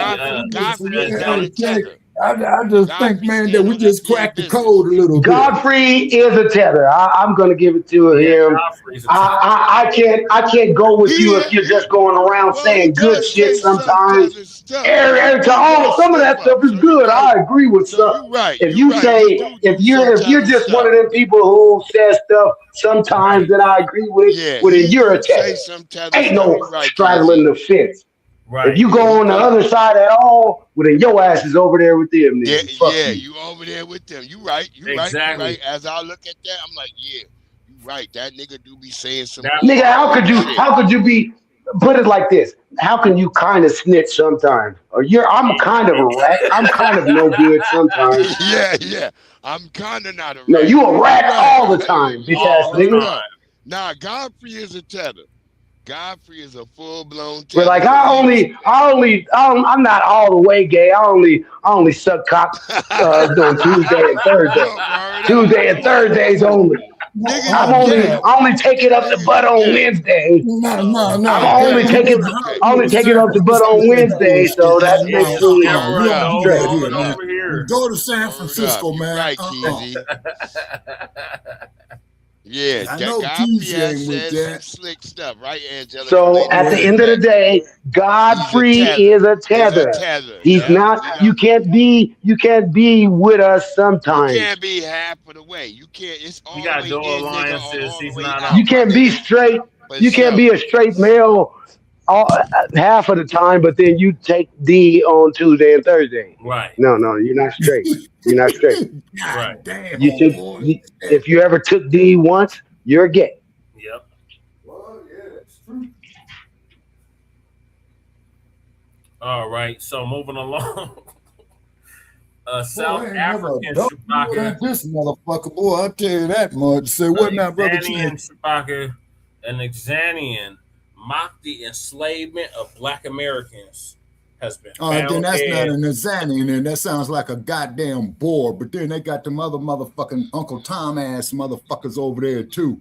Yeah, I think it's one of the Uncle Tom ass motherfuckers. Shout out to Larry Judah. He's the one that brought this to my attention. Yeah. Okay. Family, now the thing some of y'all remember about. Go ahead, Chewbacca, and I'm gonna play Chase again. Okay, all right. Now the thing is, you got to understand. This is why they try to downplay Shaka Zulu so much. Busta Rhymes is a tether. Okay, but the thing is though about Shaka Zulu, why them Boers hated him and them damn British hated him, is because he was a military tactician. You see what I'm saying? Now, what happened with Shaka? He got assassinated. Huh? Then he fold. Then he ended up collaborating with them. Yeah, and that's why. Okay, but whoa. But hold on, no. But that's why Maccabi gave the order to kill Shaka, is because he jeopardized the empire. Yeah. Because he listened to them damn Tubats. He listened to them damn Boers and them damn British. You see, and that was down here. He started selling out. Yep.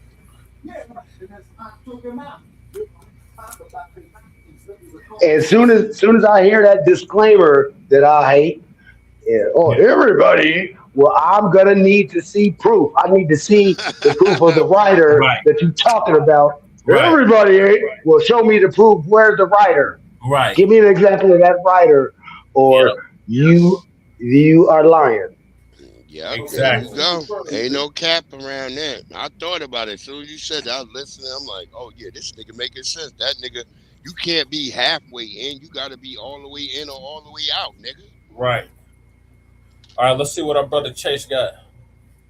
Roughly almost a year ago, family, there was this big thing on social media between South Africans and foundational Black Americans around a year ago to this day. Oh, this shit about and a lot of South Africans were mad at brothers and sisters, foundational Black Americans down in New Orleans who are part of the Zulu Club and have something called the Zulu Day Parade.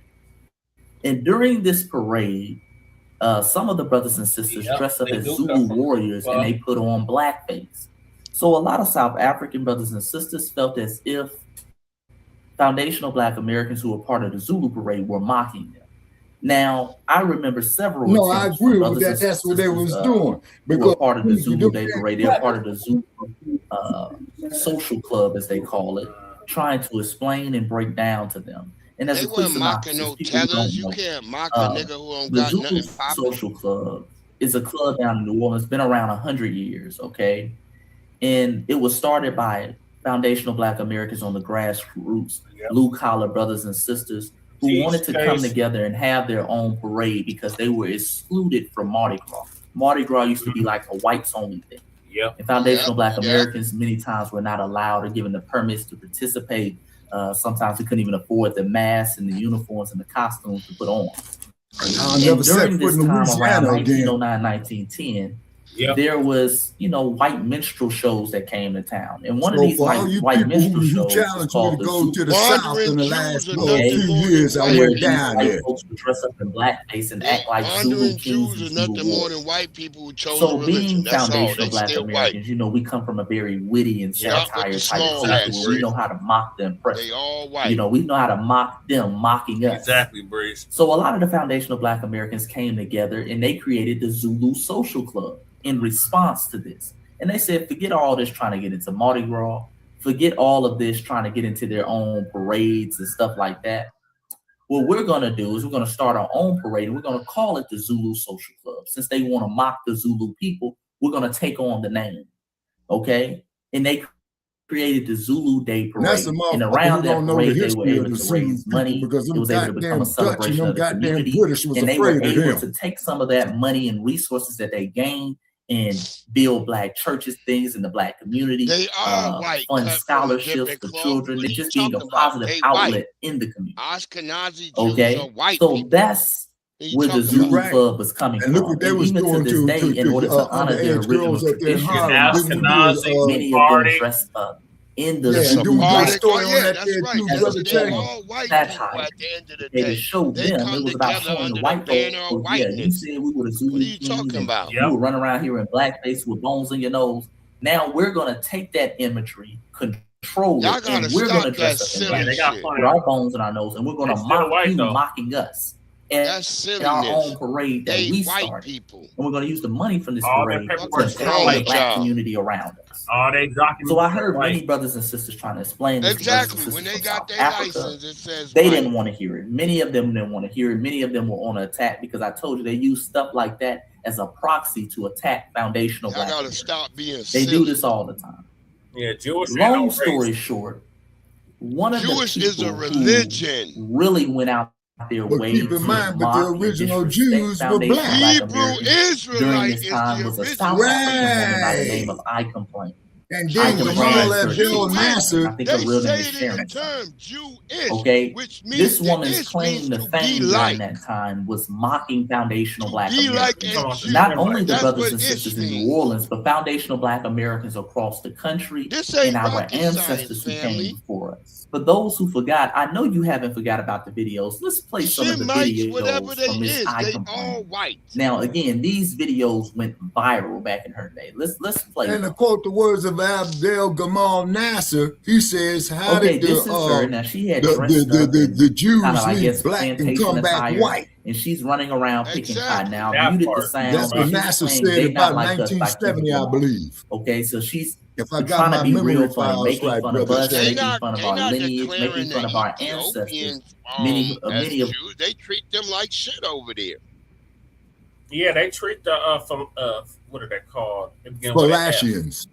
Yeah, the Falashians. The melanated people over there, they treat them like shit. If you ain't white, they don't see you as no damn Jew. Nope. Right, but keep in mind is that like Gamal Abdel Nasser said, how did the Jews leave as Black and come back as white? Easily, that's magic. Yeah, and then on top of that, there too is that keep in mind that Nasser used to be the president, used to be the president of so-called Egypt before Anwar Sadat was. Yeah. And you saw when, now get this, now when Sadat went and made that peace treaty with Israel, you saw what happened to Sadat. You saw it immediately. Yeah, they killed him. Exactly. So, I remember the day it happened. We not talking bullshit over here. We know what we talking about. Oh, hell yeah. Now, Sadat said the reason why he made the peace treaty with the quote-unquote Israelis is because, see, Sadat lost his brother in the Yom Kippur War. Now, the Yom Kippur War is the reason why your goddamn gas is up to how the fuck it is. Now, what had happened was... Okay, see, so what had happened was is that when Sadat was involved, okay, in 1967, okay, is that he had lost his younger brother in the war in 19. No, I'm sorry, in the Yom Kippur War. Now I know what video he about to play. That goddamn teller that was calling herself mocking FBA women. Yeah. But I'll elaborate on that at another time on that, because I still got to check my memory file. Oh, she's crip walking. Oh, she was really going in. Oh, she dead. As you can see, she's picking the cotton. I know y'all remember this video because we reacted to it on our page. Now over here, she's talking about my edges then fell out. She's trying to imitate what she believes is a Black American woman, a foundational Black American woman. Her ass. Okay, so she's trying to be real slick and funny. All right, here's another video. Y'all remember these videos? Y'all remember these videos of her mocking us and using white stereotypes to really push it out here? All right, here she is. Yeah, that ABK got her ass. The universe canceled her. My name's Shakisha, yo, and I'm a businesswoman. I got 4 businesses. The Balfour Declaration cut from a different cloth. I sell nails, and I'm an exotic dancer. They not. Okay, I ain't gonna play the song. Because I don't want to get a copyright strike. Now, she made all these videos, family, and even on this one, it says New Orleans Parade in Africa. Okay, February 1st, 2026. I dare them to do it, Keezy. Come dressed in your American attire. So she stuffed her pants, acting like she's a Black woman with a BBL named Quenisha, who is an exotic dancer. So they're pretty much pushing every white stereotype about foundational Black Americans you can possibly find. And the universe canceled her ass. Now, it was ironic she put that up because I think the ancestors, they took that as a challenge. I think they took that as a challenge, family. And they said, I'll tell you what. February 1st, 2026, while you talking about the New Orleans Parade is going to be in Africa and to wear your American attire, you're running around here wearing fake BBL, white stereotypes. How about you not going to be here?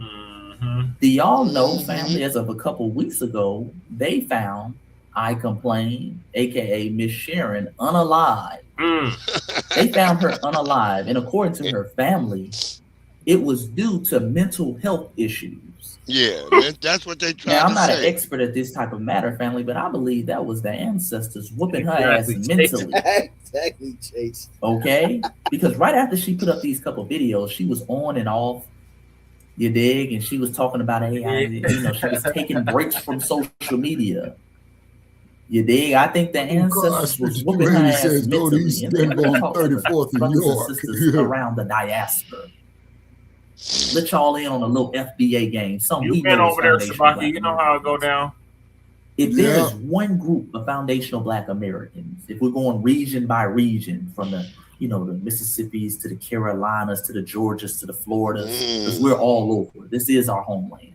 That's if right. there's one group you really don't want to fuck with, it's us. It's them foundational Black Americans down there in Louisiana. Nigga, okay, see, I think y'all don't know about that. We know y'all got your own little spirit. Hey, Young Ria's in the building. Down there in Louisiana, they're tapped in. They're one with the ancestors. Okay, they still practice voodoo and all that type of stuff. They're still spiritually tapped in. Huey P. Newton. You dig? They're still spiritually tapped in. Yeah, it'll be tomorrow night. Yep. Even the white folks over here, the white folks talk all that big and bad shit. Even the white folks know, hey, the foundational Black American down there in Louisiana, we don't really want to fuck with them.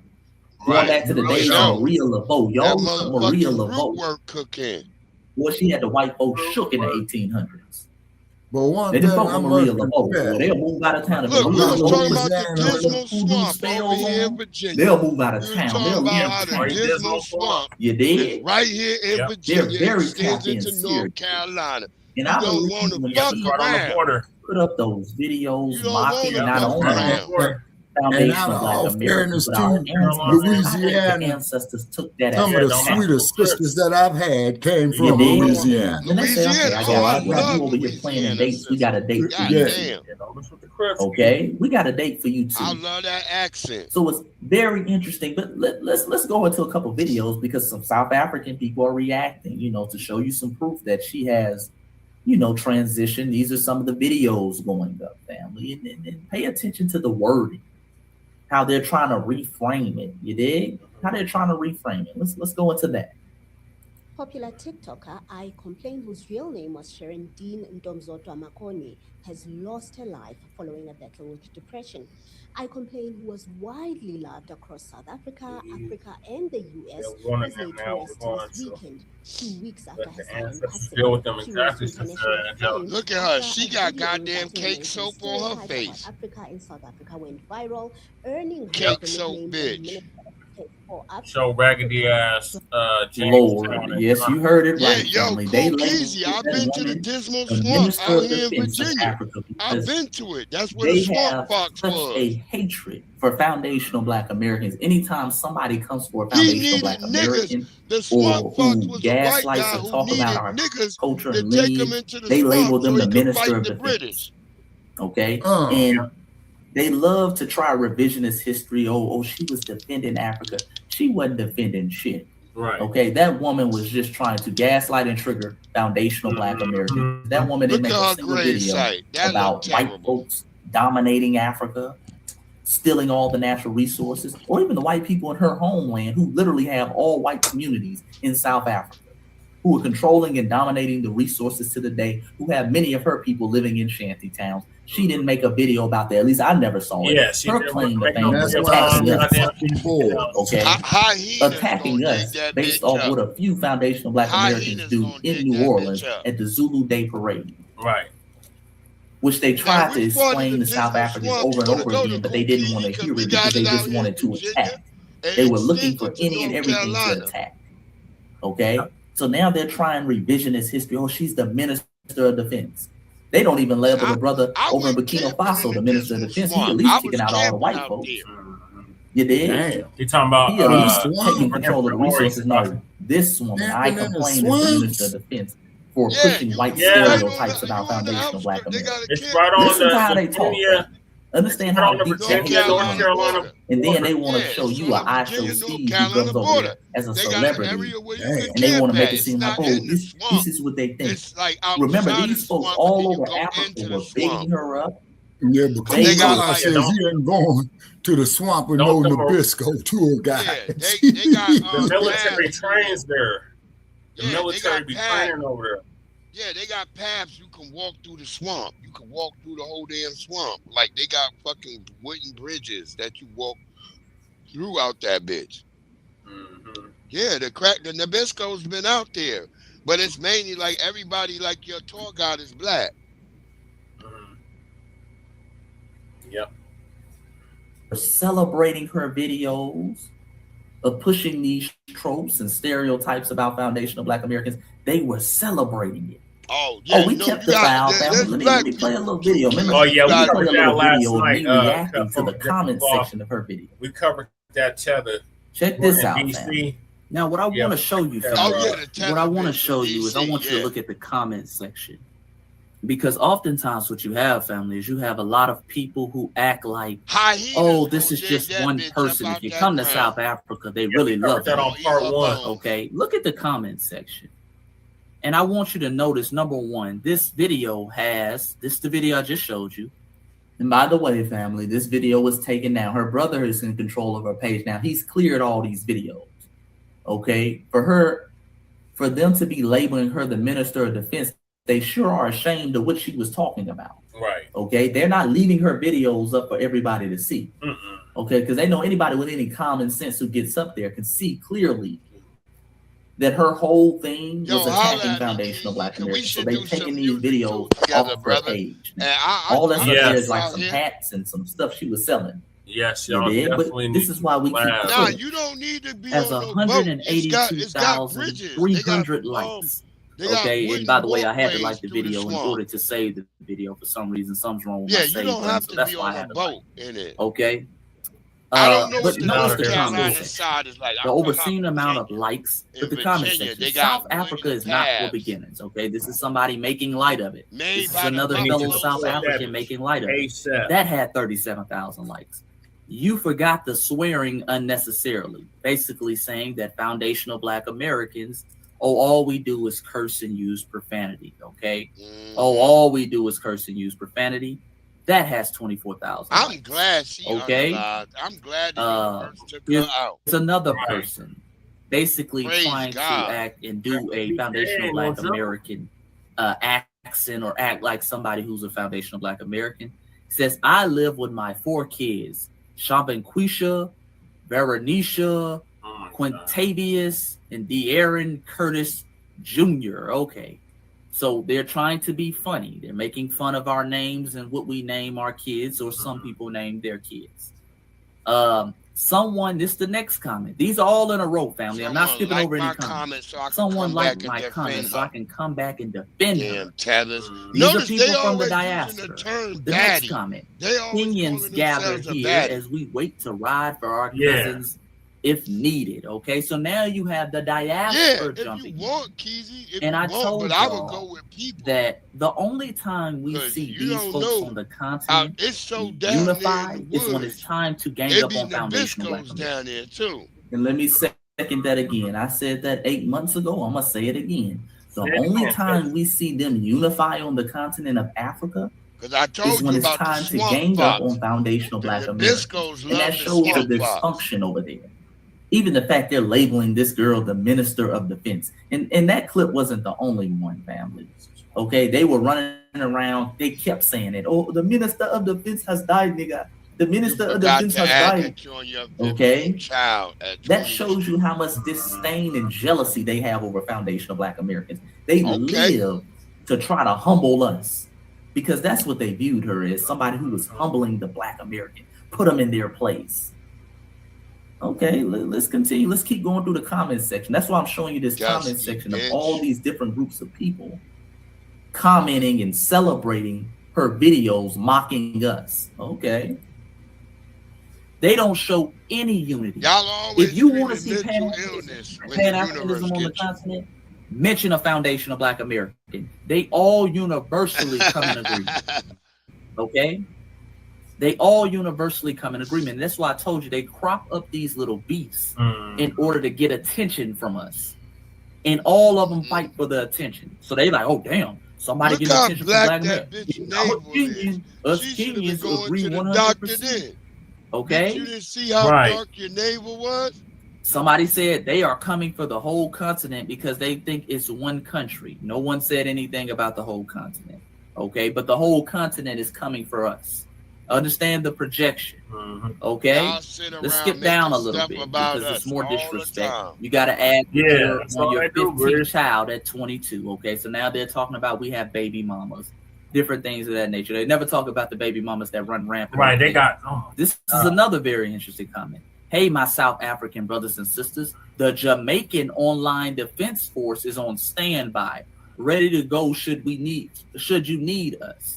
We fight for Africa any day, anytime. So now you have Jamaicans getting involved. Fuck all these niggas. Now you have Jamaicans getting involved. That's this why is what we I talk don't about. Fuck with no tether. Whenever it's time to no immigrants, pretty much. They form the Avengers, the whole diaspora. All right, and that statement remains true 9 months later after I put out that video. As you can see, the whole continent and the whole quote-unquote diaspora was linking up, family. And now a lot of them are running around here sad. A lot of them are trying to do revisionist history.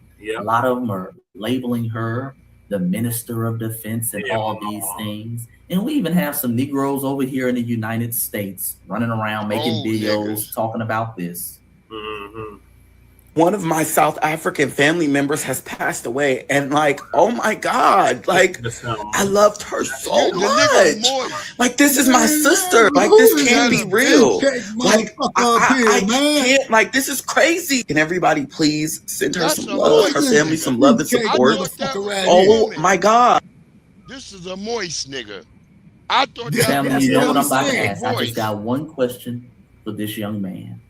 I just got one question. Y'all know what the question is. What's up his Sir, asshole? where's your family from? Where's your family from? Family, the only people who were fans of her,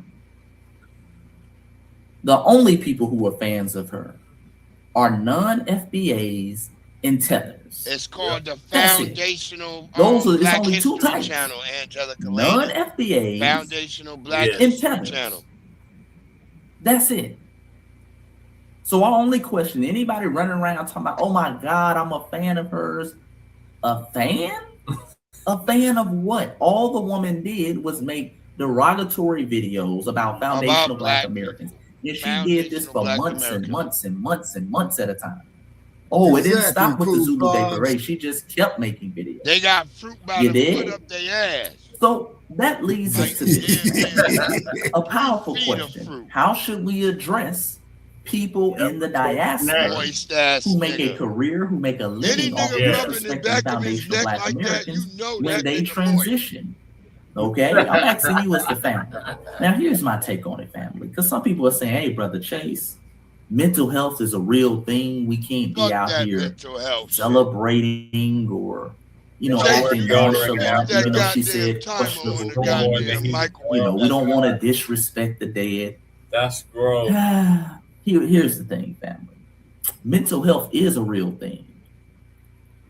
But what about the concern for the mental health of foundational Black Americans? When these folks sit up here in the diaspora, the so-called diaspora, and they attack and gaslight us and push white tropes about us all year long. Because understand, when they do that, when she's doing stuff like that, that's an attack on the mental of foundational Black American. That's psychological warfare. Yeah, you're helping to spread propaganda about foundational Black American. Propaganda that's used to deny us our resources and in many times justify the deaths of us when we are unalive. Hold on, I'll post it in a second. Oh, that ain't nothing but a baby mama. That ain't nothing but a ratchet. You did? So that is very hurtful when foundational Black Americans see that. A lot of foundational Black Americans, I remember making videos, were very triggered by that. And they understand that. They understand that gets us triggered. They understand that many times that gets under our skin and causes us to make a response, which they want. Okay? That's a form of psychological warfare. So what was the concern for our mental health when they were doing that in the diaspora? It was fun and games then. Remember, she got millions of views. She got tens of thousands of followers off those videos. That was her brand. So what about the mental health of foundational Black Americans when we're dealing with these types of things? For the people who say, hey, man, you shouldn't make fun of the dead. She didn't have no problem making fun of our dead when she was running around here trip walking today, not like us, picking cotton. That was a direct shot at our ancestors who lost their lives on the killing fields in the South and other places. Yeah, like Emmett See, the days of us turning the other cheek and having to humble ourselves to make other people feel comfortable. People sit up here and make a mockery out of us their whole lives. And then when they transition, we're supposed to be the bigger person. Those days are over with, family. Those days are over with. Really good book. So in closing, family, I'm here to tell you, feel and respond how you see fit. Oh, if you want to celebrate, books, I ain't mad at you. I understand, God. You're going to love it. If you feel like me and you just don't care, I ain't lose no sleep. I understand you too. If you someone who you want to send a RIP because it's just on your heart to do so, because we are godly people as foundational Black Americans. Y'all know we didn't forgive a lot of white brother right here, Chase McGee. In our history and our years. For this nigga. Okay, since our ethnogenesis. I understand it. Might not agree with it, but I understand it. But the bottom line is, I want you to do what you feel is best for you and your people. Because of the days of us trying to cater and satisfy tethers and people who disrespect our lineage in the diaspora to make them feel okay, to make them feel comfortable. Those days are over. Do what's best for you. This the new normal, nigga. Get and everything used else to will it, fall into nigga. line. It's your brother Chase. Comment below. Tell me what. Yes, sir. Thank you, Chase. Shout out to Chase McGee. That is my brother. I told you that was the first nigga follow me on YouTube. First one to like my motherfucking video game, fucking video, everything. I love this brother. Yeah, man, you stay on the video games, not changing the subject. Okay, on the video game, do you got that Knockout Kings by any chance? And you know where I'm going with this, brother Che. Are you familiar with it? Yeah, I know what Knockout Kings is. I just don't have it. Oh, okay. Now, I remember, man, these trolls was telling me, man, on the boxing group that I had, right, that Rocky Marciano would have beat Muhammad Ali. Hell, I played it on Knockout Kings. Did this here. I played it on Knockout Kings, man, and knocked Marciano's ass out in the third round with me and Ali. Nice. You know you ruined their white hope. God damn it. Yeah. You ruined the great white hope, Shabbat. Who you talking about? You moolies? You said what? That's you moolies.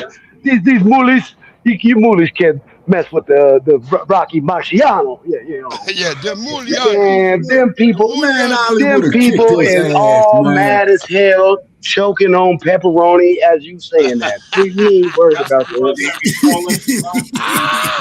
They choking Ali on would have beat his ass. And one choking thing on about Mr. Ali, he never lost to a white man.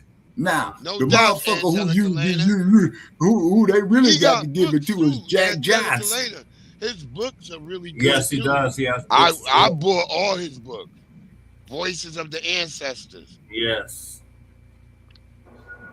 Eddie Murphy was spitting facts when he said when Rocky came out, all those white people was getting too hype, holding the crotch, acting like they was too tough, ready to beat up black people. But keep in mind, though, Muhammad Ali was fact. Rocky was fantasy. Eddie Murphy from Long Island too. We know we had to do with it because all the Italians was in Westbury. No, but that emboldened them back in that time, just like nowadays. That got them beat up. But at the same time, now it's a new day. So now you got all this UFC fights, and that gets all the white supremacists fired up. If you go to any bar in America, when the bars let out, you got all these tough white dudes that had too much to drink, and they watched all those UFC fights, and so they out there looking for somebody to jump on every night. I mean, they looking for a picnic. I done beat up a couple of white niggas. So UFC emboldens these suspected white supremacists because they think that they can do all that stuff. Just expect that their first attack is going to be a knee attack. That's why I tell black people. Go look at that in Virginia right now. I bet you this weekend at the club let out or bar let outs, you'll see a bunch of tough white dudes get so drunk and then they be fired up when they come out of those bars. And what are you gonna do? Fucking fight me, bro. Fight me.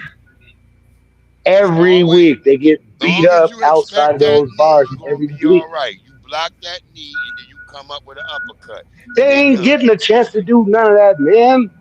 In those scenes, they don't get no knee. They taking a knee on the ground because some FBA already done told them. Leave me alone, man. Go that way. Leave me alone. We done told them 3 or 4 times, leave me alone, and then they end up catching hands and feet. They don't get a chance to get knees or nothing. They don't get a chance to get nothing off. I had a video where the nigga was the brother was trying to work at the work site. Did you see that? Oh yeah, he beat he's trying to work. He like let me go. He like, please man, leave me alone. Yeah. Please. And then he put the hands of God on that nigga. And he did. And why we always do that? We always do that. Give them all these chances. Look, please, man. I don't want to do that to you. Go on about your business. We give you about 30 chances, and then you keep on pushing the issue and get smacked upside the head. That's what the And then you become the victim. Oh no, he's after me. He assaulted me. No, drunk ain't no enough to assault. fight. And it was a nigga on the video too kept saying, y'all need to stop, even though it was the white nigga pressing the brother. The brother wasn't doing nothing, just trying to do his work. And then it was another nigga kept saying, y'all need to stop. And the brother I'm not doing nothing. Right. I look for these non-black groups to start doing all that. Since we're not helping with ICE, that's what they're gonna start doing. The same thing. Exactly. They'll be doing that. Yeah, the Mexicans, all of them. They'll be instigating, calling us the N-word, and instigating fights, and we gonna keep telling them, you better get those funky butt. Toure saying that they could call us the N-word. That's why I was like, this nigga gotta be a Well, that's what he's opening up the door for. He's opening up the door for violence, because when you're being racist, the only way to enforce that is what? Violence. You have to enforce it by violence. So they're gonna start off calling you, oh no, I just said GA. Oh, and then when you reject that and say, nah, don't call me none of that, then they're gonna enforce it with violence. Yeah. Yeah. Now here's one for you that y'all gonna love, right? I got into it with a security guard one time, right? And for some odd reason, we got on Black History and I don't know how I flipped to that. And so I told this motherfucker, I says, look, man, go read a book called The Autobiography of Malcolm X. Okay. We got Paul in here again. You need to leave Shabaka alone, Paul. You know put him up, bring his ass up here on the motherfucking screen. Bring him up on the screen. And then too. This might be goddamn Regal. Is that you, Regal? You sure it's not past your bedtime? Hey, Paul, check this out. I know if you come up here fucking with me, I'll put your ass knocked the fuck out. How about that? Yeah, okay, motherfucker. You see, you talking shit. How much alcohol you been drinking? I think that's Regal, Shabaka. Okay. Yeah, they sound like they drunk enough to fight. Yeah. And also, too, Paul, how old is your stupid ass? And when did the bitch that bore you? When was your ass hatched, Trick? Hatched. Oh my God. You son dodging motherfucker. That's Regal, Shabaki. That's Regal. Okay, hey, Regal. Yeah, I got a woman to seduce. It was the bitch that bore you. I got my dick in her mouth right now, Trick. Yeah, you raggedy bastard, man. You better quit drinking, man. Yeah, get the hell out of here, Paul. Yeah, exactly, man. Get the fuck up out of here, man. Because you ain't going to do shit. Okay? Get to stepping, Paul. Yeah, if you came up there and had some goddamn sense, man, we might engage your stupid ass in some conversation, but you up there drunk enough to fight. Or Regal, or whoever the hell you is. Yeah, whoever who this Trick motherfucker is, yeah. All right, so what's your thoughts on that South African? I say goodbye and good riddance. That's that ABK. You fucked around and found out. Right. Just say. And then keep in mind, though, like I said, though, this is why Victoria's Secret, when Seth Weil went to Victoria's Secret, and y'all know what the secret is about Victoria, right? It's really a man. Exactly. And told Seth Weil, and this is in the 1880s, so this is like 60 years after shot. You and all she says, let's talk shit. Okay, well, why don't you hit the link and tell us to our face that we cowards? How about that? Okay, who is this motherfucker saying this? The same clown up here. Tough guy. Hit the link. Oh, yeah. Yeah. Oh, okay. All you cowards do is talk shit. Hit the link. Well, motherfucker, do you know how? That's who? Hit the link, goddammit. Yeah. Bring your ass up here, man. Bring your motherfucking trick ass up here. Ali Khan, you a bitch ass nigga too. You probably in Pakistan, nigga. Shut your musty ass up. You a Get the link or it's permanent vacation for you. Yeah, get the wrench out. He don't want none, man. Bop him upside his head. Telephone, tell guys, put your number up there, Trick. There's the link. I bet you won't come up, nigga. I bet. Yeah, he ain't coming up. You don't want none of this heat. Right. You could talk all you want. You living over there in Pakistan in a dusty ass tin roof hut, nigga. We don't give a damn about now you're repeating yourself like a woman. Yeah, like a bitch ass telephone tough guy. That's all he knows. Motherfucker, you don't want none of this heat. He probably a damn bot. That's the damn bot right there. Yep. Yeah. Okay, trying to get it shut down. Yeah, okay, is there any way we could block this Trick? Yes. Who is he under? Block his ass right now. Yeah. He on one of the vertical lives. All Americans are telephone tough guys, nigga. You won't come. You want to be over here? You probably in an apartment in Cleveland, nigga. Right. Not playing with us, nigga. Right. Talking crazy. Or what it is he's probably in one of these dive ass motels in Las Vegas, man, up there getting his money took. You can't speak English. I can't speak English. Well, jolly good show, old boy. Now, why don't you bring your sorry fucking ass up here, guy? Get the fuck out of here, man. Talking about can't speak English. And your name is Ali Khan, nigga. Shut the fuck up, nigga. You only eat gyros. Oh, wait a minute, Brother Che. Isn't this here one of these Rami Salami type of motherfuckers? Yeah, that's what I think he is. A musty Rami Salami. Yeah, you a musty ass wannabe Asian. I see y'all. He's probably over there strapping up a bomb to himself about to blow himself up. We ain't gonna know who he is. He's gonna be dead tomorrow. So it don't matter. Ban your shit embassies. Ban our shit embassies. Oh, you one of them motherfuckers. He wanted the niggas be on Tariq. Can I get one battle? Can I get one battle, nigga? Please, one battle. One battle. A suicide bomber looking for this dude's a suicide bomber. Why would you listen to this? We got a Jamaican tether. He says, "Oh, okay. What? Wait, what Jamaican tether? I was a supporter of Breeze, but he's so disrespectful to my village, talking about meat and such." Jamaican Burrows, I don't give a damn what you was. You ain't no supporter of me, nigga. I ain't had you around, bitch. I don't even know who you is. Y'all eat bush meat and cat burgers. Don't be mad at me, nigga. Blame your mama and your daddy for your unsuccessfulness. Damn. It ain't never a dull moment here, bullshit. Never. You keep saying all that, but you won't hit the link. You hit the link, man. Hit the link.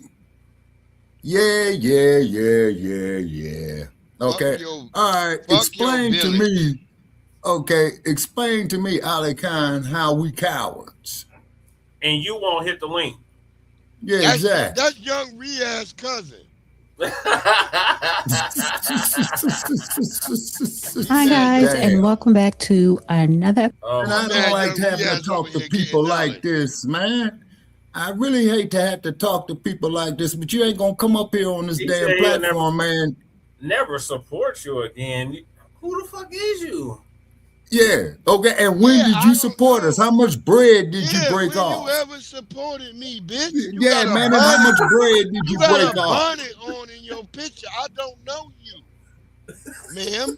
I've received no beef patties from you. Oh, you know what? You guys, hold on. I've never gotten any bear meat or shark bait. Remember, you don't know me. When you holler, when you speak, remember, you don't know me. Yeah, nah, man, this is one of these motherfucking bots, you know, that they got over there from Menlo Park. This is one of your trolls, Shabaka. This person came from your Facebook. I don't know you, man. Oh, okay, all righty. Okay, as long as he spells the name right. Avatar, you got on a bonnet.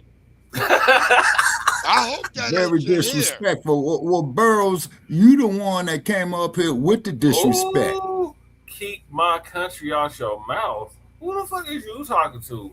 Okay, now what country is you from, motherfucker? Is it Mars or Neptune? Musty flip-flop ass. You can't even go on the beach, bitch. What you talking about? You can't go on the beach. I grew up by the beach. I could go on the beach whenever I want, bitch. You can. That's the difference between us. You called us Akatas? He said Akata. Call us Akata. We don't care. You colonized, brain dead motherfucker, you man. Fuck you. See, this you over there eating shark bait. You ain't even from Jamaica. Yeah, motherfucker, shit. What you need to do, man, is go get them goddamn colonialists out your ass. You fucking neo-colonializing motherfucker. Bushmeat what behavior. You thought we was gonna let up, nigga? You over there eating bushmeat. We don't give a damn what you got going on. Yeah, it is typical Akata behavior. Okay, well, check this out. Cat, why don't you come over here, man, and watch me put my foot up your ass, man, okay? How about that? Right. Okay? And just to give you the advantage, motherfucker, I'm disabled and I'm over the age of 60. Okay, so therefore, tethers. Hold on, man. Let me see if I can get rid of this. Talking about you supporting me. You a bitch. I don't know you. Look at that bitch. Man, let me see who this busted motherfucker is up here, man. That bitch face. That bitch look like she be biting out of goddamn. What's them damn shells they got over there that they be eating out with the snails in them? Oh, the bitch be biting straight out of a conch shell. The bitch is biting right out of a conch shell. It ain't even cooked, bitch. Fuck is wrong with you? Talking crazy to us. Big ass teeth. Yeah. The bitch got horse teeth. Okay, what's this trick's name again, man? Jamaica Barrows. Okay, Jamaica. Okay, I'm going down the followers list right here. They in the chat. You got to go to the Facebook Live. Okay, to the Facebook Live. I don't like Dana with the data. Dana, people, who in the fuck are you talking about? Shit. Who's ashamed? You ashamed of your homeland. That's why you ain't there. That you fled. Okay, now I'm viewing this here on YouTube now. You in an apartment okay, let's see who is this. This is somebody on your Facebook. On one of your Facebook Okay, now, wait a minute. I see this clown up here on the YouTube, Brother Che. Okay. Now, how can I bop this motherfucker with the ring? The bitch is in an apartment in Brooklyn. Okay, all right. He's out of here, man. I just removed him, man. You know what I'm saying? Big giant ass teeth. Yeah, now if I did it right, we shouldn't hear no more from this busted. Look, I told you they in Brooklyn. This my land too. No, you ain't. This ain't your land, bitch. Right. You up there in Bedford-Stuyvesant, bitch. Eating a beef patty this early in the morning with your musty ass. All right, let's get on these other coons. The Congressional Coon Caucus. I don't like Dana with the data, though. I don't like her, though. She be hanging out with Mexicans and shit. Yeah. And all types of stuff. She all cold. She's definitely off cold. But she be over there with Judge Joe Brown, but she an all cold bitch. Yeah. But get this here though, Breeze.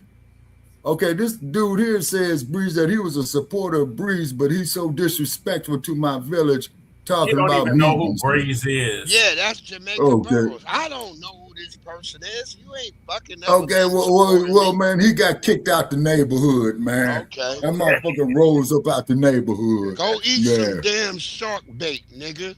Right. Better yet, go swim with the sharks. Trick ass motherfucker coming up here with this bullshit, man. Yeah. Go shark swimming, motherfucker. Go to San Francisco Bay, motherfucker, and go swimming. Start to have your ass for lunch. They can't even get on the beach in Jamaica. Y'all niggas is landlocked.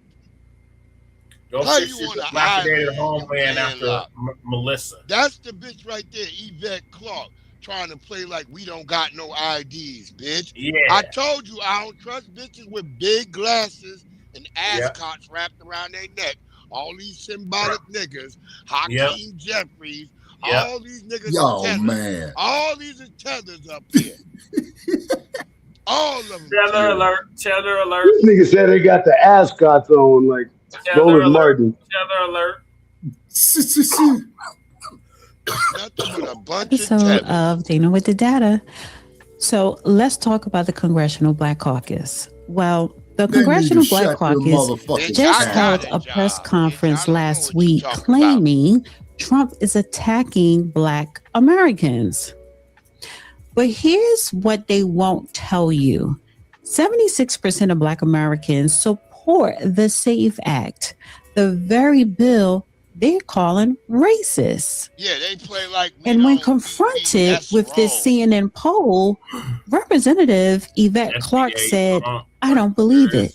You just stated that the SAVE Act is an attack on rights and is racist. Could you just explain that further? Because 76% of Black Americans support the SAVE Act, according to CNN. Who's this cat here that says FDA Trump, love Trump? We find it racist because at the end of the day, it's targeting Black communities with a cost burden.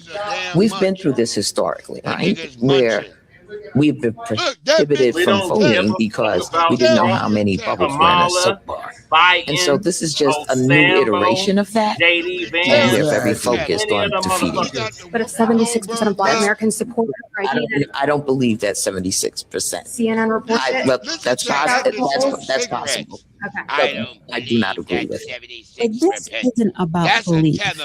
This is about decades-long pattern of the Congressional Black Caucus advocating for illegal immigrants over the very Black Americans they claim to represent. And what I'm about to show you will change how you see Black politics forever. So let me give you context. On February the 14th, 2026, the Congressional Black Caucus held a press conference with civil rights leader, the Divine Nine, and Democrat leadership. Congresswoman Yvette Clarke, who chairs the CBC, claimed that Trump's policies are a direct attack on Black communities. No, it ain't. And Hakeem Jeffries said Black America is under attack. Their main arguments were the SAVE Act is voter suppression. Black unemployment is Trump's fault at 8.3%. Trump is weakening Black voting strength. DEI rollbacks are hurting Black Americans. But here's the problem. Almost everything they said is either misleading, completely false, or deliberately ignoring what Black Americans actually want. Let me break down each claim and show you what's really going on. Good afternoon, and thank you for joining us. I'm Congresswoman Yvette D. Clarke, chair of the Congressional Black Caucus for the 119th session of Congress and proud representative of New York's 9th Congressional District, located in Brooklyn, New York. We are joined here today by Maya Wiley of the Leadership Conference, Mark Marial of the National Urban League, Derek Johnson of the NAACP, Reverend Siobhan Arline Bradley of the National Council of Negro Women, Melanie Campbell of the National Coalition of Black. How can you shout out your own random ass, nigga? This don't make no sense. Right. What's wrong with you niggas in today's world? You can't shout out yourself, nigga. Right. What the fuck is wrong with you, nigga? Yeah, he hit that goddamn PayPal link up there. He could damn near halfway do what he want, man. But we ain't gonna shout your ass out, Trick. We don't even know who the fuck you is. PayPal, get the nigga out of here and toot his own horn. Yeah, really. Go ahead, Jesse. Boy, I see the wrench is busy tonight. Look, that Jamaican is back again. That Jamaican is back again.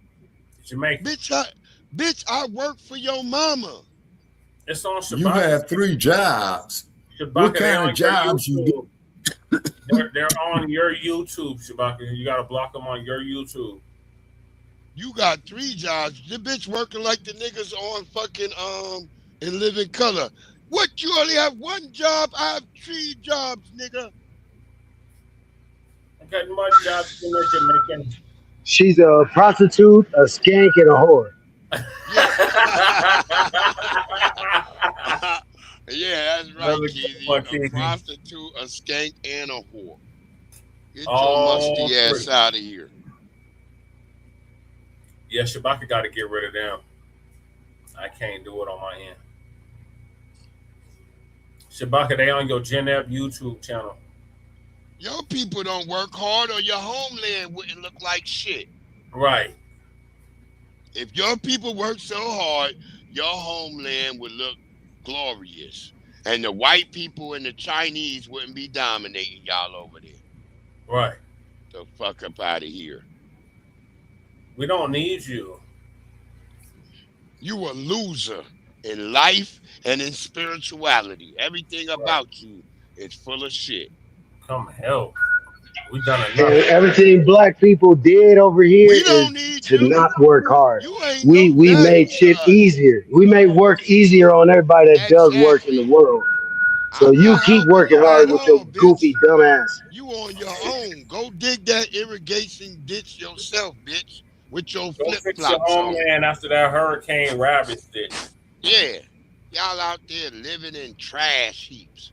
What are you talking about? Go fix your infrastructure. Y'all be begging to live in Baltimore or Cleveland, bitch. Right. You can't even set foot on your own beaches. At all. Can't even go on the beach. They got a fence up and you niggas can't go through. The hell is you talking about? Civic participation, and Dr. Stacy N.C. Grant of the National Pan-Hellenic Council of Presidents. I want to thank all of the leadership for joining us today and for partnership with the Congressional Black Caucus. It is critical that we gather in this moment, given what we are up against. Across the country, our communities are voicing deep concerns about the threat posed by Donald Trump and his allies. Today, our democracy, economic opportunity, fundamental freedoms, and access to the ballot box are under attack. Over the past year, we have seen a concerted effort to roll back civil rights, undermine voting access, dismantle social programs, and concentrate power in the hands of the wealthy and well-connected at the expense of our community. Okay, folks, let's just go along with what they say. Let's go with that. That's what they're doing to us. Now, what are these people doing to stop it? To politicizing sports and sowing fear and division through actions cause real and disproportionate harm to Black communities. Instead of working to lower the rising cost of living and create real pathways to economic security and advancement, the Trump administration has been working overtime to take our country in the wrong direction. Today, under Trump's historically unpopular leadership, Black unemployment has reached a staggering 8.3%, the highest since the height of the COVID pandemic, undoing progress made through intentional investment. Motherfucker, man, we shouldn't be seeing them no more. Okay, salute, Young Reyes. Salute, man. How you doing? Yeah, man, ain't never a dull moment here, brother. Good salute, Reyes. Salute. Nigga, did you eat your oatmeal before you got on here, nigga? Did you eat your porridge? No, nah, that's white folks, man. I don't like that. No, that's white folks stuff, man. No, I like tea, but I don't like crumpets. Crumpets is white folks food, though, man. I don't do no white folks stuff. Where are you from? I'm from the UK. I'm from the UK. And tomatoes, nigga, and mushrooms. Okay, he's from where? Wait, so basically, UK now, Shabak, is multicultural. So, like, you know, people used to see on TV like 30, 40 years ago. No one in the UK does that anymore. Everyone just does so that. You in the UK, right? You in the United Kingdom, right? People be eating beans and mushrooms all the time. So I take it you a James. Them UK niggas will stab your ass. But I'm good with it. Yeah, but Breeze, beans and toast, Young Reyes. I like that, but I don't eat that. I probably just have whatever. Cereal sometimes though, but I don't eat breakfast sometimes. I just skip it. Shabaka, Breeze is Pakistani. I don't know. You mean me? I'm Young not Pakistani. Whoa, wait a minute. No, Young Riaz. Sorry. Oh, no, Okay, sorry. Riaz is from Pakistan. Okay. Okay, yeah. So basically, both my mother is a born Pakistani, and my father is a British born Pakistani. But my father's parents is Pakistani, so that makes me a third generation, though. So my father is second. My mother, so my mother. It's just like a mix, though. So. Okay, now explain something to me, man, about this Brahma class, man, over there in India, Pakistan, and what have you. Now, correct me if I'm wrong. I think Pakistan is Muslim from Pakistan, Shabaka. He's from the UK. His family's from Pakistan. Oh, okay. All right, my bad. I stand corrected. Okay, so your family's from Pakistan, and you're over there in the UK. Yep. Yeah. Okay, are you a fan of James Bond? James Bond is cool, but not my type of thing, though. Actually, I like. Okay, I grew up on a lot of American stuff, though, and if I actually like to watch UK stuff, is of course it's the rap stuff, or I like to watch Top Boy and stuff like that. Mostly. Okay. Do you know what RAP stands for? RAP. Wait, rhythm and poetry. Yep. To the head of the class. Well, he just knocked me on my ass. Yeah, he's right. Move to the head of the class, young man. Yeah, young Riaz scholarly. You caught me with a Joe Frazier left hook like he flattened Ali in May 71, but I'm getting scholarly on our shit. Yeah, so when I said I'm influenced by FBA, I'm serious though. And also though, I actually, I give props too though, actually, because actually in the 50s, that was impressive. People like me in the 50s and 60s, Shabaka, people like me had to hide everything about themselves and they had to pretend to be somebody they weren't. Only till the 70s, they started being who they really are. That's why you actually see their culture come out more and more now, because they had to, people in that I time. bet you the rapper Blueface can't tell you what rap means. I bet you. No, he couldn't. Hell no. Yeah, but old boy, yeah, but I wouldn't consider Blueface a rap part. He's more of an internet personality who just did music. I wouldn't consider Blueface a rapper, in my opinion. I just think he's just an internet personality who just happened to do music. Said it. There you go, Riaz. Yeah. There you go. Finish this damn story with these tethers. And inclusive economic growth. Attacks on the Affordable Care Act continue to threaten health care for millions in our communities, putting life-saving coverage and access to prescription medications at risk. And the ongoing assaults on the diversity of our nation, from the federal workforce and Black-led institutions to journalists, educators, and local leaders, represents a direct attack on the values of our democracy. Underlying it all is a clear truth. Donald Trump and Republicans understand that their path to maintaining the majority depends on weakening the collective voting strength of Black communities through racially gerrymandering maps ahead of the upcoming midterm elections. Right now, they're relying on the Supreme Court in the Louisiana v. Calais case to clear the path for their plan to cement one-party control in Washington. But let me be clear, we will not waver. The Congressional Black Caucus will not be silent. We will not back down, nor will our partners in the Divine Nine and civil rights community. Together, we are working to legislate, organize, mobilize our communities against these efforts because too much is at stake for our communities. First, let's talk about the SAVE Act.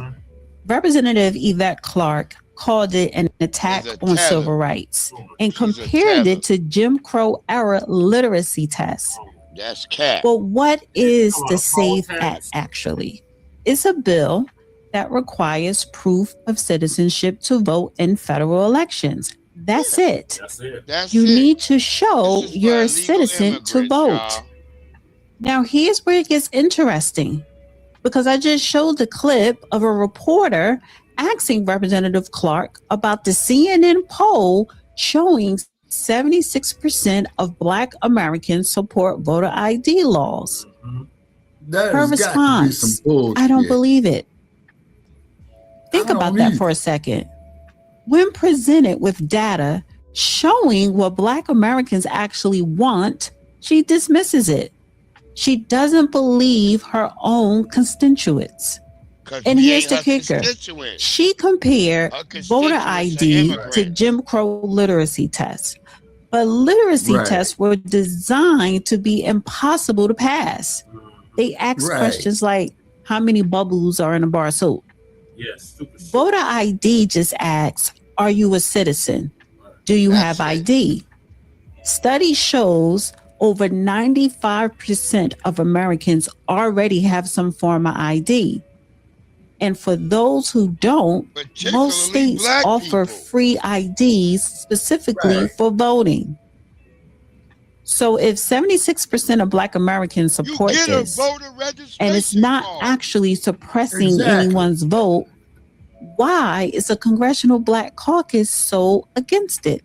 Why? For illegal immigrants. Because it's not about Black Americans. Lady, what you need to do is jack that motherfucker up from Nevada by the name of Scan Brown. And having said that, I'd like to, it's my honor to bring to the podium at this time the leader of the Democratic Caucus, Congressman Hakeem Jeffries. Good afternoon. Let me begin by thanking my good friend and the chair of the Congressional Black Caucus, Congresswoman Yvette Clarke, for her continued leadership and partnership. Let me acknowledge all of the members of the Congressional Black Caucus, including, of course, our immediate past chairs, Congressman Stephen Horsford and Congresswoman Joyce Beatty. So thankful to be present with these distinguished civil rights leaders, leaders of the Divine Nine, as well as faith leaders and people from all throughout the country who are champions of the African American community, champions of the principles that make this country at its best a country of liberty and justice for all. Man, Donald Trump once asked Black America the question, what the hell do you have to lose? The answer is everything. Man, you need to put smoke in that shit. Under his administration. They're winning. We know that under the Trump administration, civil rights is under attack, voting rights is under attack, reproductive rights under attack, racial justice under attack, social justice under attack, economic justice under attack, Black entrepreneurship under attack. What the hell does Black America have to lose under Donald Trump? The answer clearly is everything. Oh my God, nigga, don't. Black America is under attack. The United States of America has been under attack by the failed policies of a failed president and sycophants in the Republican Party who continue to act like nothing more than a reckless rubber stamp for Donald Trump's extreme agenda. What the fuck are you talking about? Under the Trump administration, the Black unemployment rate is up. Oh, I think I got the Black home ownership rate is down, and healthcare is being ripped away from millions of Americans, disproportionately impacting Black and brown communities and lower income white communities throughout the nation. But we're here as members of the Congressional Black Caucus, civil rights leadership, faith leaders, leaders of the Divine Nine organizations, standing together to make clear that we're not going to step back, we're here to fight back, and to make sure we protect the interests of Black America and all of the United States of America.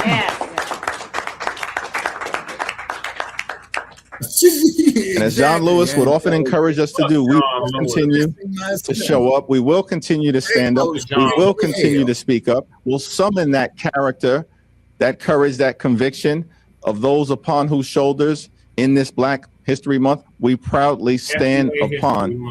And together we're going to end this national nightmare and continue this country's march toward a more perfect union. God bless you all. Now let's talk about the Black unemployment.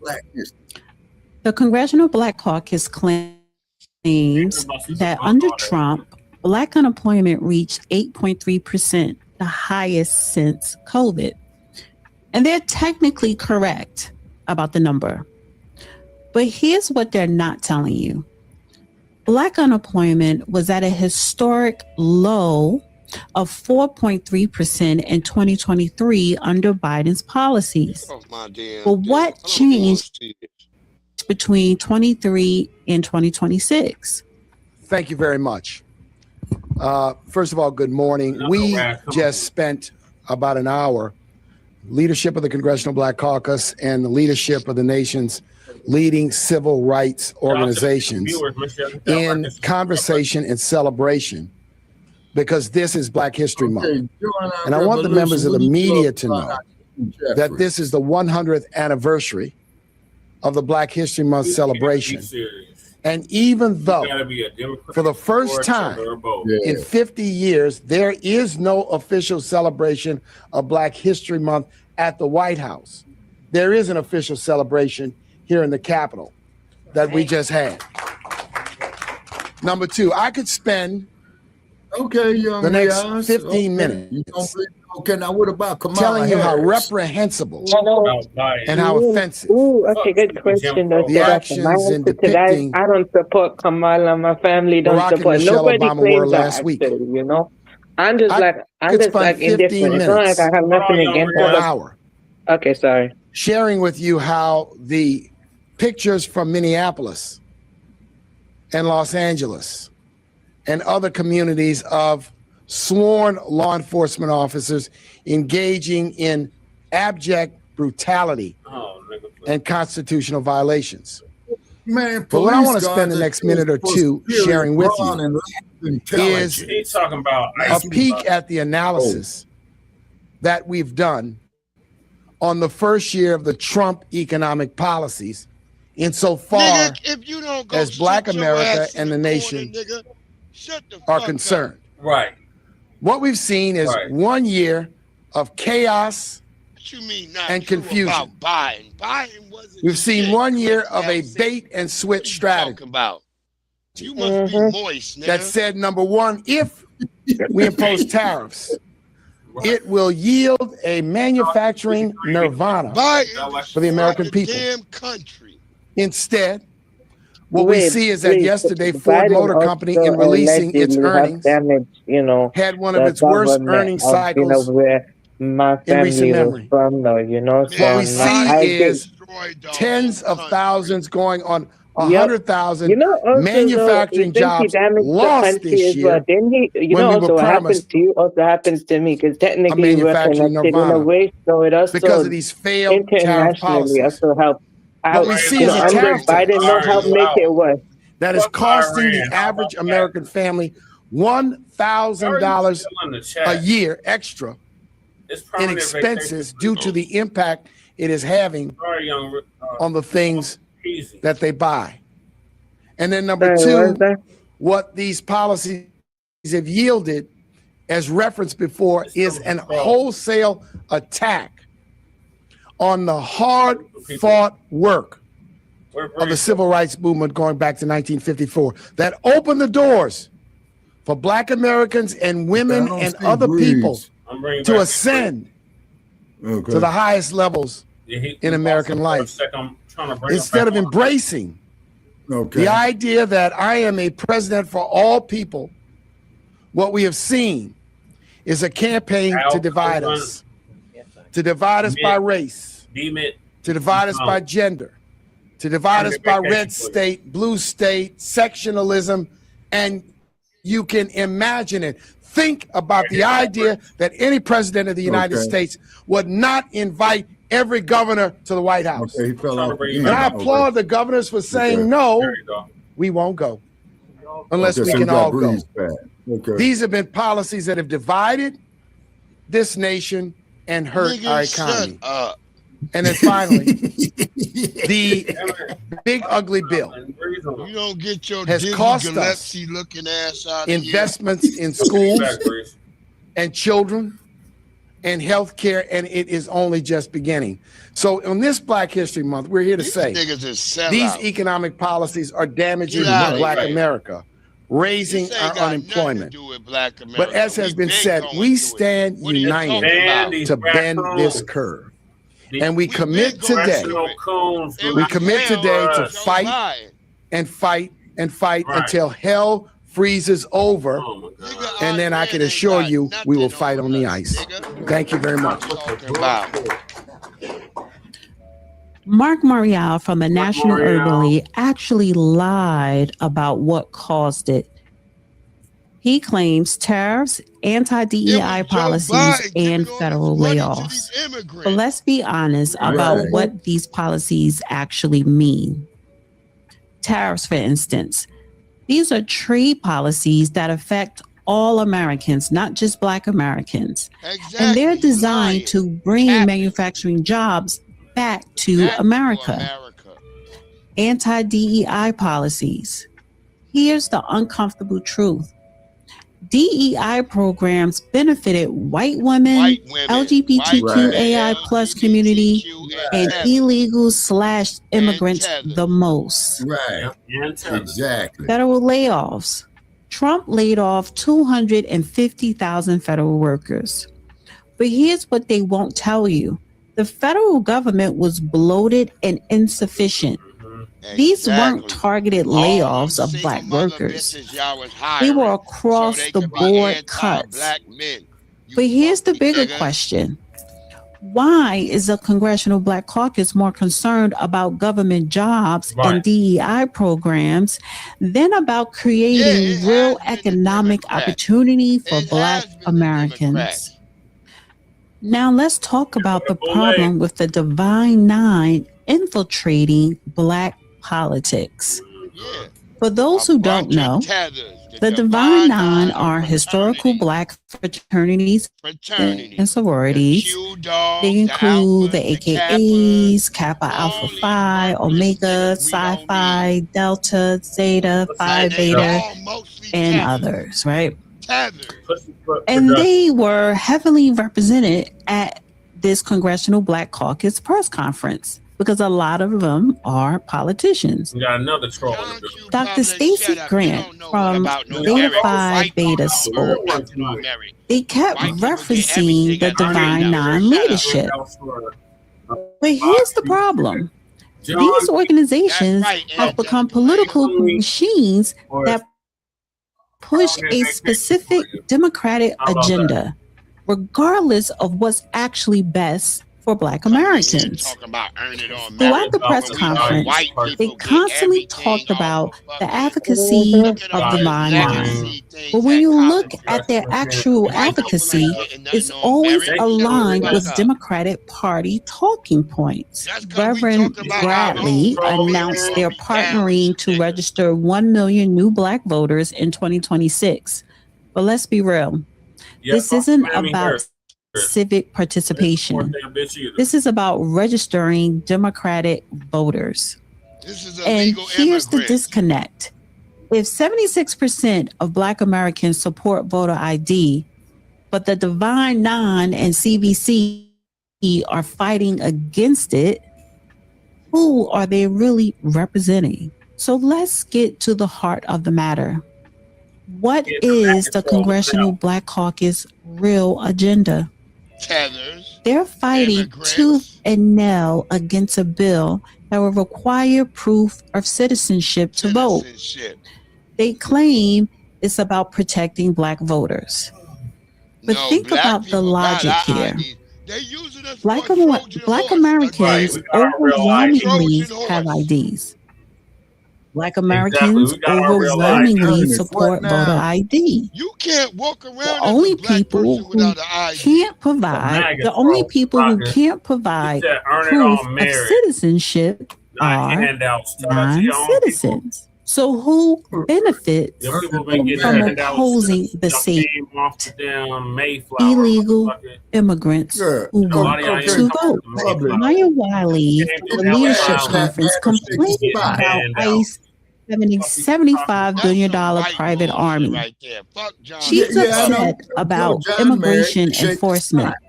The Congressional Black Caucus is using dark history that Black Americans suffered, Jim Crow, literacy tests, voter suppression to create an emotional argument that allows illegal immigrants to vote so Democrats can stay in power.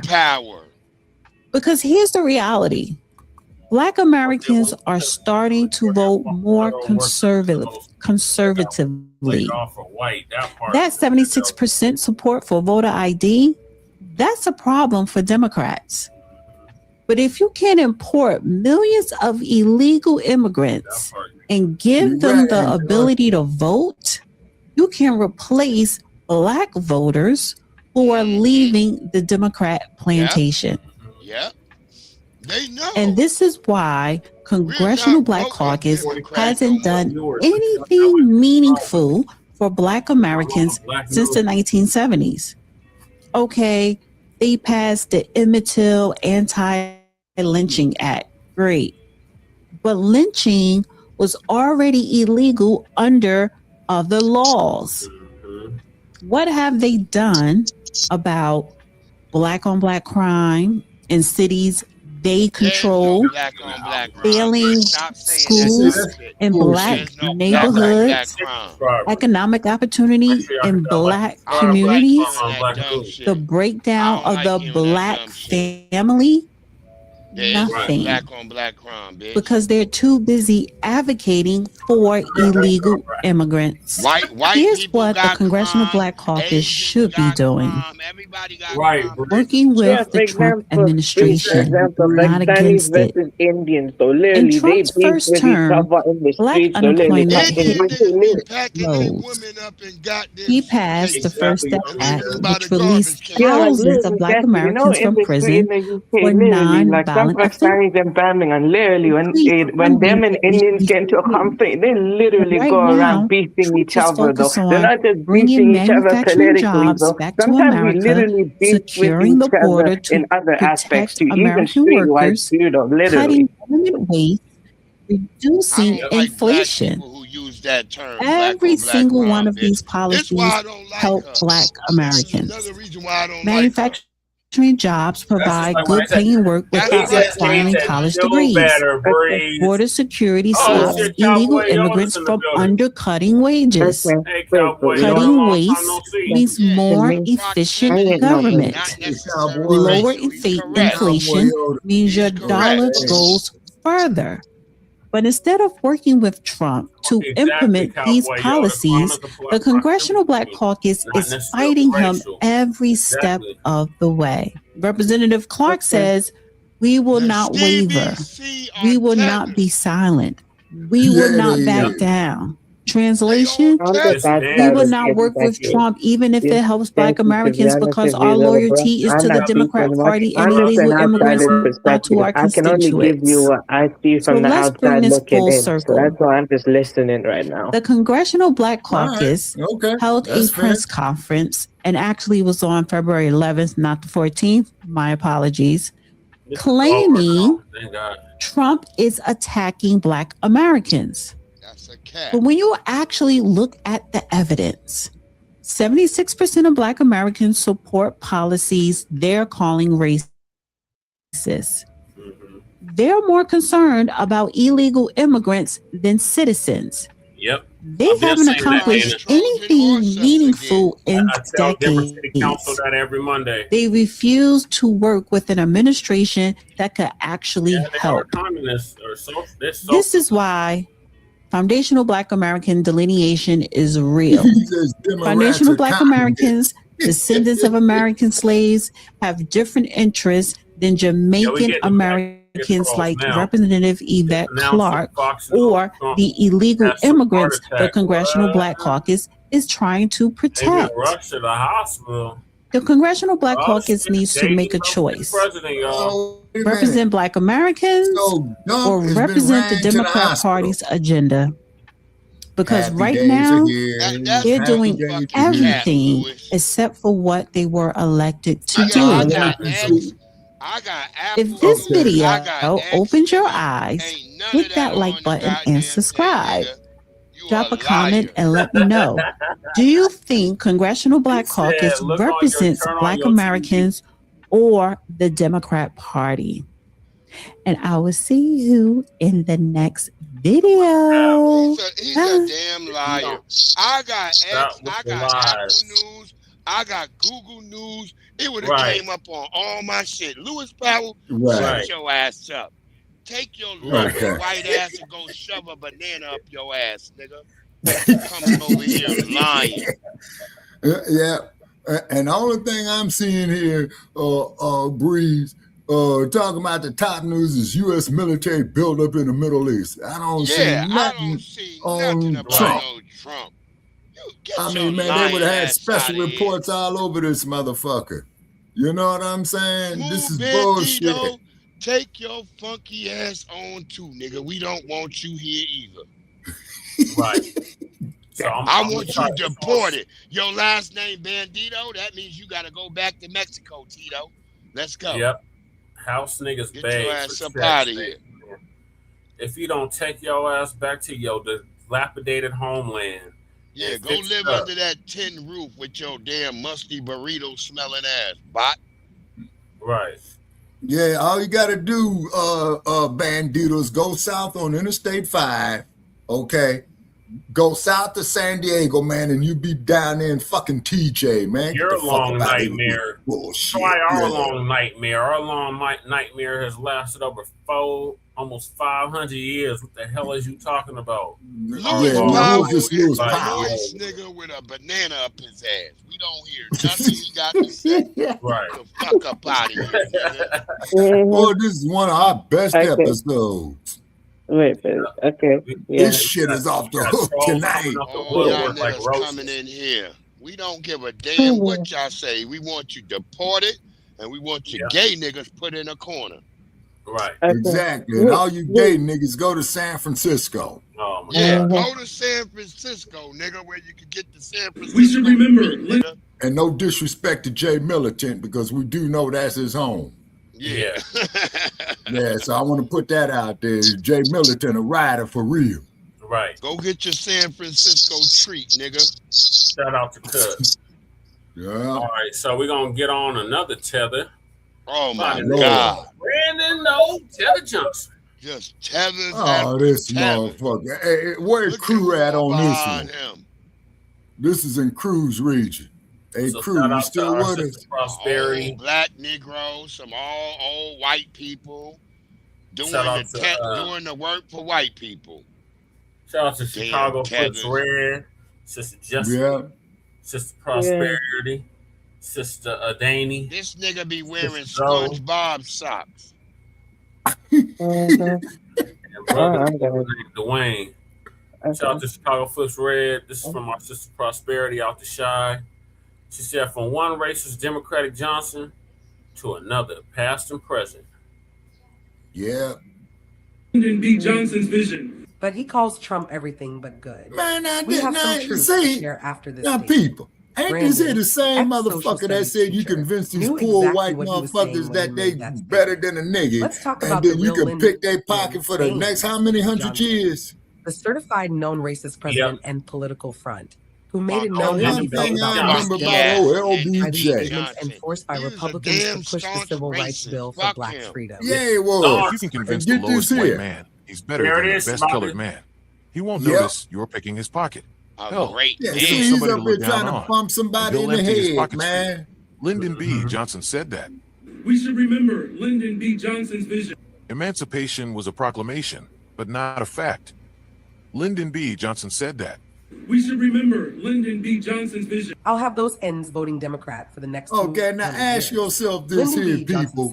When Kennedy got assassinated, which state was that in? When I appoint an N to the bench, I want everybody to know he's a N. And where was Lyndon B. Johnson, the U.S. Senator, from? The appointment of Thurgood Marshall as Associate Justice of the Supreme Court. And Lady Bird Johnson's family. I'm sorry, y'all. What did that family have a lot of investments? That's a problem for us, since they've got something now they never had before. The political pull to back up their updates. But Lady Bird Johnson, didn't her family own Bell helicopters? Just enough to quiet them down. Not enough to make a difference. Now you see why he escalated in 1965. And their allies will line up against us. There'll be no way of stopping them.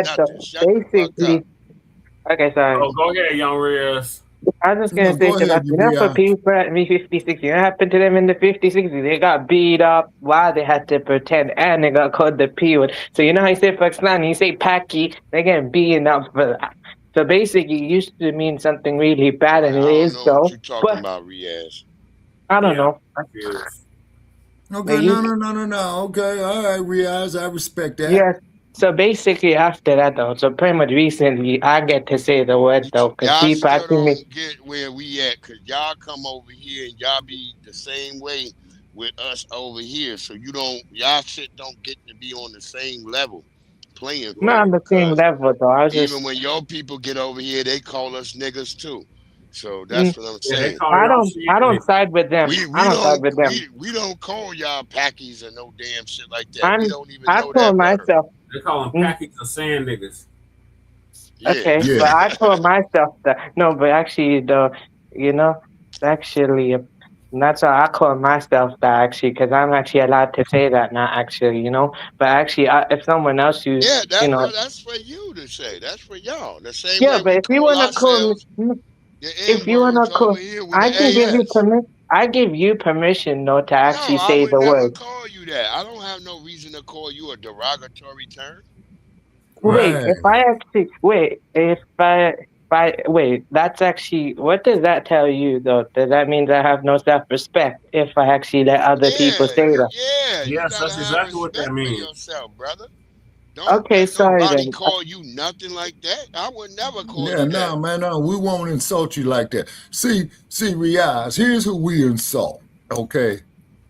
We insult tethers. Yeah. Okay. We insult coons. We insult white supremacists. Right. Okay. Exactly. That's it. Okay. Now, the reason why these backward ass, hillbilly ass, inbred, hybrid fucks, okay? Now, I'm going to show you something about these hybrids. Brother Jay, didn't I ever tell you about this dude named Trey Dowdy or Trey Brewer? Yes. Did you ever look at a picture of that warped head looking motherfucker?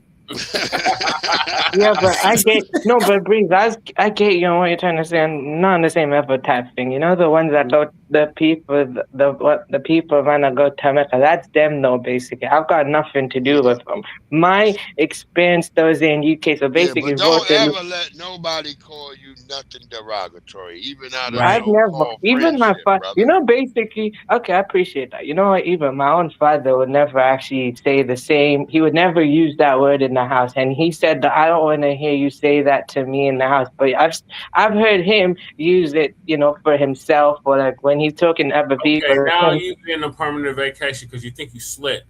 This motherfucker put nigger in the chat. They think they slick. Who is it? Who is it? What's this Buster's name, man? Let me go over here and check him out. Pussyfoot Production, get your ass out of here. Put them on a permanent. Hold on. We see it now. They trying to spell it out. Get them out of here. Okay, Pussyfoot Productions. You wish you were a nigger, you bitch. be having sex with that dog. Okay, now I don't see this Buster over here, man. So he'll be up here toward the top. Am I right? They gone. Get him up out of it. Get him out of here. Okay, so he got bopped upside the head. Yeah, Tammy Harder, you're gone too. Just get them all out of here. They don't have nothing else to do. Upside your head. Say oops upside your head. Yeah. Take the spides, troll. Now, y'all have nothing else to go to. You always got to go to the N-word because y'all are worthless troglodytes. You sit up there playing with your mom titties in the damn trailer park. Doing weirdo shit. Fucking on your sister. Okay. Wait, but Breeze, I was gonna tell you the people though who actually do that, who are people like me who do that. When you mention that, though, Breeze, you know what I do? I call them out immediately, though. I literally call them out, though. My own people, I literally call them out for that type of behavior, and I say, nah, man, you ain't doing that. I literally call them out. I call them out straight away. Yeah. That's what damn true ally would do. Yeah, I know. Boy, I ain't never a dull moment here. This motherfucker, boy. Okay. Yeah, but also remember, and I told you, I've already my people's already done the delineation thing. So since 1956, so between me and them, the ones born there and the ones born here, I'm at though, they already delineated from each other. Because you know what they say to me? They say they're better than me, and they say, nah, you're not one of them. Basically, like, you know, that's what they say to me. They say I stole that. Damn President's Day today, so fuck all these scumbag niggas. All of them. All of them. Obama included. What am I talking about, please? I don't know, man. I'm straight up tangent right now. I just got up in the morning right now, and that's like 10:51 right now. Okay, you 10:61 in the morning, so 10:51. Yeah, so he's 8 hours ahead of us. Yeah. So the sun is up where he is. Yeah, it's morning time. Yeah. It's still dark out this bitch. Yeah, no, it's 10 o'clock. It's going on 11 o'clock in the morning. Basically over here, sunlight is very rare. Of course, the sun's out, but then sunlight is very rare though sometimes. So that's why. You ever been to Las Vegas, Nevada, man? Because we got some sun out here. In New York. Oh, okay. I've never been to Las Vegas though. I've been in New York though. I've never been to Las Vegas. I've been in New York in 2016, Manhattan. I'd like to come to America again one day. Just that, you know, haven't gotten a chance to just yet. Okay, now let me ask you a question, my man. Sure. All right. Have you ever been stopped by the police in America? Have I ever been stopped by the police though? No, not really, but I've witnessed it though. All right. Okay. I've witnessed that happen, to someone else though, actually. I've never actually. I've witnessed it. Explosion in Centerville. What the hell going on out there? Oh yeah, so basically, tobacco. One time, though, so basically, when I went to New York, though, right? Basically, actually, I was on a vacation, right? I actually saw the police do that to somebody else, though, right? When they were doing that, I witnessed that, but I didn't actually do anything because I would have gone. Let me explain to you an experience that I had, my man, in Los Angeles by the Los Angeles Police Department. Okay, I got jacked up by Hollywood Division, and I was about 18, 19 years old. They put a 9mm to the back of my head. That fool is still in here. He's still calling us cicadas and shit. Oh Lord. Okay. Hey, where you at, young Riaz? You'll be better off. Fuck you, Jamaican barrel. How about that? I'm not listening to him. Stay where you at, outside of your homeland.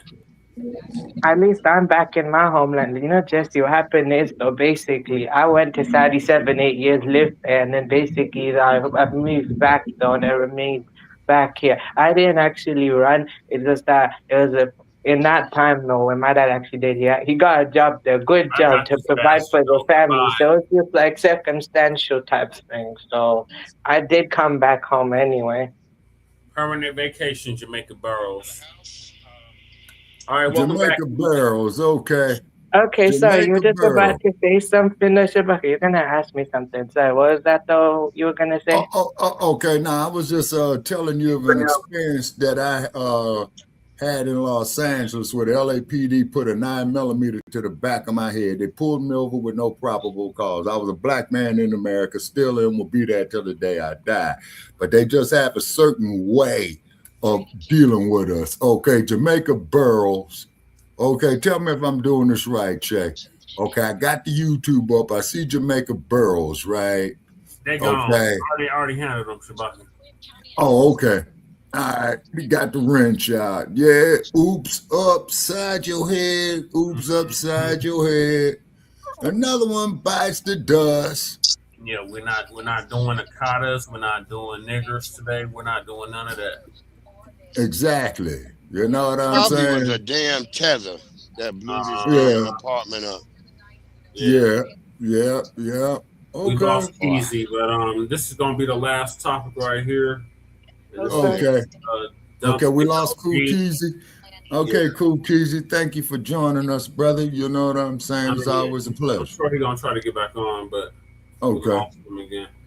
DOJ policy change makes it easier to denaturalize U.S. citizens. Yeah, man, that motherfucker, that kid is tied up in the goddamn Supreme Court for the next 50 years. So Lisa gonna give us an update on it. Shout out to Lisa Cabrera. She's supposed to have her surgery in like 2 days. With her fine that's ass. why she been going. That's why she been going so hard there. Listen, yeah, she's out of Mad Dr. D's neck of the woods. So, they're talking the same way they were before. Oh, if you're a criminal, but we know, well. Sorry from the beginning. Shalom, family. Good to see you all here. Hope you're doing well. Shalom, Lisa. Well, look like the DOJ is pretty much saying even if you are a naturalized citizen, they're going to get you out of here. So, they're talking the same way they were before. Oh, if you're a criminal, but we know most of the people they're rounding up are not criminals. They're going to schools. They're going to people's jobs. They're going in churches. There's no crimes going on in those kind of places. But, they're using that same talking point. And I guess as long as it sounds like you're going after criminals, it sounds acceptable to people. But we know that's not what Donald Trump is doing. So, y'all, Lacey's starting to shield. It looks like the DOJ is making it much easier for the Trump administration to denaturalize people.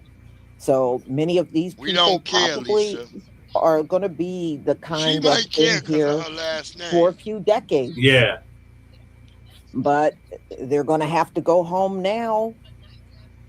Or you've been here for so long and you did not get your paperwork right, you may be out of here. So, and I got another one that I probably will do tomorrow. ICE is pulling out of Minnesota. So I might do a live on that tomorrow, but they are pulling all of the ICE agents out of Minnesota. Oh, you serious? Tom Holman just made that announcement. But look like things are about to take a turn for the worse.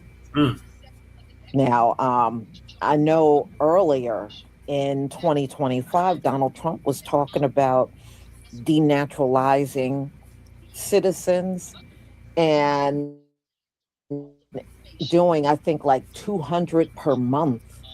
Now, I don't know if that number is still valid or not, but it could be. It could be. All right, y'all. Let me go ahead and share my screen. Oh, it's echoing on here. Never mind. Wrong one. Let me stop sharing. Oh, my bad. I was over here looking at trying to see this goddamn house blowing up. Oh, okay. Okay, it's this one. Please give me a 1 if you can see my screen. And Rain, you finally caught on to this nigga too. I told you that nigga's a tap dancer. Yep, shout out to Toure.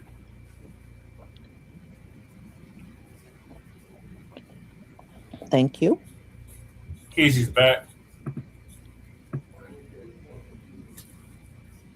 Welcome back, Casey. Hold on. This just confirmed their plans to deport naturalized U.S. citizens. Back in the building. The order states that any offense at any time can Y'all be did used me dirty, to justify man. denaturalization. The DOJ also confirmed that they will be pursuing civil cases, which is extremely significant considering the fact that individuals in civil court are not entitled to an attorney. So if they cannot afford to hire a private attorney, then they will not be able to fight it in court. At least one person has already been denaturalized in recent weeks. Experts in immigration law have already expressed concerns, with one stating, quote, they're going to end up focusing on people who have not committed any serious infraction or maybe any infraction at all. The Assistant Attorney General stated that pursuing denaturalization will be among the agency's top 5 priorities. Something that each and every one of us should have woke up and paid attention to.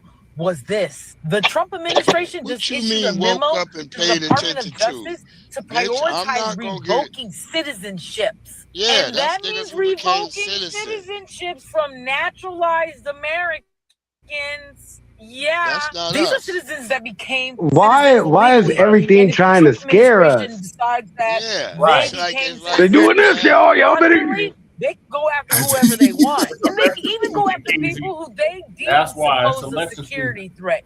That could be anyone. And of course, they're saying, oh, this is just for the criminals, the gangbangers, the rapists, the terrorists. If they want to arrest a criminal, Well, I lady, book that motherfucker at 1600 They don't get a Pennsylvania public Avenue. defender. call us Because back this when they isn't start going to deporting criminal you. court.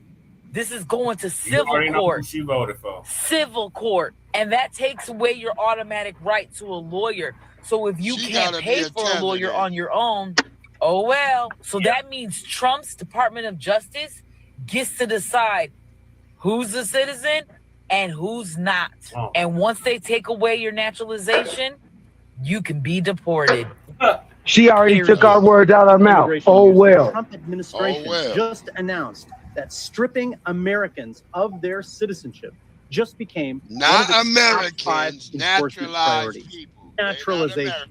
The Trump administration is targeting Report back when they start deporting 25 million Black Americans. who weren't born here but became citizens. Foundational. Here is what is terrifying. They are doing this through civil courts, not criminal courts, which means Well, they need to the only way report we'll back get a when lawyer when that is to happens. go out and pay one Other than that, we don't yourself. care. Right. Civil court also means a lower burden of proof, so it's easier. How for come them we to ain't? win. They need to They already send us the stripped link one when they person going live about just this next last time. week, a UK national who's a military veteran. And this isn't just about criminals. It's about terrorizing immigrants and their communities and redefining. Nabisco, what's your live, man? I'm gonna go on your live. Follow me for more information because unfortunately, I'm gonna follow you. Breaking immigration news. I think the y'all Trump should administration just announced that stripping American citizenship from I'm about to naturalized go in there and Americans, and the strip Supreme him Court just made down it easier to do. on The his Trump own administration live. has ordered the Justice Department to prioritize denaturalization, targeting Americans who immigrated here legally and later got citizenship. Under a new DOJ And what are memo, you gonna anyone do about it, convicted of a serious Nabisco? crime, even if it happened years after they became a citizen, could now be put on a list to lose their citizenship and then be deported. This isn't just You're talk. reporting DOJ about has it, already but what started are civil you cases to doing revoke about it? What are you citizenship. gonna No do? jury, no right to a lawyer even, just a judge and a government lawyer arguing you never deserved to be an American in the first place. And here's what makes it even more urgent. Last week, the Supreme Court struck down the power of the lower courts to block federal policies nationwide. That means if you're targeted, you have to fight back one case at a time. No Oh more my national God, I'm shields, ready to no more cry. broad injunctions. Civil rights groups say this opens the door to a two-tiered system where naturalized citizens It's so live sad. here. But the Constitution is still on the table. But the DOJ must provide fraud or a material lie in the original citizenship process. The stakes are clear. This is a test of what citizenship really means in America today. My name is Jared Sisser. Oh, I'm Follow me sad. on Instagram, TikTok, and Substack for all breaking news, all breaking updates, and the full. The Trump administration is reportedly That's aiming so to strip sad, US ain't it? citizenship from up to 200 naturalized Americans per month. According to guidance issued in late 2025, U.S. Citizenship and Immigration Services was asked That to stuff is supply keeping Lady Tay up at night. denaturalization cases every month in 2026 to the Department of Justice. That is massive. Between 1990 and 2017, the U.S. averaged just 11 denaturalization cases per year. Now the target could be more than that every single month. Officials say the focus is on people who committed fraud or made material misrepresentations during the citizenship process or who posed national security risks. But I'm pretty skeptical. A U.S. This Skittles pack ain't going. He ain't losing no sleep about it. Will maximally pursue denaturalization where supported by evidence. But keep in mind, He's somewhere sleeping good in his bed while everybody else is worried about that. Advocacy groups warn that broader enforcement standards could lead to Well, he aggressive probably reviews sleeps in and a expanded twin bed or a little. Denaturalization is rare and I don't historically know what reserved he- for clear cases of fraud. Now it's becoming a central piece of a broader immigration crackdown backed by a $170 billion enforcement package and what the president has called the largest deportation effort in U.S. history. This dude look like he sleeps in a Dora the Explorer 10 twin bed. Who commit certain crimes. The DOJ calls for civil denaturalization in the cases of war crimes, human rights abuses, and for those convicted of crimes who pose an ongoing threat to the United States of America. We know that nigga worry. Look at that nigga beard. Hey, he wrote this down. He had to write this. You can still get that revoked. Your status that nigga can still beard be and stripped hat if you're says committing certain crimes. Is deporting American citizens. In Alabama, That fool's t-shirt was too loose. Has been deported to Laos. Man, he looked like he stole that He's shit. never lived in, even though a federal judge Get off, blocked his removal and warned there would be inherent and obvious. This dude never said the N-word in his life. You don't say. You don't have a Savannah was race born in a Thai bone refugee cool camp. kid. A racist bird. His father became a naturalized citizen when Chantilla was a child, which under immigration law should have made him a citizen too. But ICE kidnapped him in June and locked him in a new detention. He looks like somebody you trust with your life, don't it? One of the most notorious prisons in Man, America. it's Charlie Kirk looking Despite the court straight. order, they put him on a flight to Laos the next day. Homeland Security isn't apologizing. They're doubling down, saying there was no mistake. They called him a criminal illegal alien and said he was just trying a Hail Mary by claiming citizenship. Except there's one thing. The meth is melting in his pocket. Law. A federal judge said he had a substantial claim to citizenship The and should have first never been adventure. removed. But surprise, Update: surprise, over the Trump 100,000 regime manufacturing doesn't jobs care. since Trump took They're deporting office. first. Are and you defending winning it later. yet? Now Are we Savannah's winning lawyers yet? are fighting to bring him back to the United States. The Trump administration just confirmed their Check the plans scoreboard, to punk. deport naturalized FBA US stay citizens. winning. So let's talk about what that means. Right. The order says that any offense at any time can be used to justify denaturalization. The DOJ also confirmed that they will be pursuing civil cases, which is extremely significant considering the fact that individuals in civil court are not entitled to an attorney. So if they can't afford to hire a private attorney, then they won't be able to fight it in court. At least one person has already been denaturalized under this order. Experts in immigration law have expressed huge concerns with no stating, heritage. quote, they're going to end up focusing on people who have not committed any serious infraction or maybe any infraction at all. The Assistant Attorney General stated that pursuing denaturalization will be among the agency's top 5 priorities. And not school shooters, huh? Yeah. You're not worried about the guy that, you're not worried about another Tyler 200 Robinson, huh? Like What about there's gonna Tyler be 200? more people that are not going to be safe in America. You know, why don't these people just go? Why even go through the humiliation of ICE showing up and snatching you all in the streets and everything? That's just ridiculous to me. But Self-deport. hey, Trump said he offered the way I see it is y'all have an opportunity to leave. He even wanted to pay people You to could get self-deport. $2,600 If it was to go me, home I right think now. that's the route I would go. I wouldn't be sitting around waiting for Hey, ICE man, to come and snatch me up. As much as I don't want it to That is happen, so embarrassing. I think we're about due for another Tyler I 200 guess, you know, any they day don't wanna now. go to their home country. Look how much they cry when they got to go back home. They just bawl and cry, and it just goes to show Scooter you all the that school stuff shooter they is try to foaming at the boast mouth. about their country is a load of BS. At the end of the day, if ICE catch up to their Now, butts Scooter the school and shooter, put them when in you one go of out those there to do that detention shit, centers, be they're gonna sure to be kill bawling like a yourself baby. first. He shoot the kid. He shoot the kid. He shoot everybody. He kill himself. Yeah. Y'all, Best part about it, Trump is going to turn up even best part more about on it these is he's folks. shooting other It ain't gonna be Nabiscos. a good thing to walk around with some accent. And, you know, as you heard before, Latinos are the number one target. You know, and, you know, I find it strange because I was telling y'all in the beginning, Tom Homan made an announcement that they're pulling ICE out of They shoot each other Minnesota. out here all the time. They just don't make the You news. didn't even get all of the Somalians out. So that is a very strange thing, but I guess it is what it is. Maybe it's a temporary pullout and they're going back in there. So y'all, this is all I have. And let me tell you, you illegals, you better watch your back. You know, you can talk all that, we're next and all that. One thing we don't have to Lisa do said, is you better look watch over your our back. shoulders when we go out. Y'all do. Just remember that.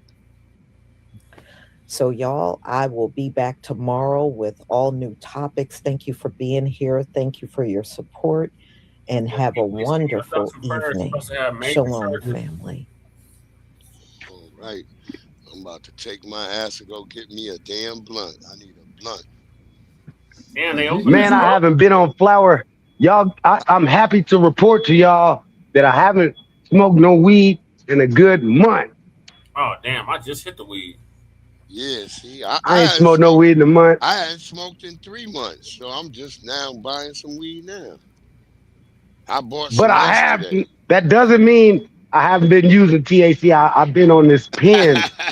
Yeah, I got a pen too. I've been on this pen, this concentrated. It kind of doesn't smell like weed. Nobody knows that I'm smoking that. I be all up here, everywhere, all up inside Walmart doing that stuff, man. I don't care. I'll be everywhere with it.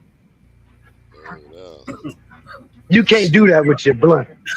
Yeah, not with the blunt. And so is white. A white boy. I told people there was a white boy standing in front of the grocery Y'all got to admit, after I stopped, I have a different perspective that it's pretty offensive to smell like that. That's not really cool out there in public.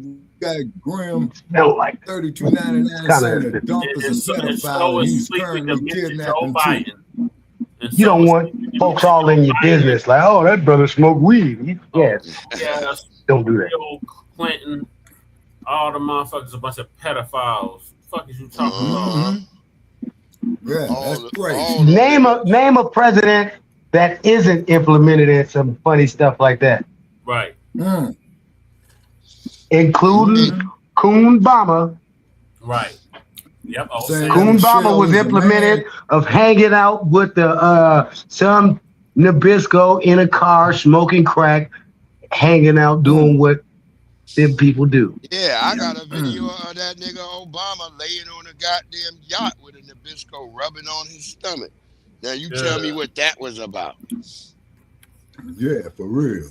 And don't tell me that there's no problem with being gay, because there ain't. But when you're married, you shouldn't be laid up with no white men. You married to a sister. Exactly. Right. Yeah. Well, y'all have a great work, family. It's been good chilling out with y'all. You know what it is. All right, cool. Had a good one with y'all. It was good. We have Are you gonna do a show? Yes, sir. Huh? Are you gonna go live today? Yeah, we do the Monday mixtape later on. Okay. Send me a link to it. I don't know how to get to it. Okay. Just go to his channel. Yeah, Breeze on right, and then and today is a holiday, right? Yeah, President's Day. Rat Day. Yeah. Rat Day. Yeah. It's not no day that's holy to me, but I know I'm gonna get an extra payment on my check. That's all I know. There you go. Yep. There you go. There you go. Get that holiday pay, Keith. Yes, sir. Yes, sir. Well, y'all have a good one. I'm gonna catch y'all on the flip side, y'all. Okay, peace. All right, Peasy, thank you for joining us, man. No doubt, thank family. No doubt. No doubt. You know what it is. Yes, sir.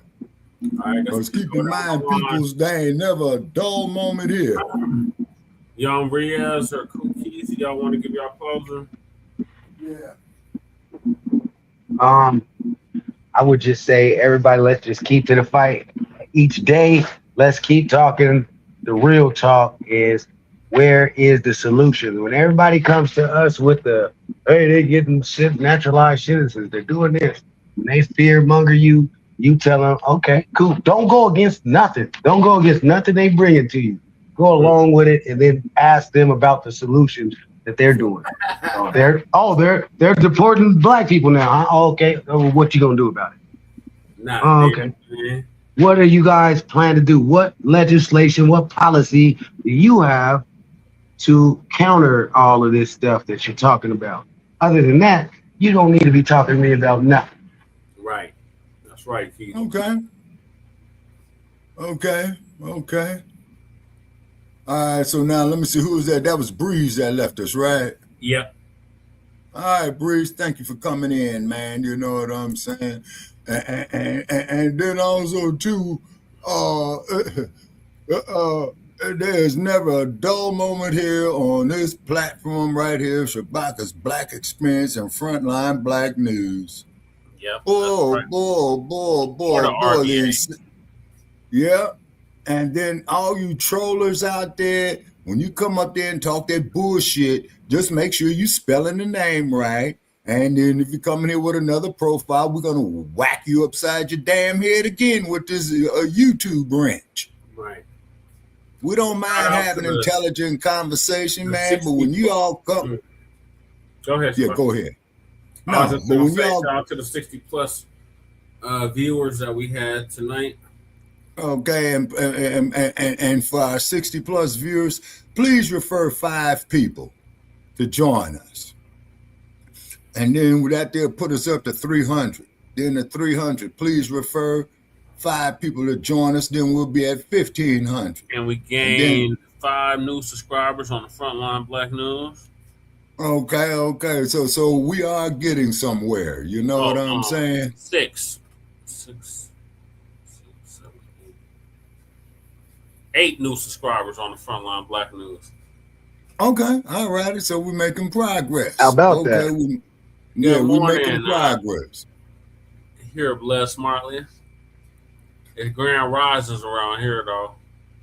Yeah. Okay. We got who we have right here. I like to say happy sunrise. Right. Yeah, or grand rising. Yeah, most definitely.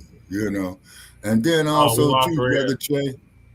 And then also Brother Che, as you know, man, you know, you got the African sunset going on. Shout out there to Miriam Makeba, you know, and may she rest in power, you know what I'm saying, and whatnot. Now, if I could give us your closing. Okay.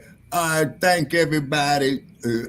I'm tired. I'm old. I'm slurring my speech. You know what I'm saying? And today's a holiday or a day off, I'm going to say, you know, because all the places I got to go make runs to today, they're going to be closed. So I might as well wait till Tuesday to do it, you know? All right. So like I said, you know, for you haters out there, you know, that come in here with your insults and what have you. All right, come in here. You know the rules. You're going to get knocked off of here. But please spell the name right, okay? Now, we welcome your ignorance and your diatribes. And then when you get into intellectual debates with us, we're going to show you just how stupid you are. You know what I'm saying? And we don't like doing that. But it's kind of like that you pulling your pants down and want to shit on our platform, and that's not going to happen right there. Right. You know? And the dump, as in human shit. 34 count convicted. Yes, sir. He deserves to go straight to fucking jail. Along with and that's my close. Slick Willie. And all. Yeah. Throw the same pod together, Brother Che. All right, so we conclude season 6, episode 13, part 2 of the Frontline Black News. Make sure y'all join us later on for part 3. In the meantime, make sure y'all hit that like and subscribe button. And hit that donation PayPal in there. Yeah, I had it up like the whole show, but I put it up again. Yeah, you know, because I'm trying to prevent the Titanic from sinking. Right.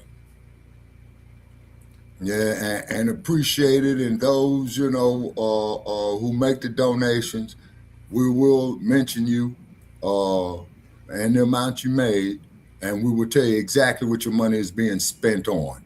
All right. So appreciate all our trolls, all our new viewers, all our new subscribers. Yes, sir. Tapped in with us. I'll be here all morning naming everybody that tapped in. But shout out to Breeze on Mega for joining us. Shout out to Young Riaz for joining us. Shout out to Angelica for joining us. Right. Out to Crew Reality for joining us. Right. Shout out to all you piece of shit ass trolls. Shout out to Baby Yoda for joining us. Shout out to who else? I think I got most of them. Oh, punk ass Paul Tate. I think that's Regal. Yeah, Regal. Yeah, Regal. Man, Regal. Man, why don't you just say you're Regal, man? Because cloth. Appreciate you for coming through. Okay. Subbing up to the channel. Right. And you can come up here, man, and use your real name, man, because we bust you quite easily, man. You know what I'm saying? His name done changed, I don't know, about 5 times already. Tetra, appreciate you for coming through.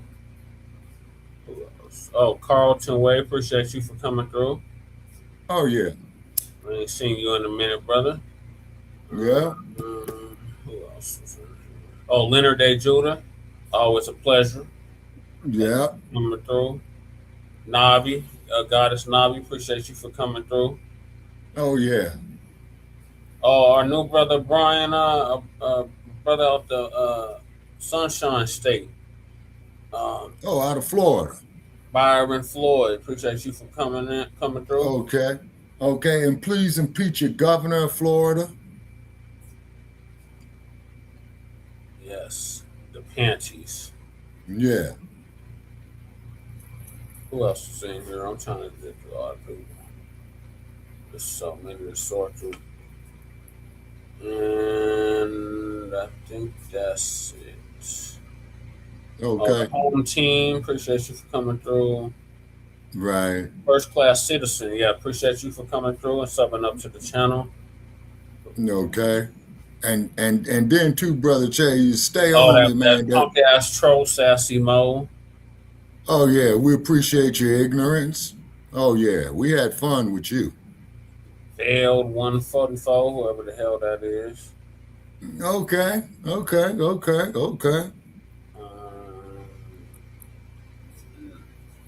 Who the hell was and then when you go on other platforms and you crumb bum on us, please spell our name correctly. Oh, cool person with your trolling still. Now, what's the trolling saying? What's the troll saying? That's one of the trolls that came through earlier. Oh, yeah, okay. Shout out to No Love Chuck. Appreciate you for coming through.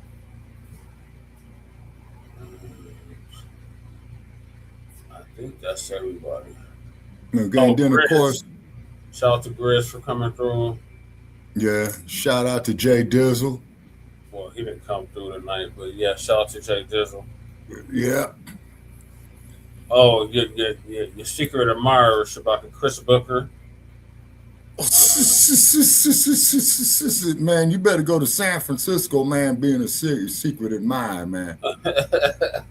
You know. Your resident troll, Shabaka.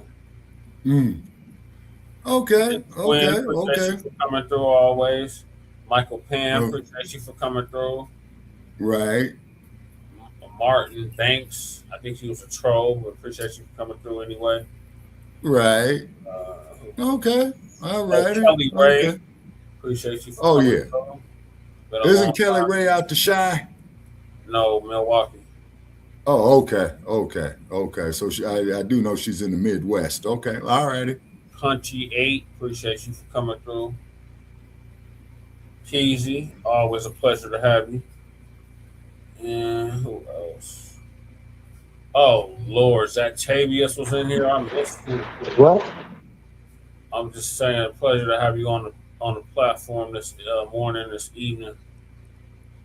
And then absolutely. Crew Reality. Oh, yeah, shout out to the crew and the Shy.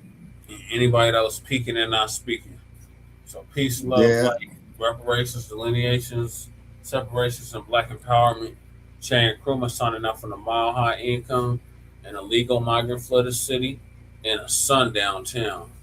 And Shabaka Sankor signing off from Sin City. Come on, 7-Eleven. It was February 15th, 2025, and we ended it on 2/16/2026. Okay, you said 2025, Che. Oh, I'm sorry. Yeah, okay. I could. No, you just tired, man. That's just fatigue setting in. Okay. Yeah, we started on 2/15/2026. Okay. Now we at 2/16/2026. Yep. Thank you for the and like the Gap Band says, it's early in the morning. Oh yeah, Daniel came through too. Shout out to Daniel. Very sports highlights. Okay. And then please share it far and wide. And please hit that donation if you can to donate to the Shabaka's Fund, to donate to PayPal. Of course. Appreciate you, Mac. Always coming through. Oh yeah, definitely. Yeah, Mac 285, most definitely. Shout out there to Jay Militant. Great show, everyone. Appreciate everybody that tapped in. Make sure y'all join us later on for Frontline Black News Part 3. All right. And what time is Frontline Black News coming on, Brother Che? Same time, Sabaki. Same bat time, same bat channel. And also, too, definitely we to Dr. Newton's relatives up there in Panther Town. We will be recognizing Huey's birthday. Yep. On Tuesday for Shabaki's Black Experience Enhanced. So make sure y'all check that out. Yes, sir. Chain Kruma signing out from the Mile High Income and Illegal Migrant Flooded City in a sundown town known as Colorado. Peace. And Shabaka Sankor signing off from Sin City. Come on, 7-Eleven. Clack, clack.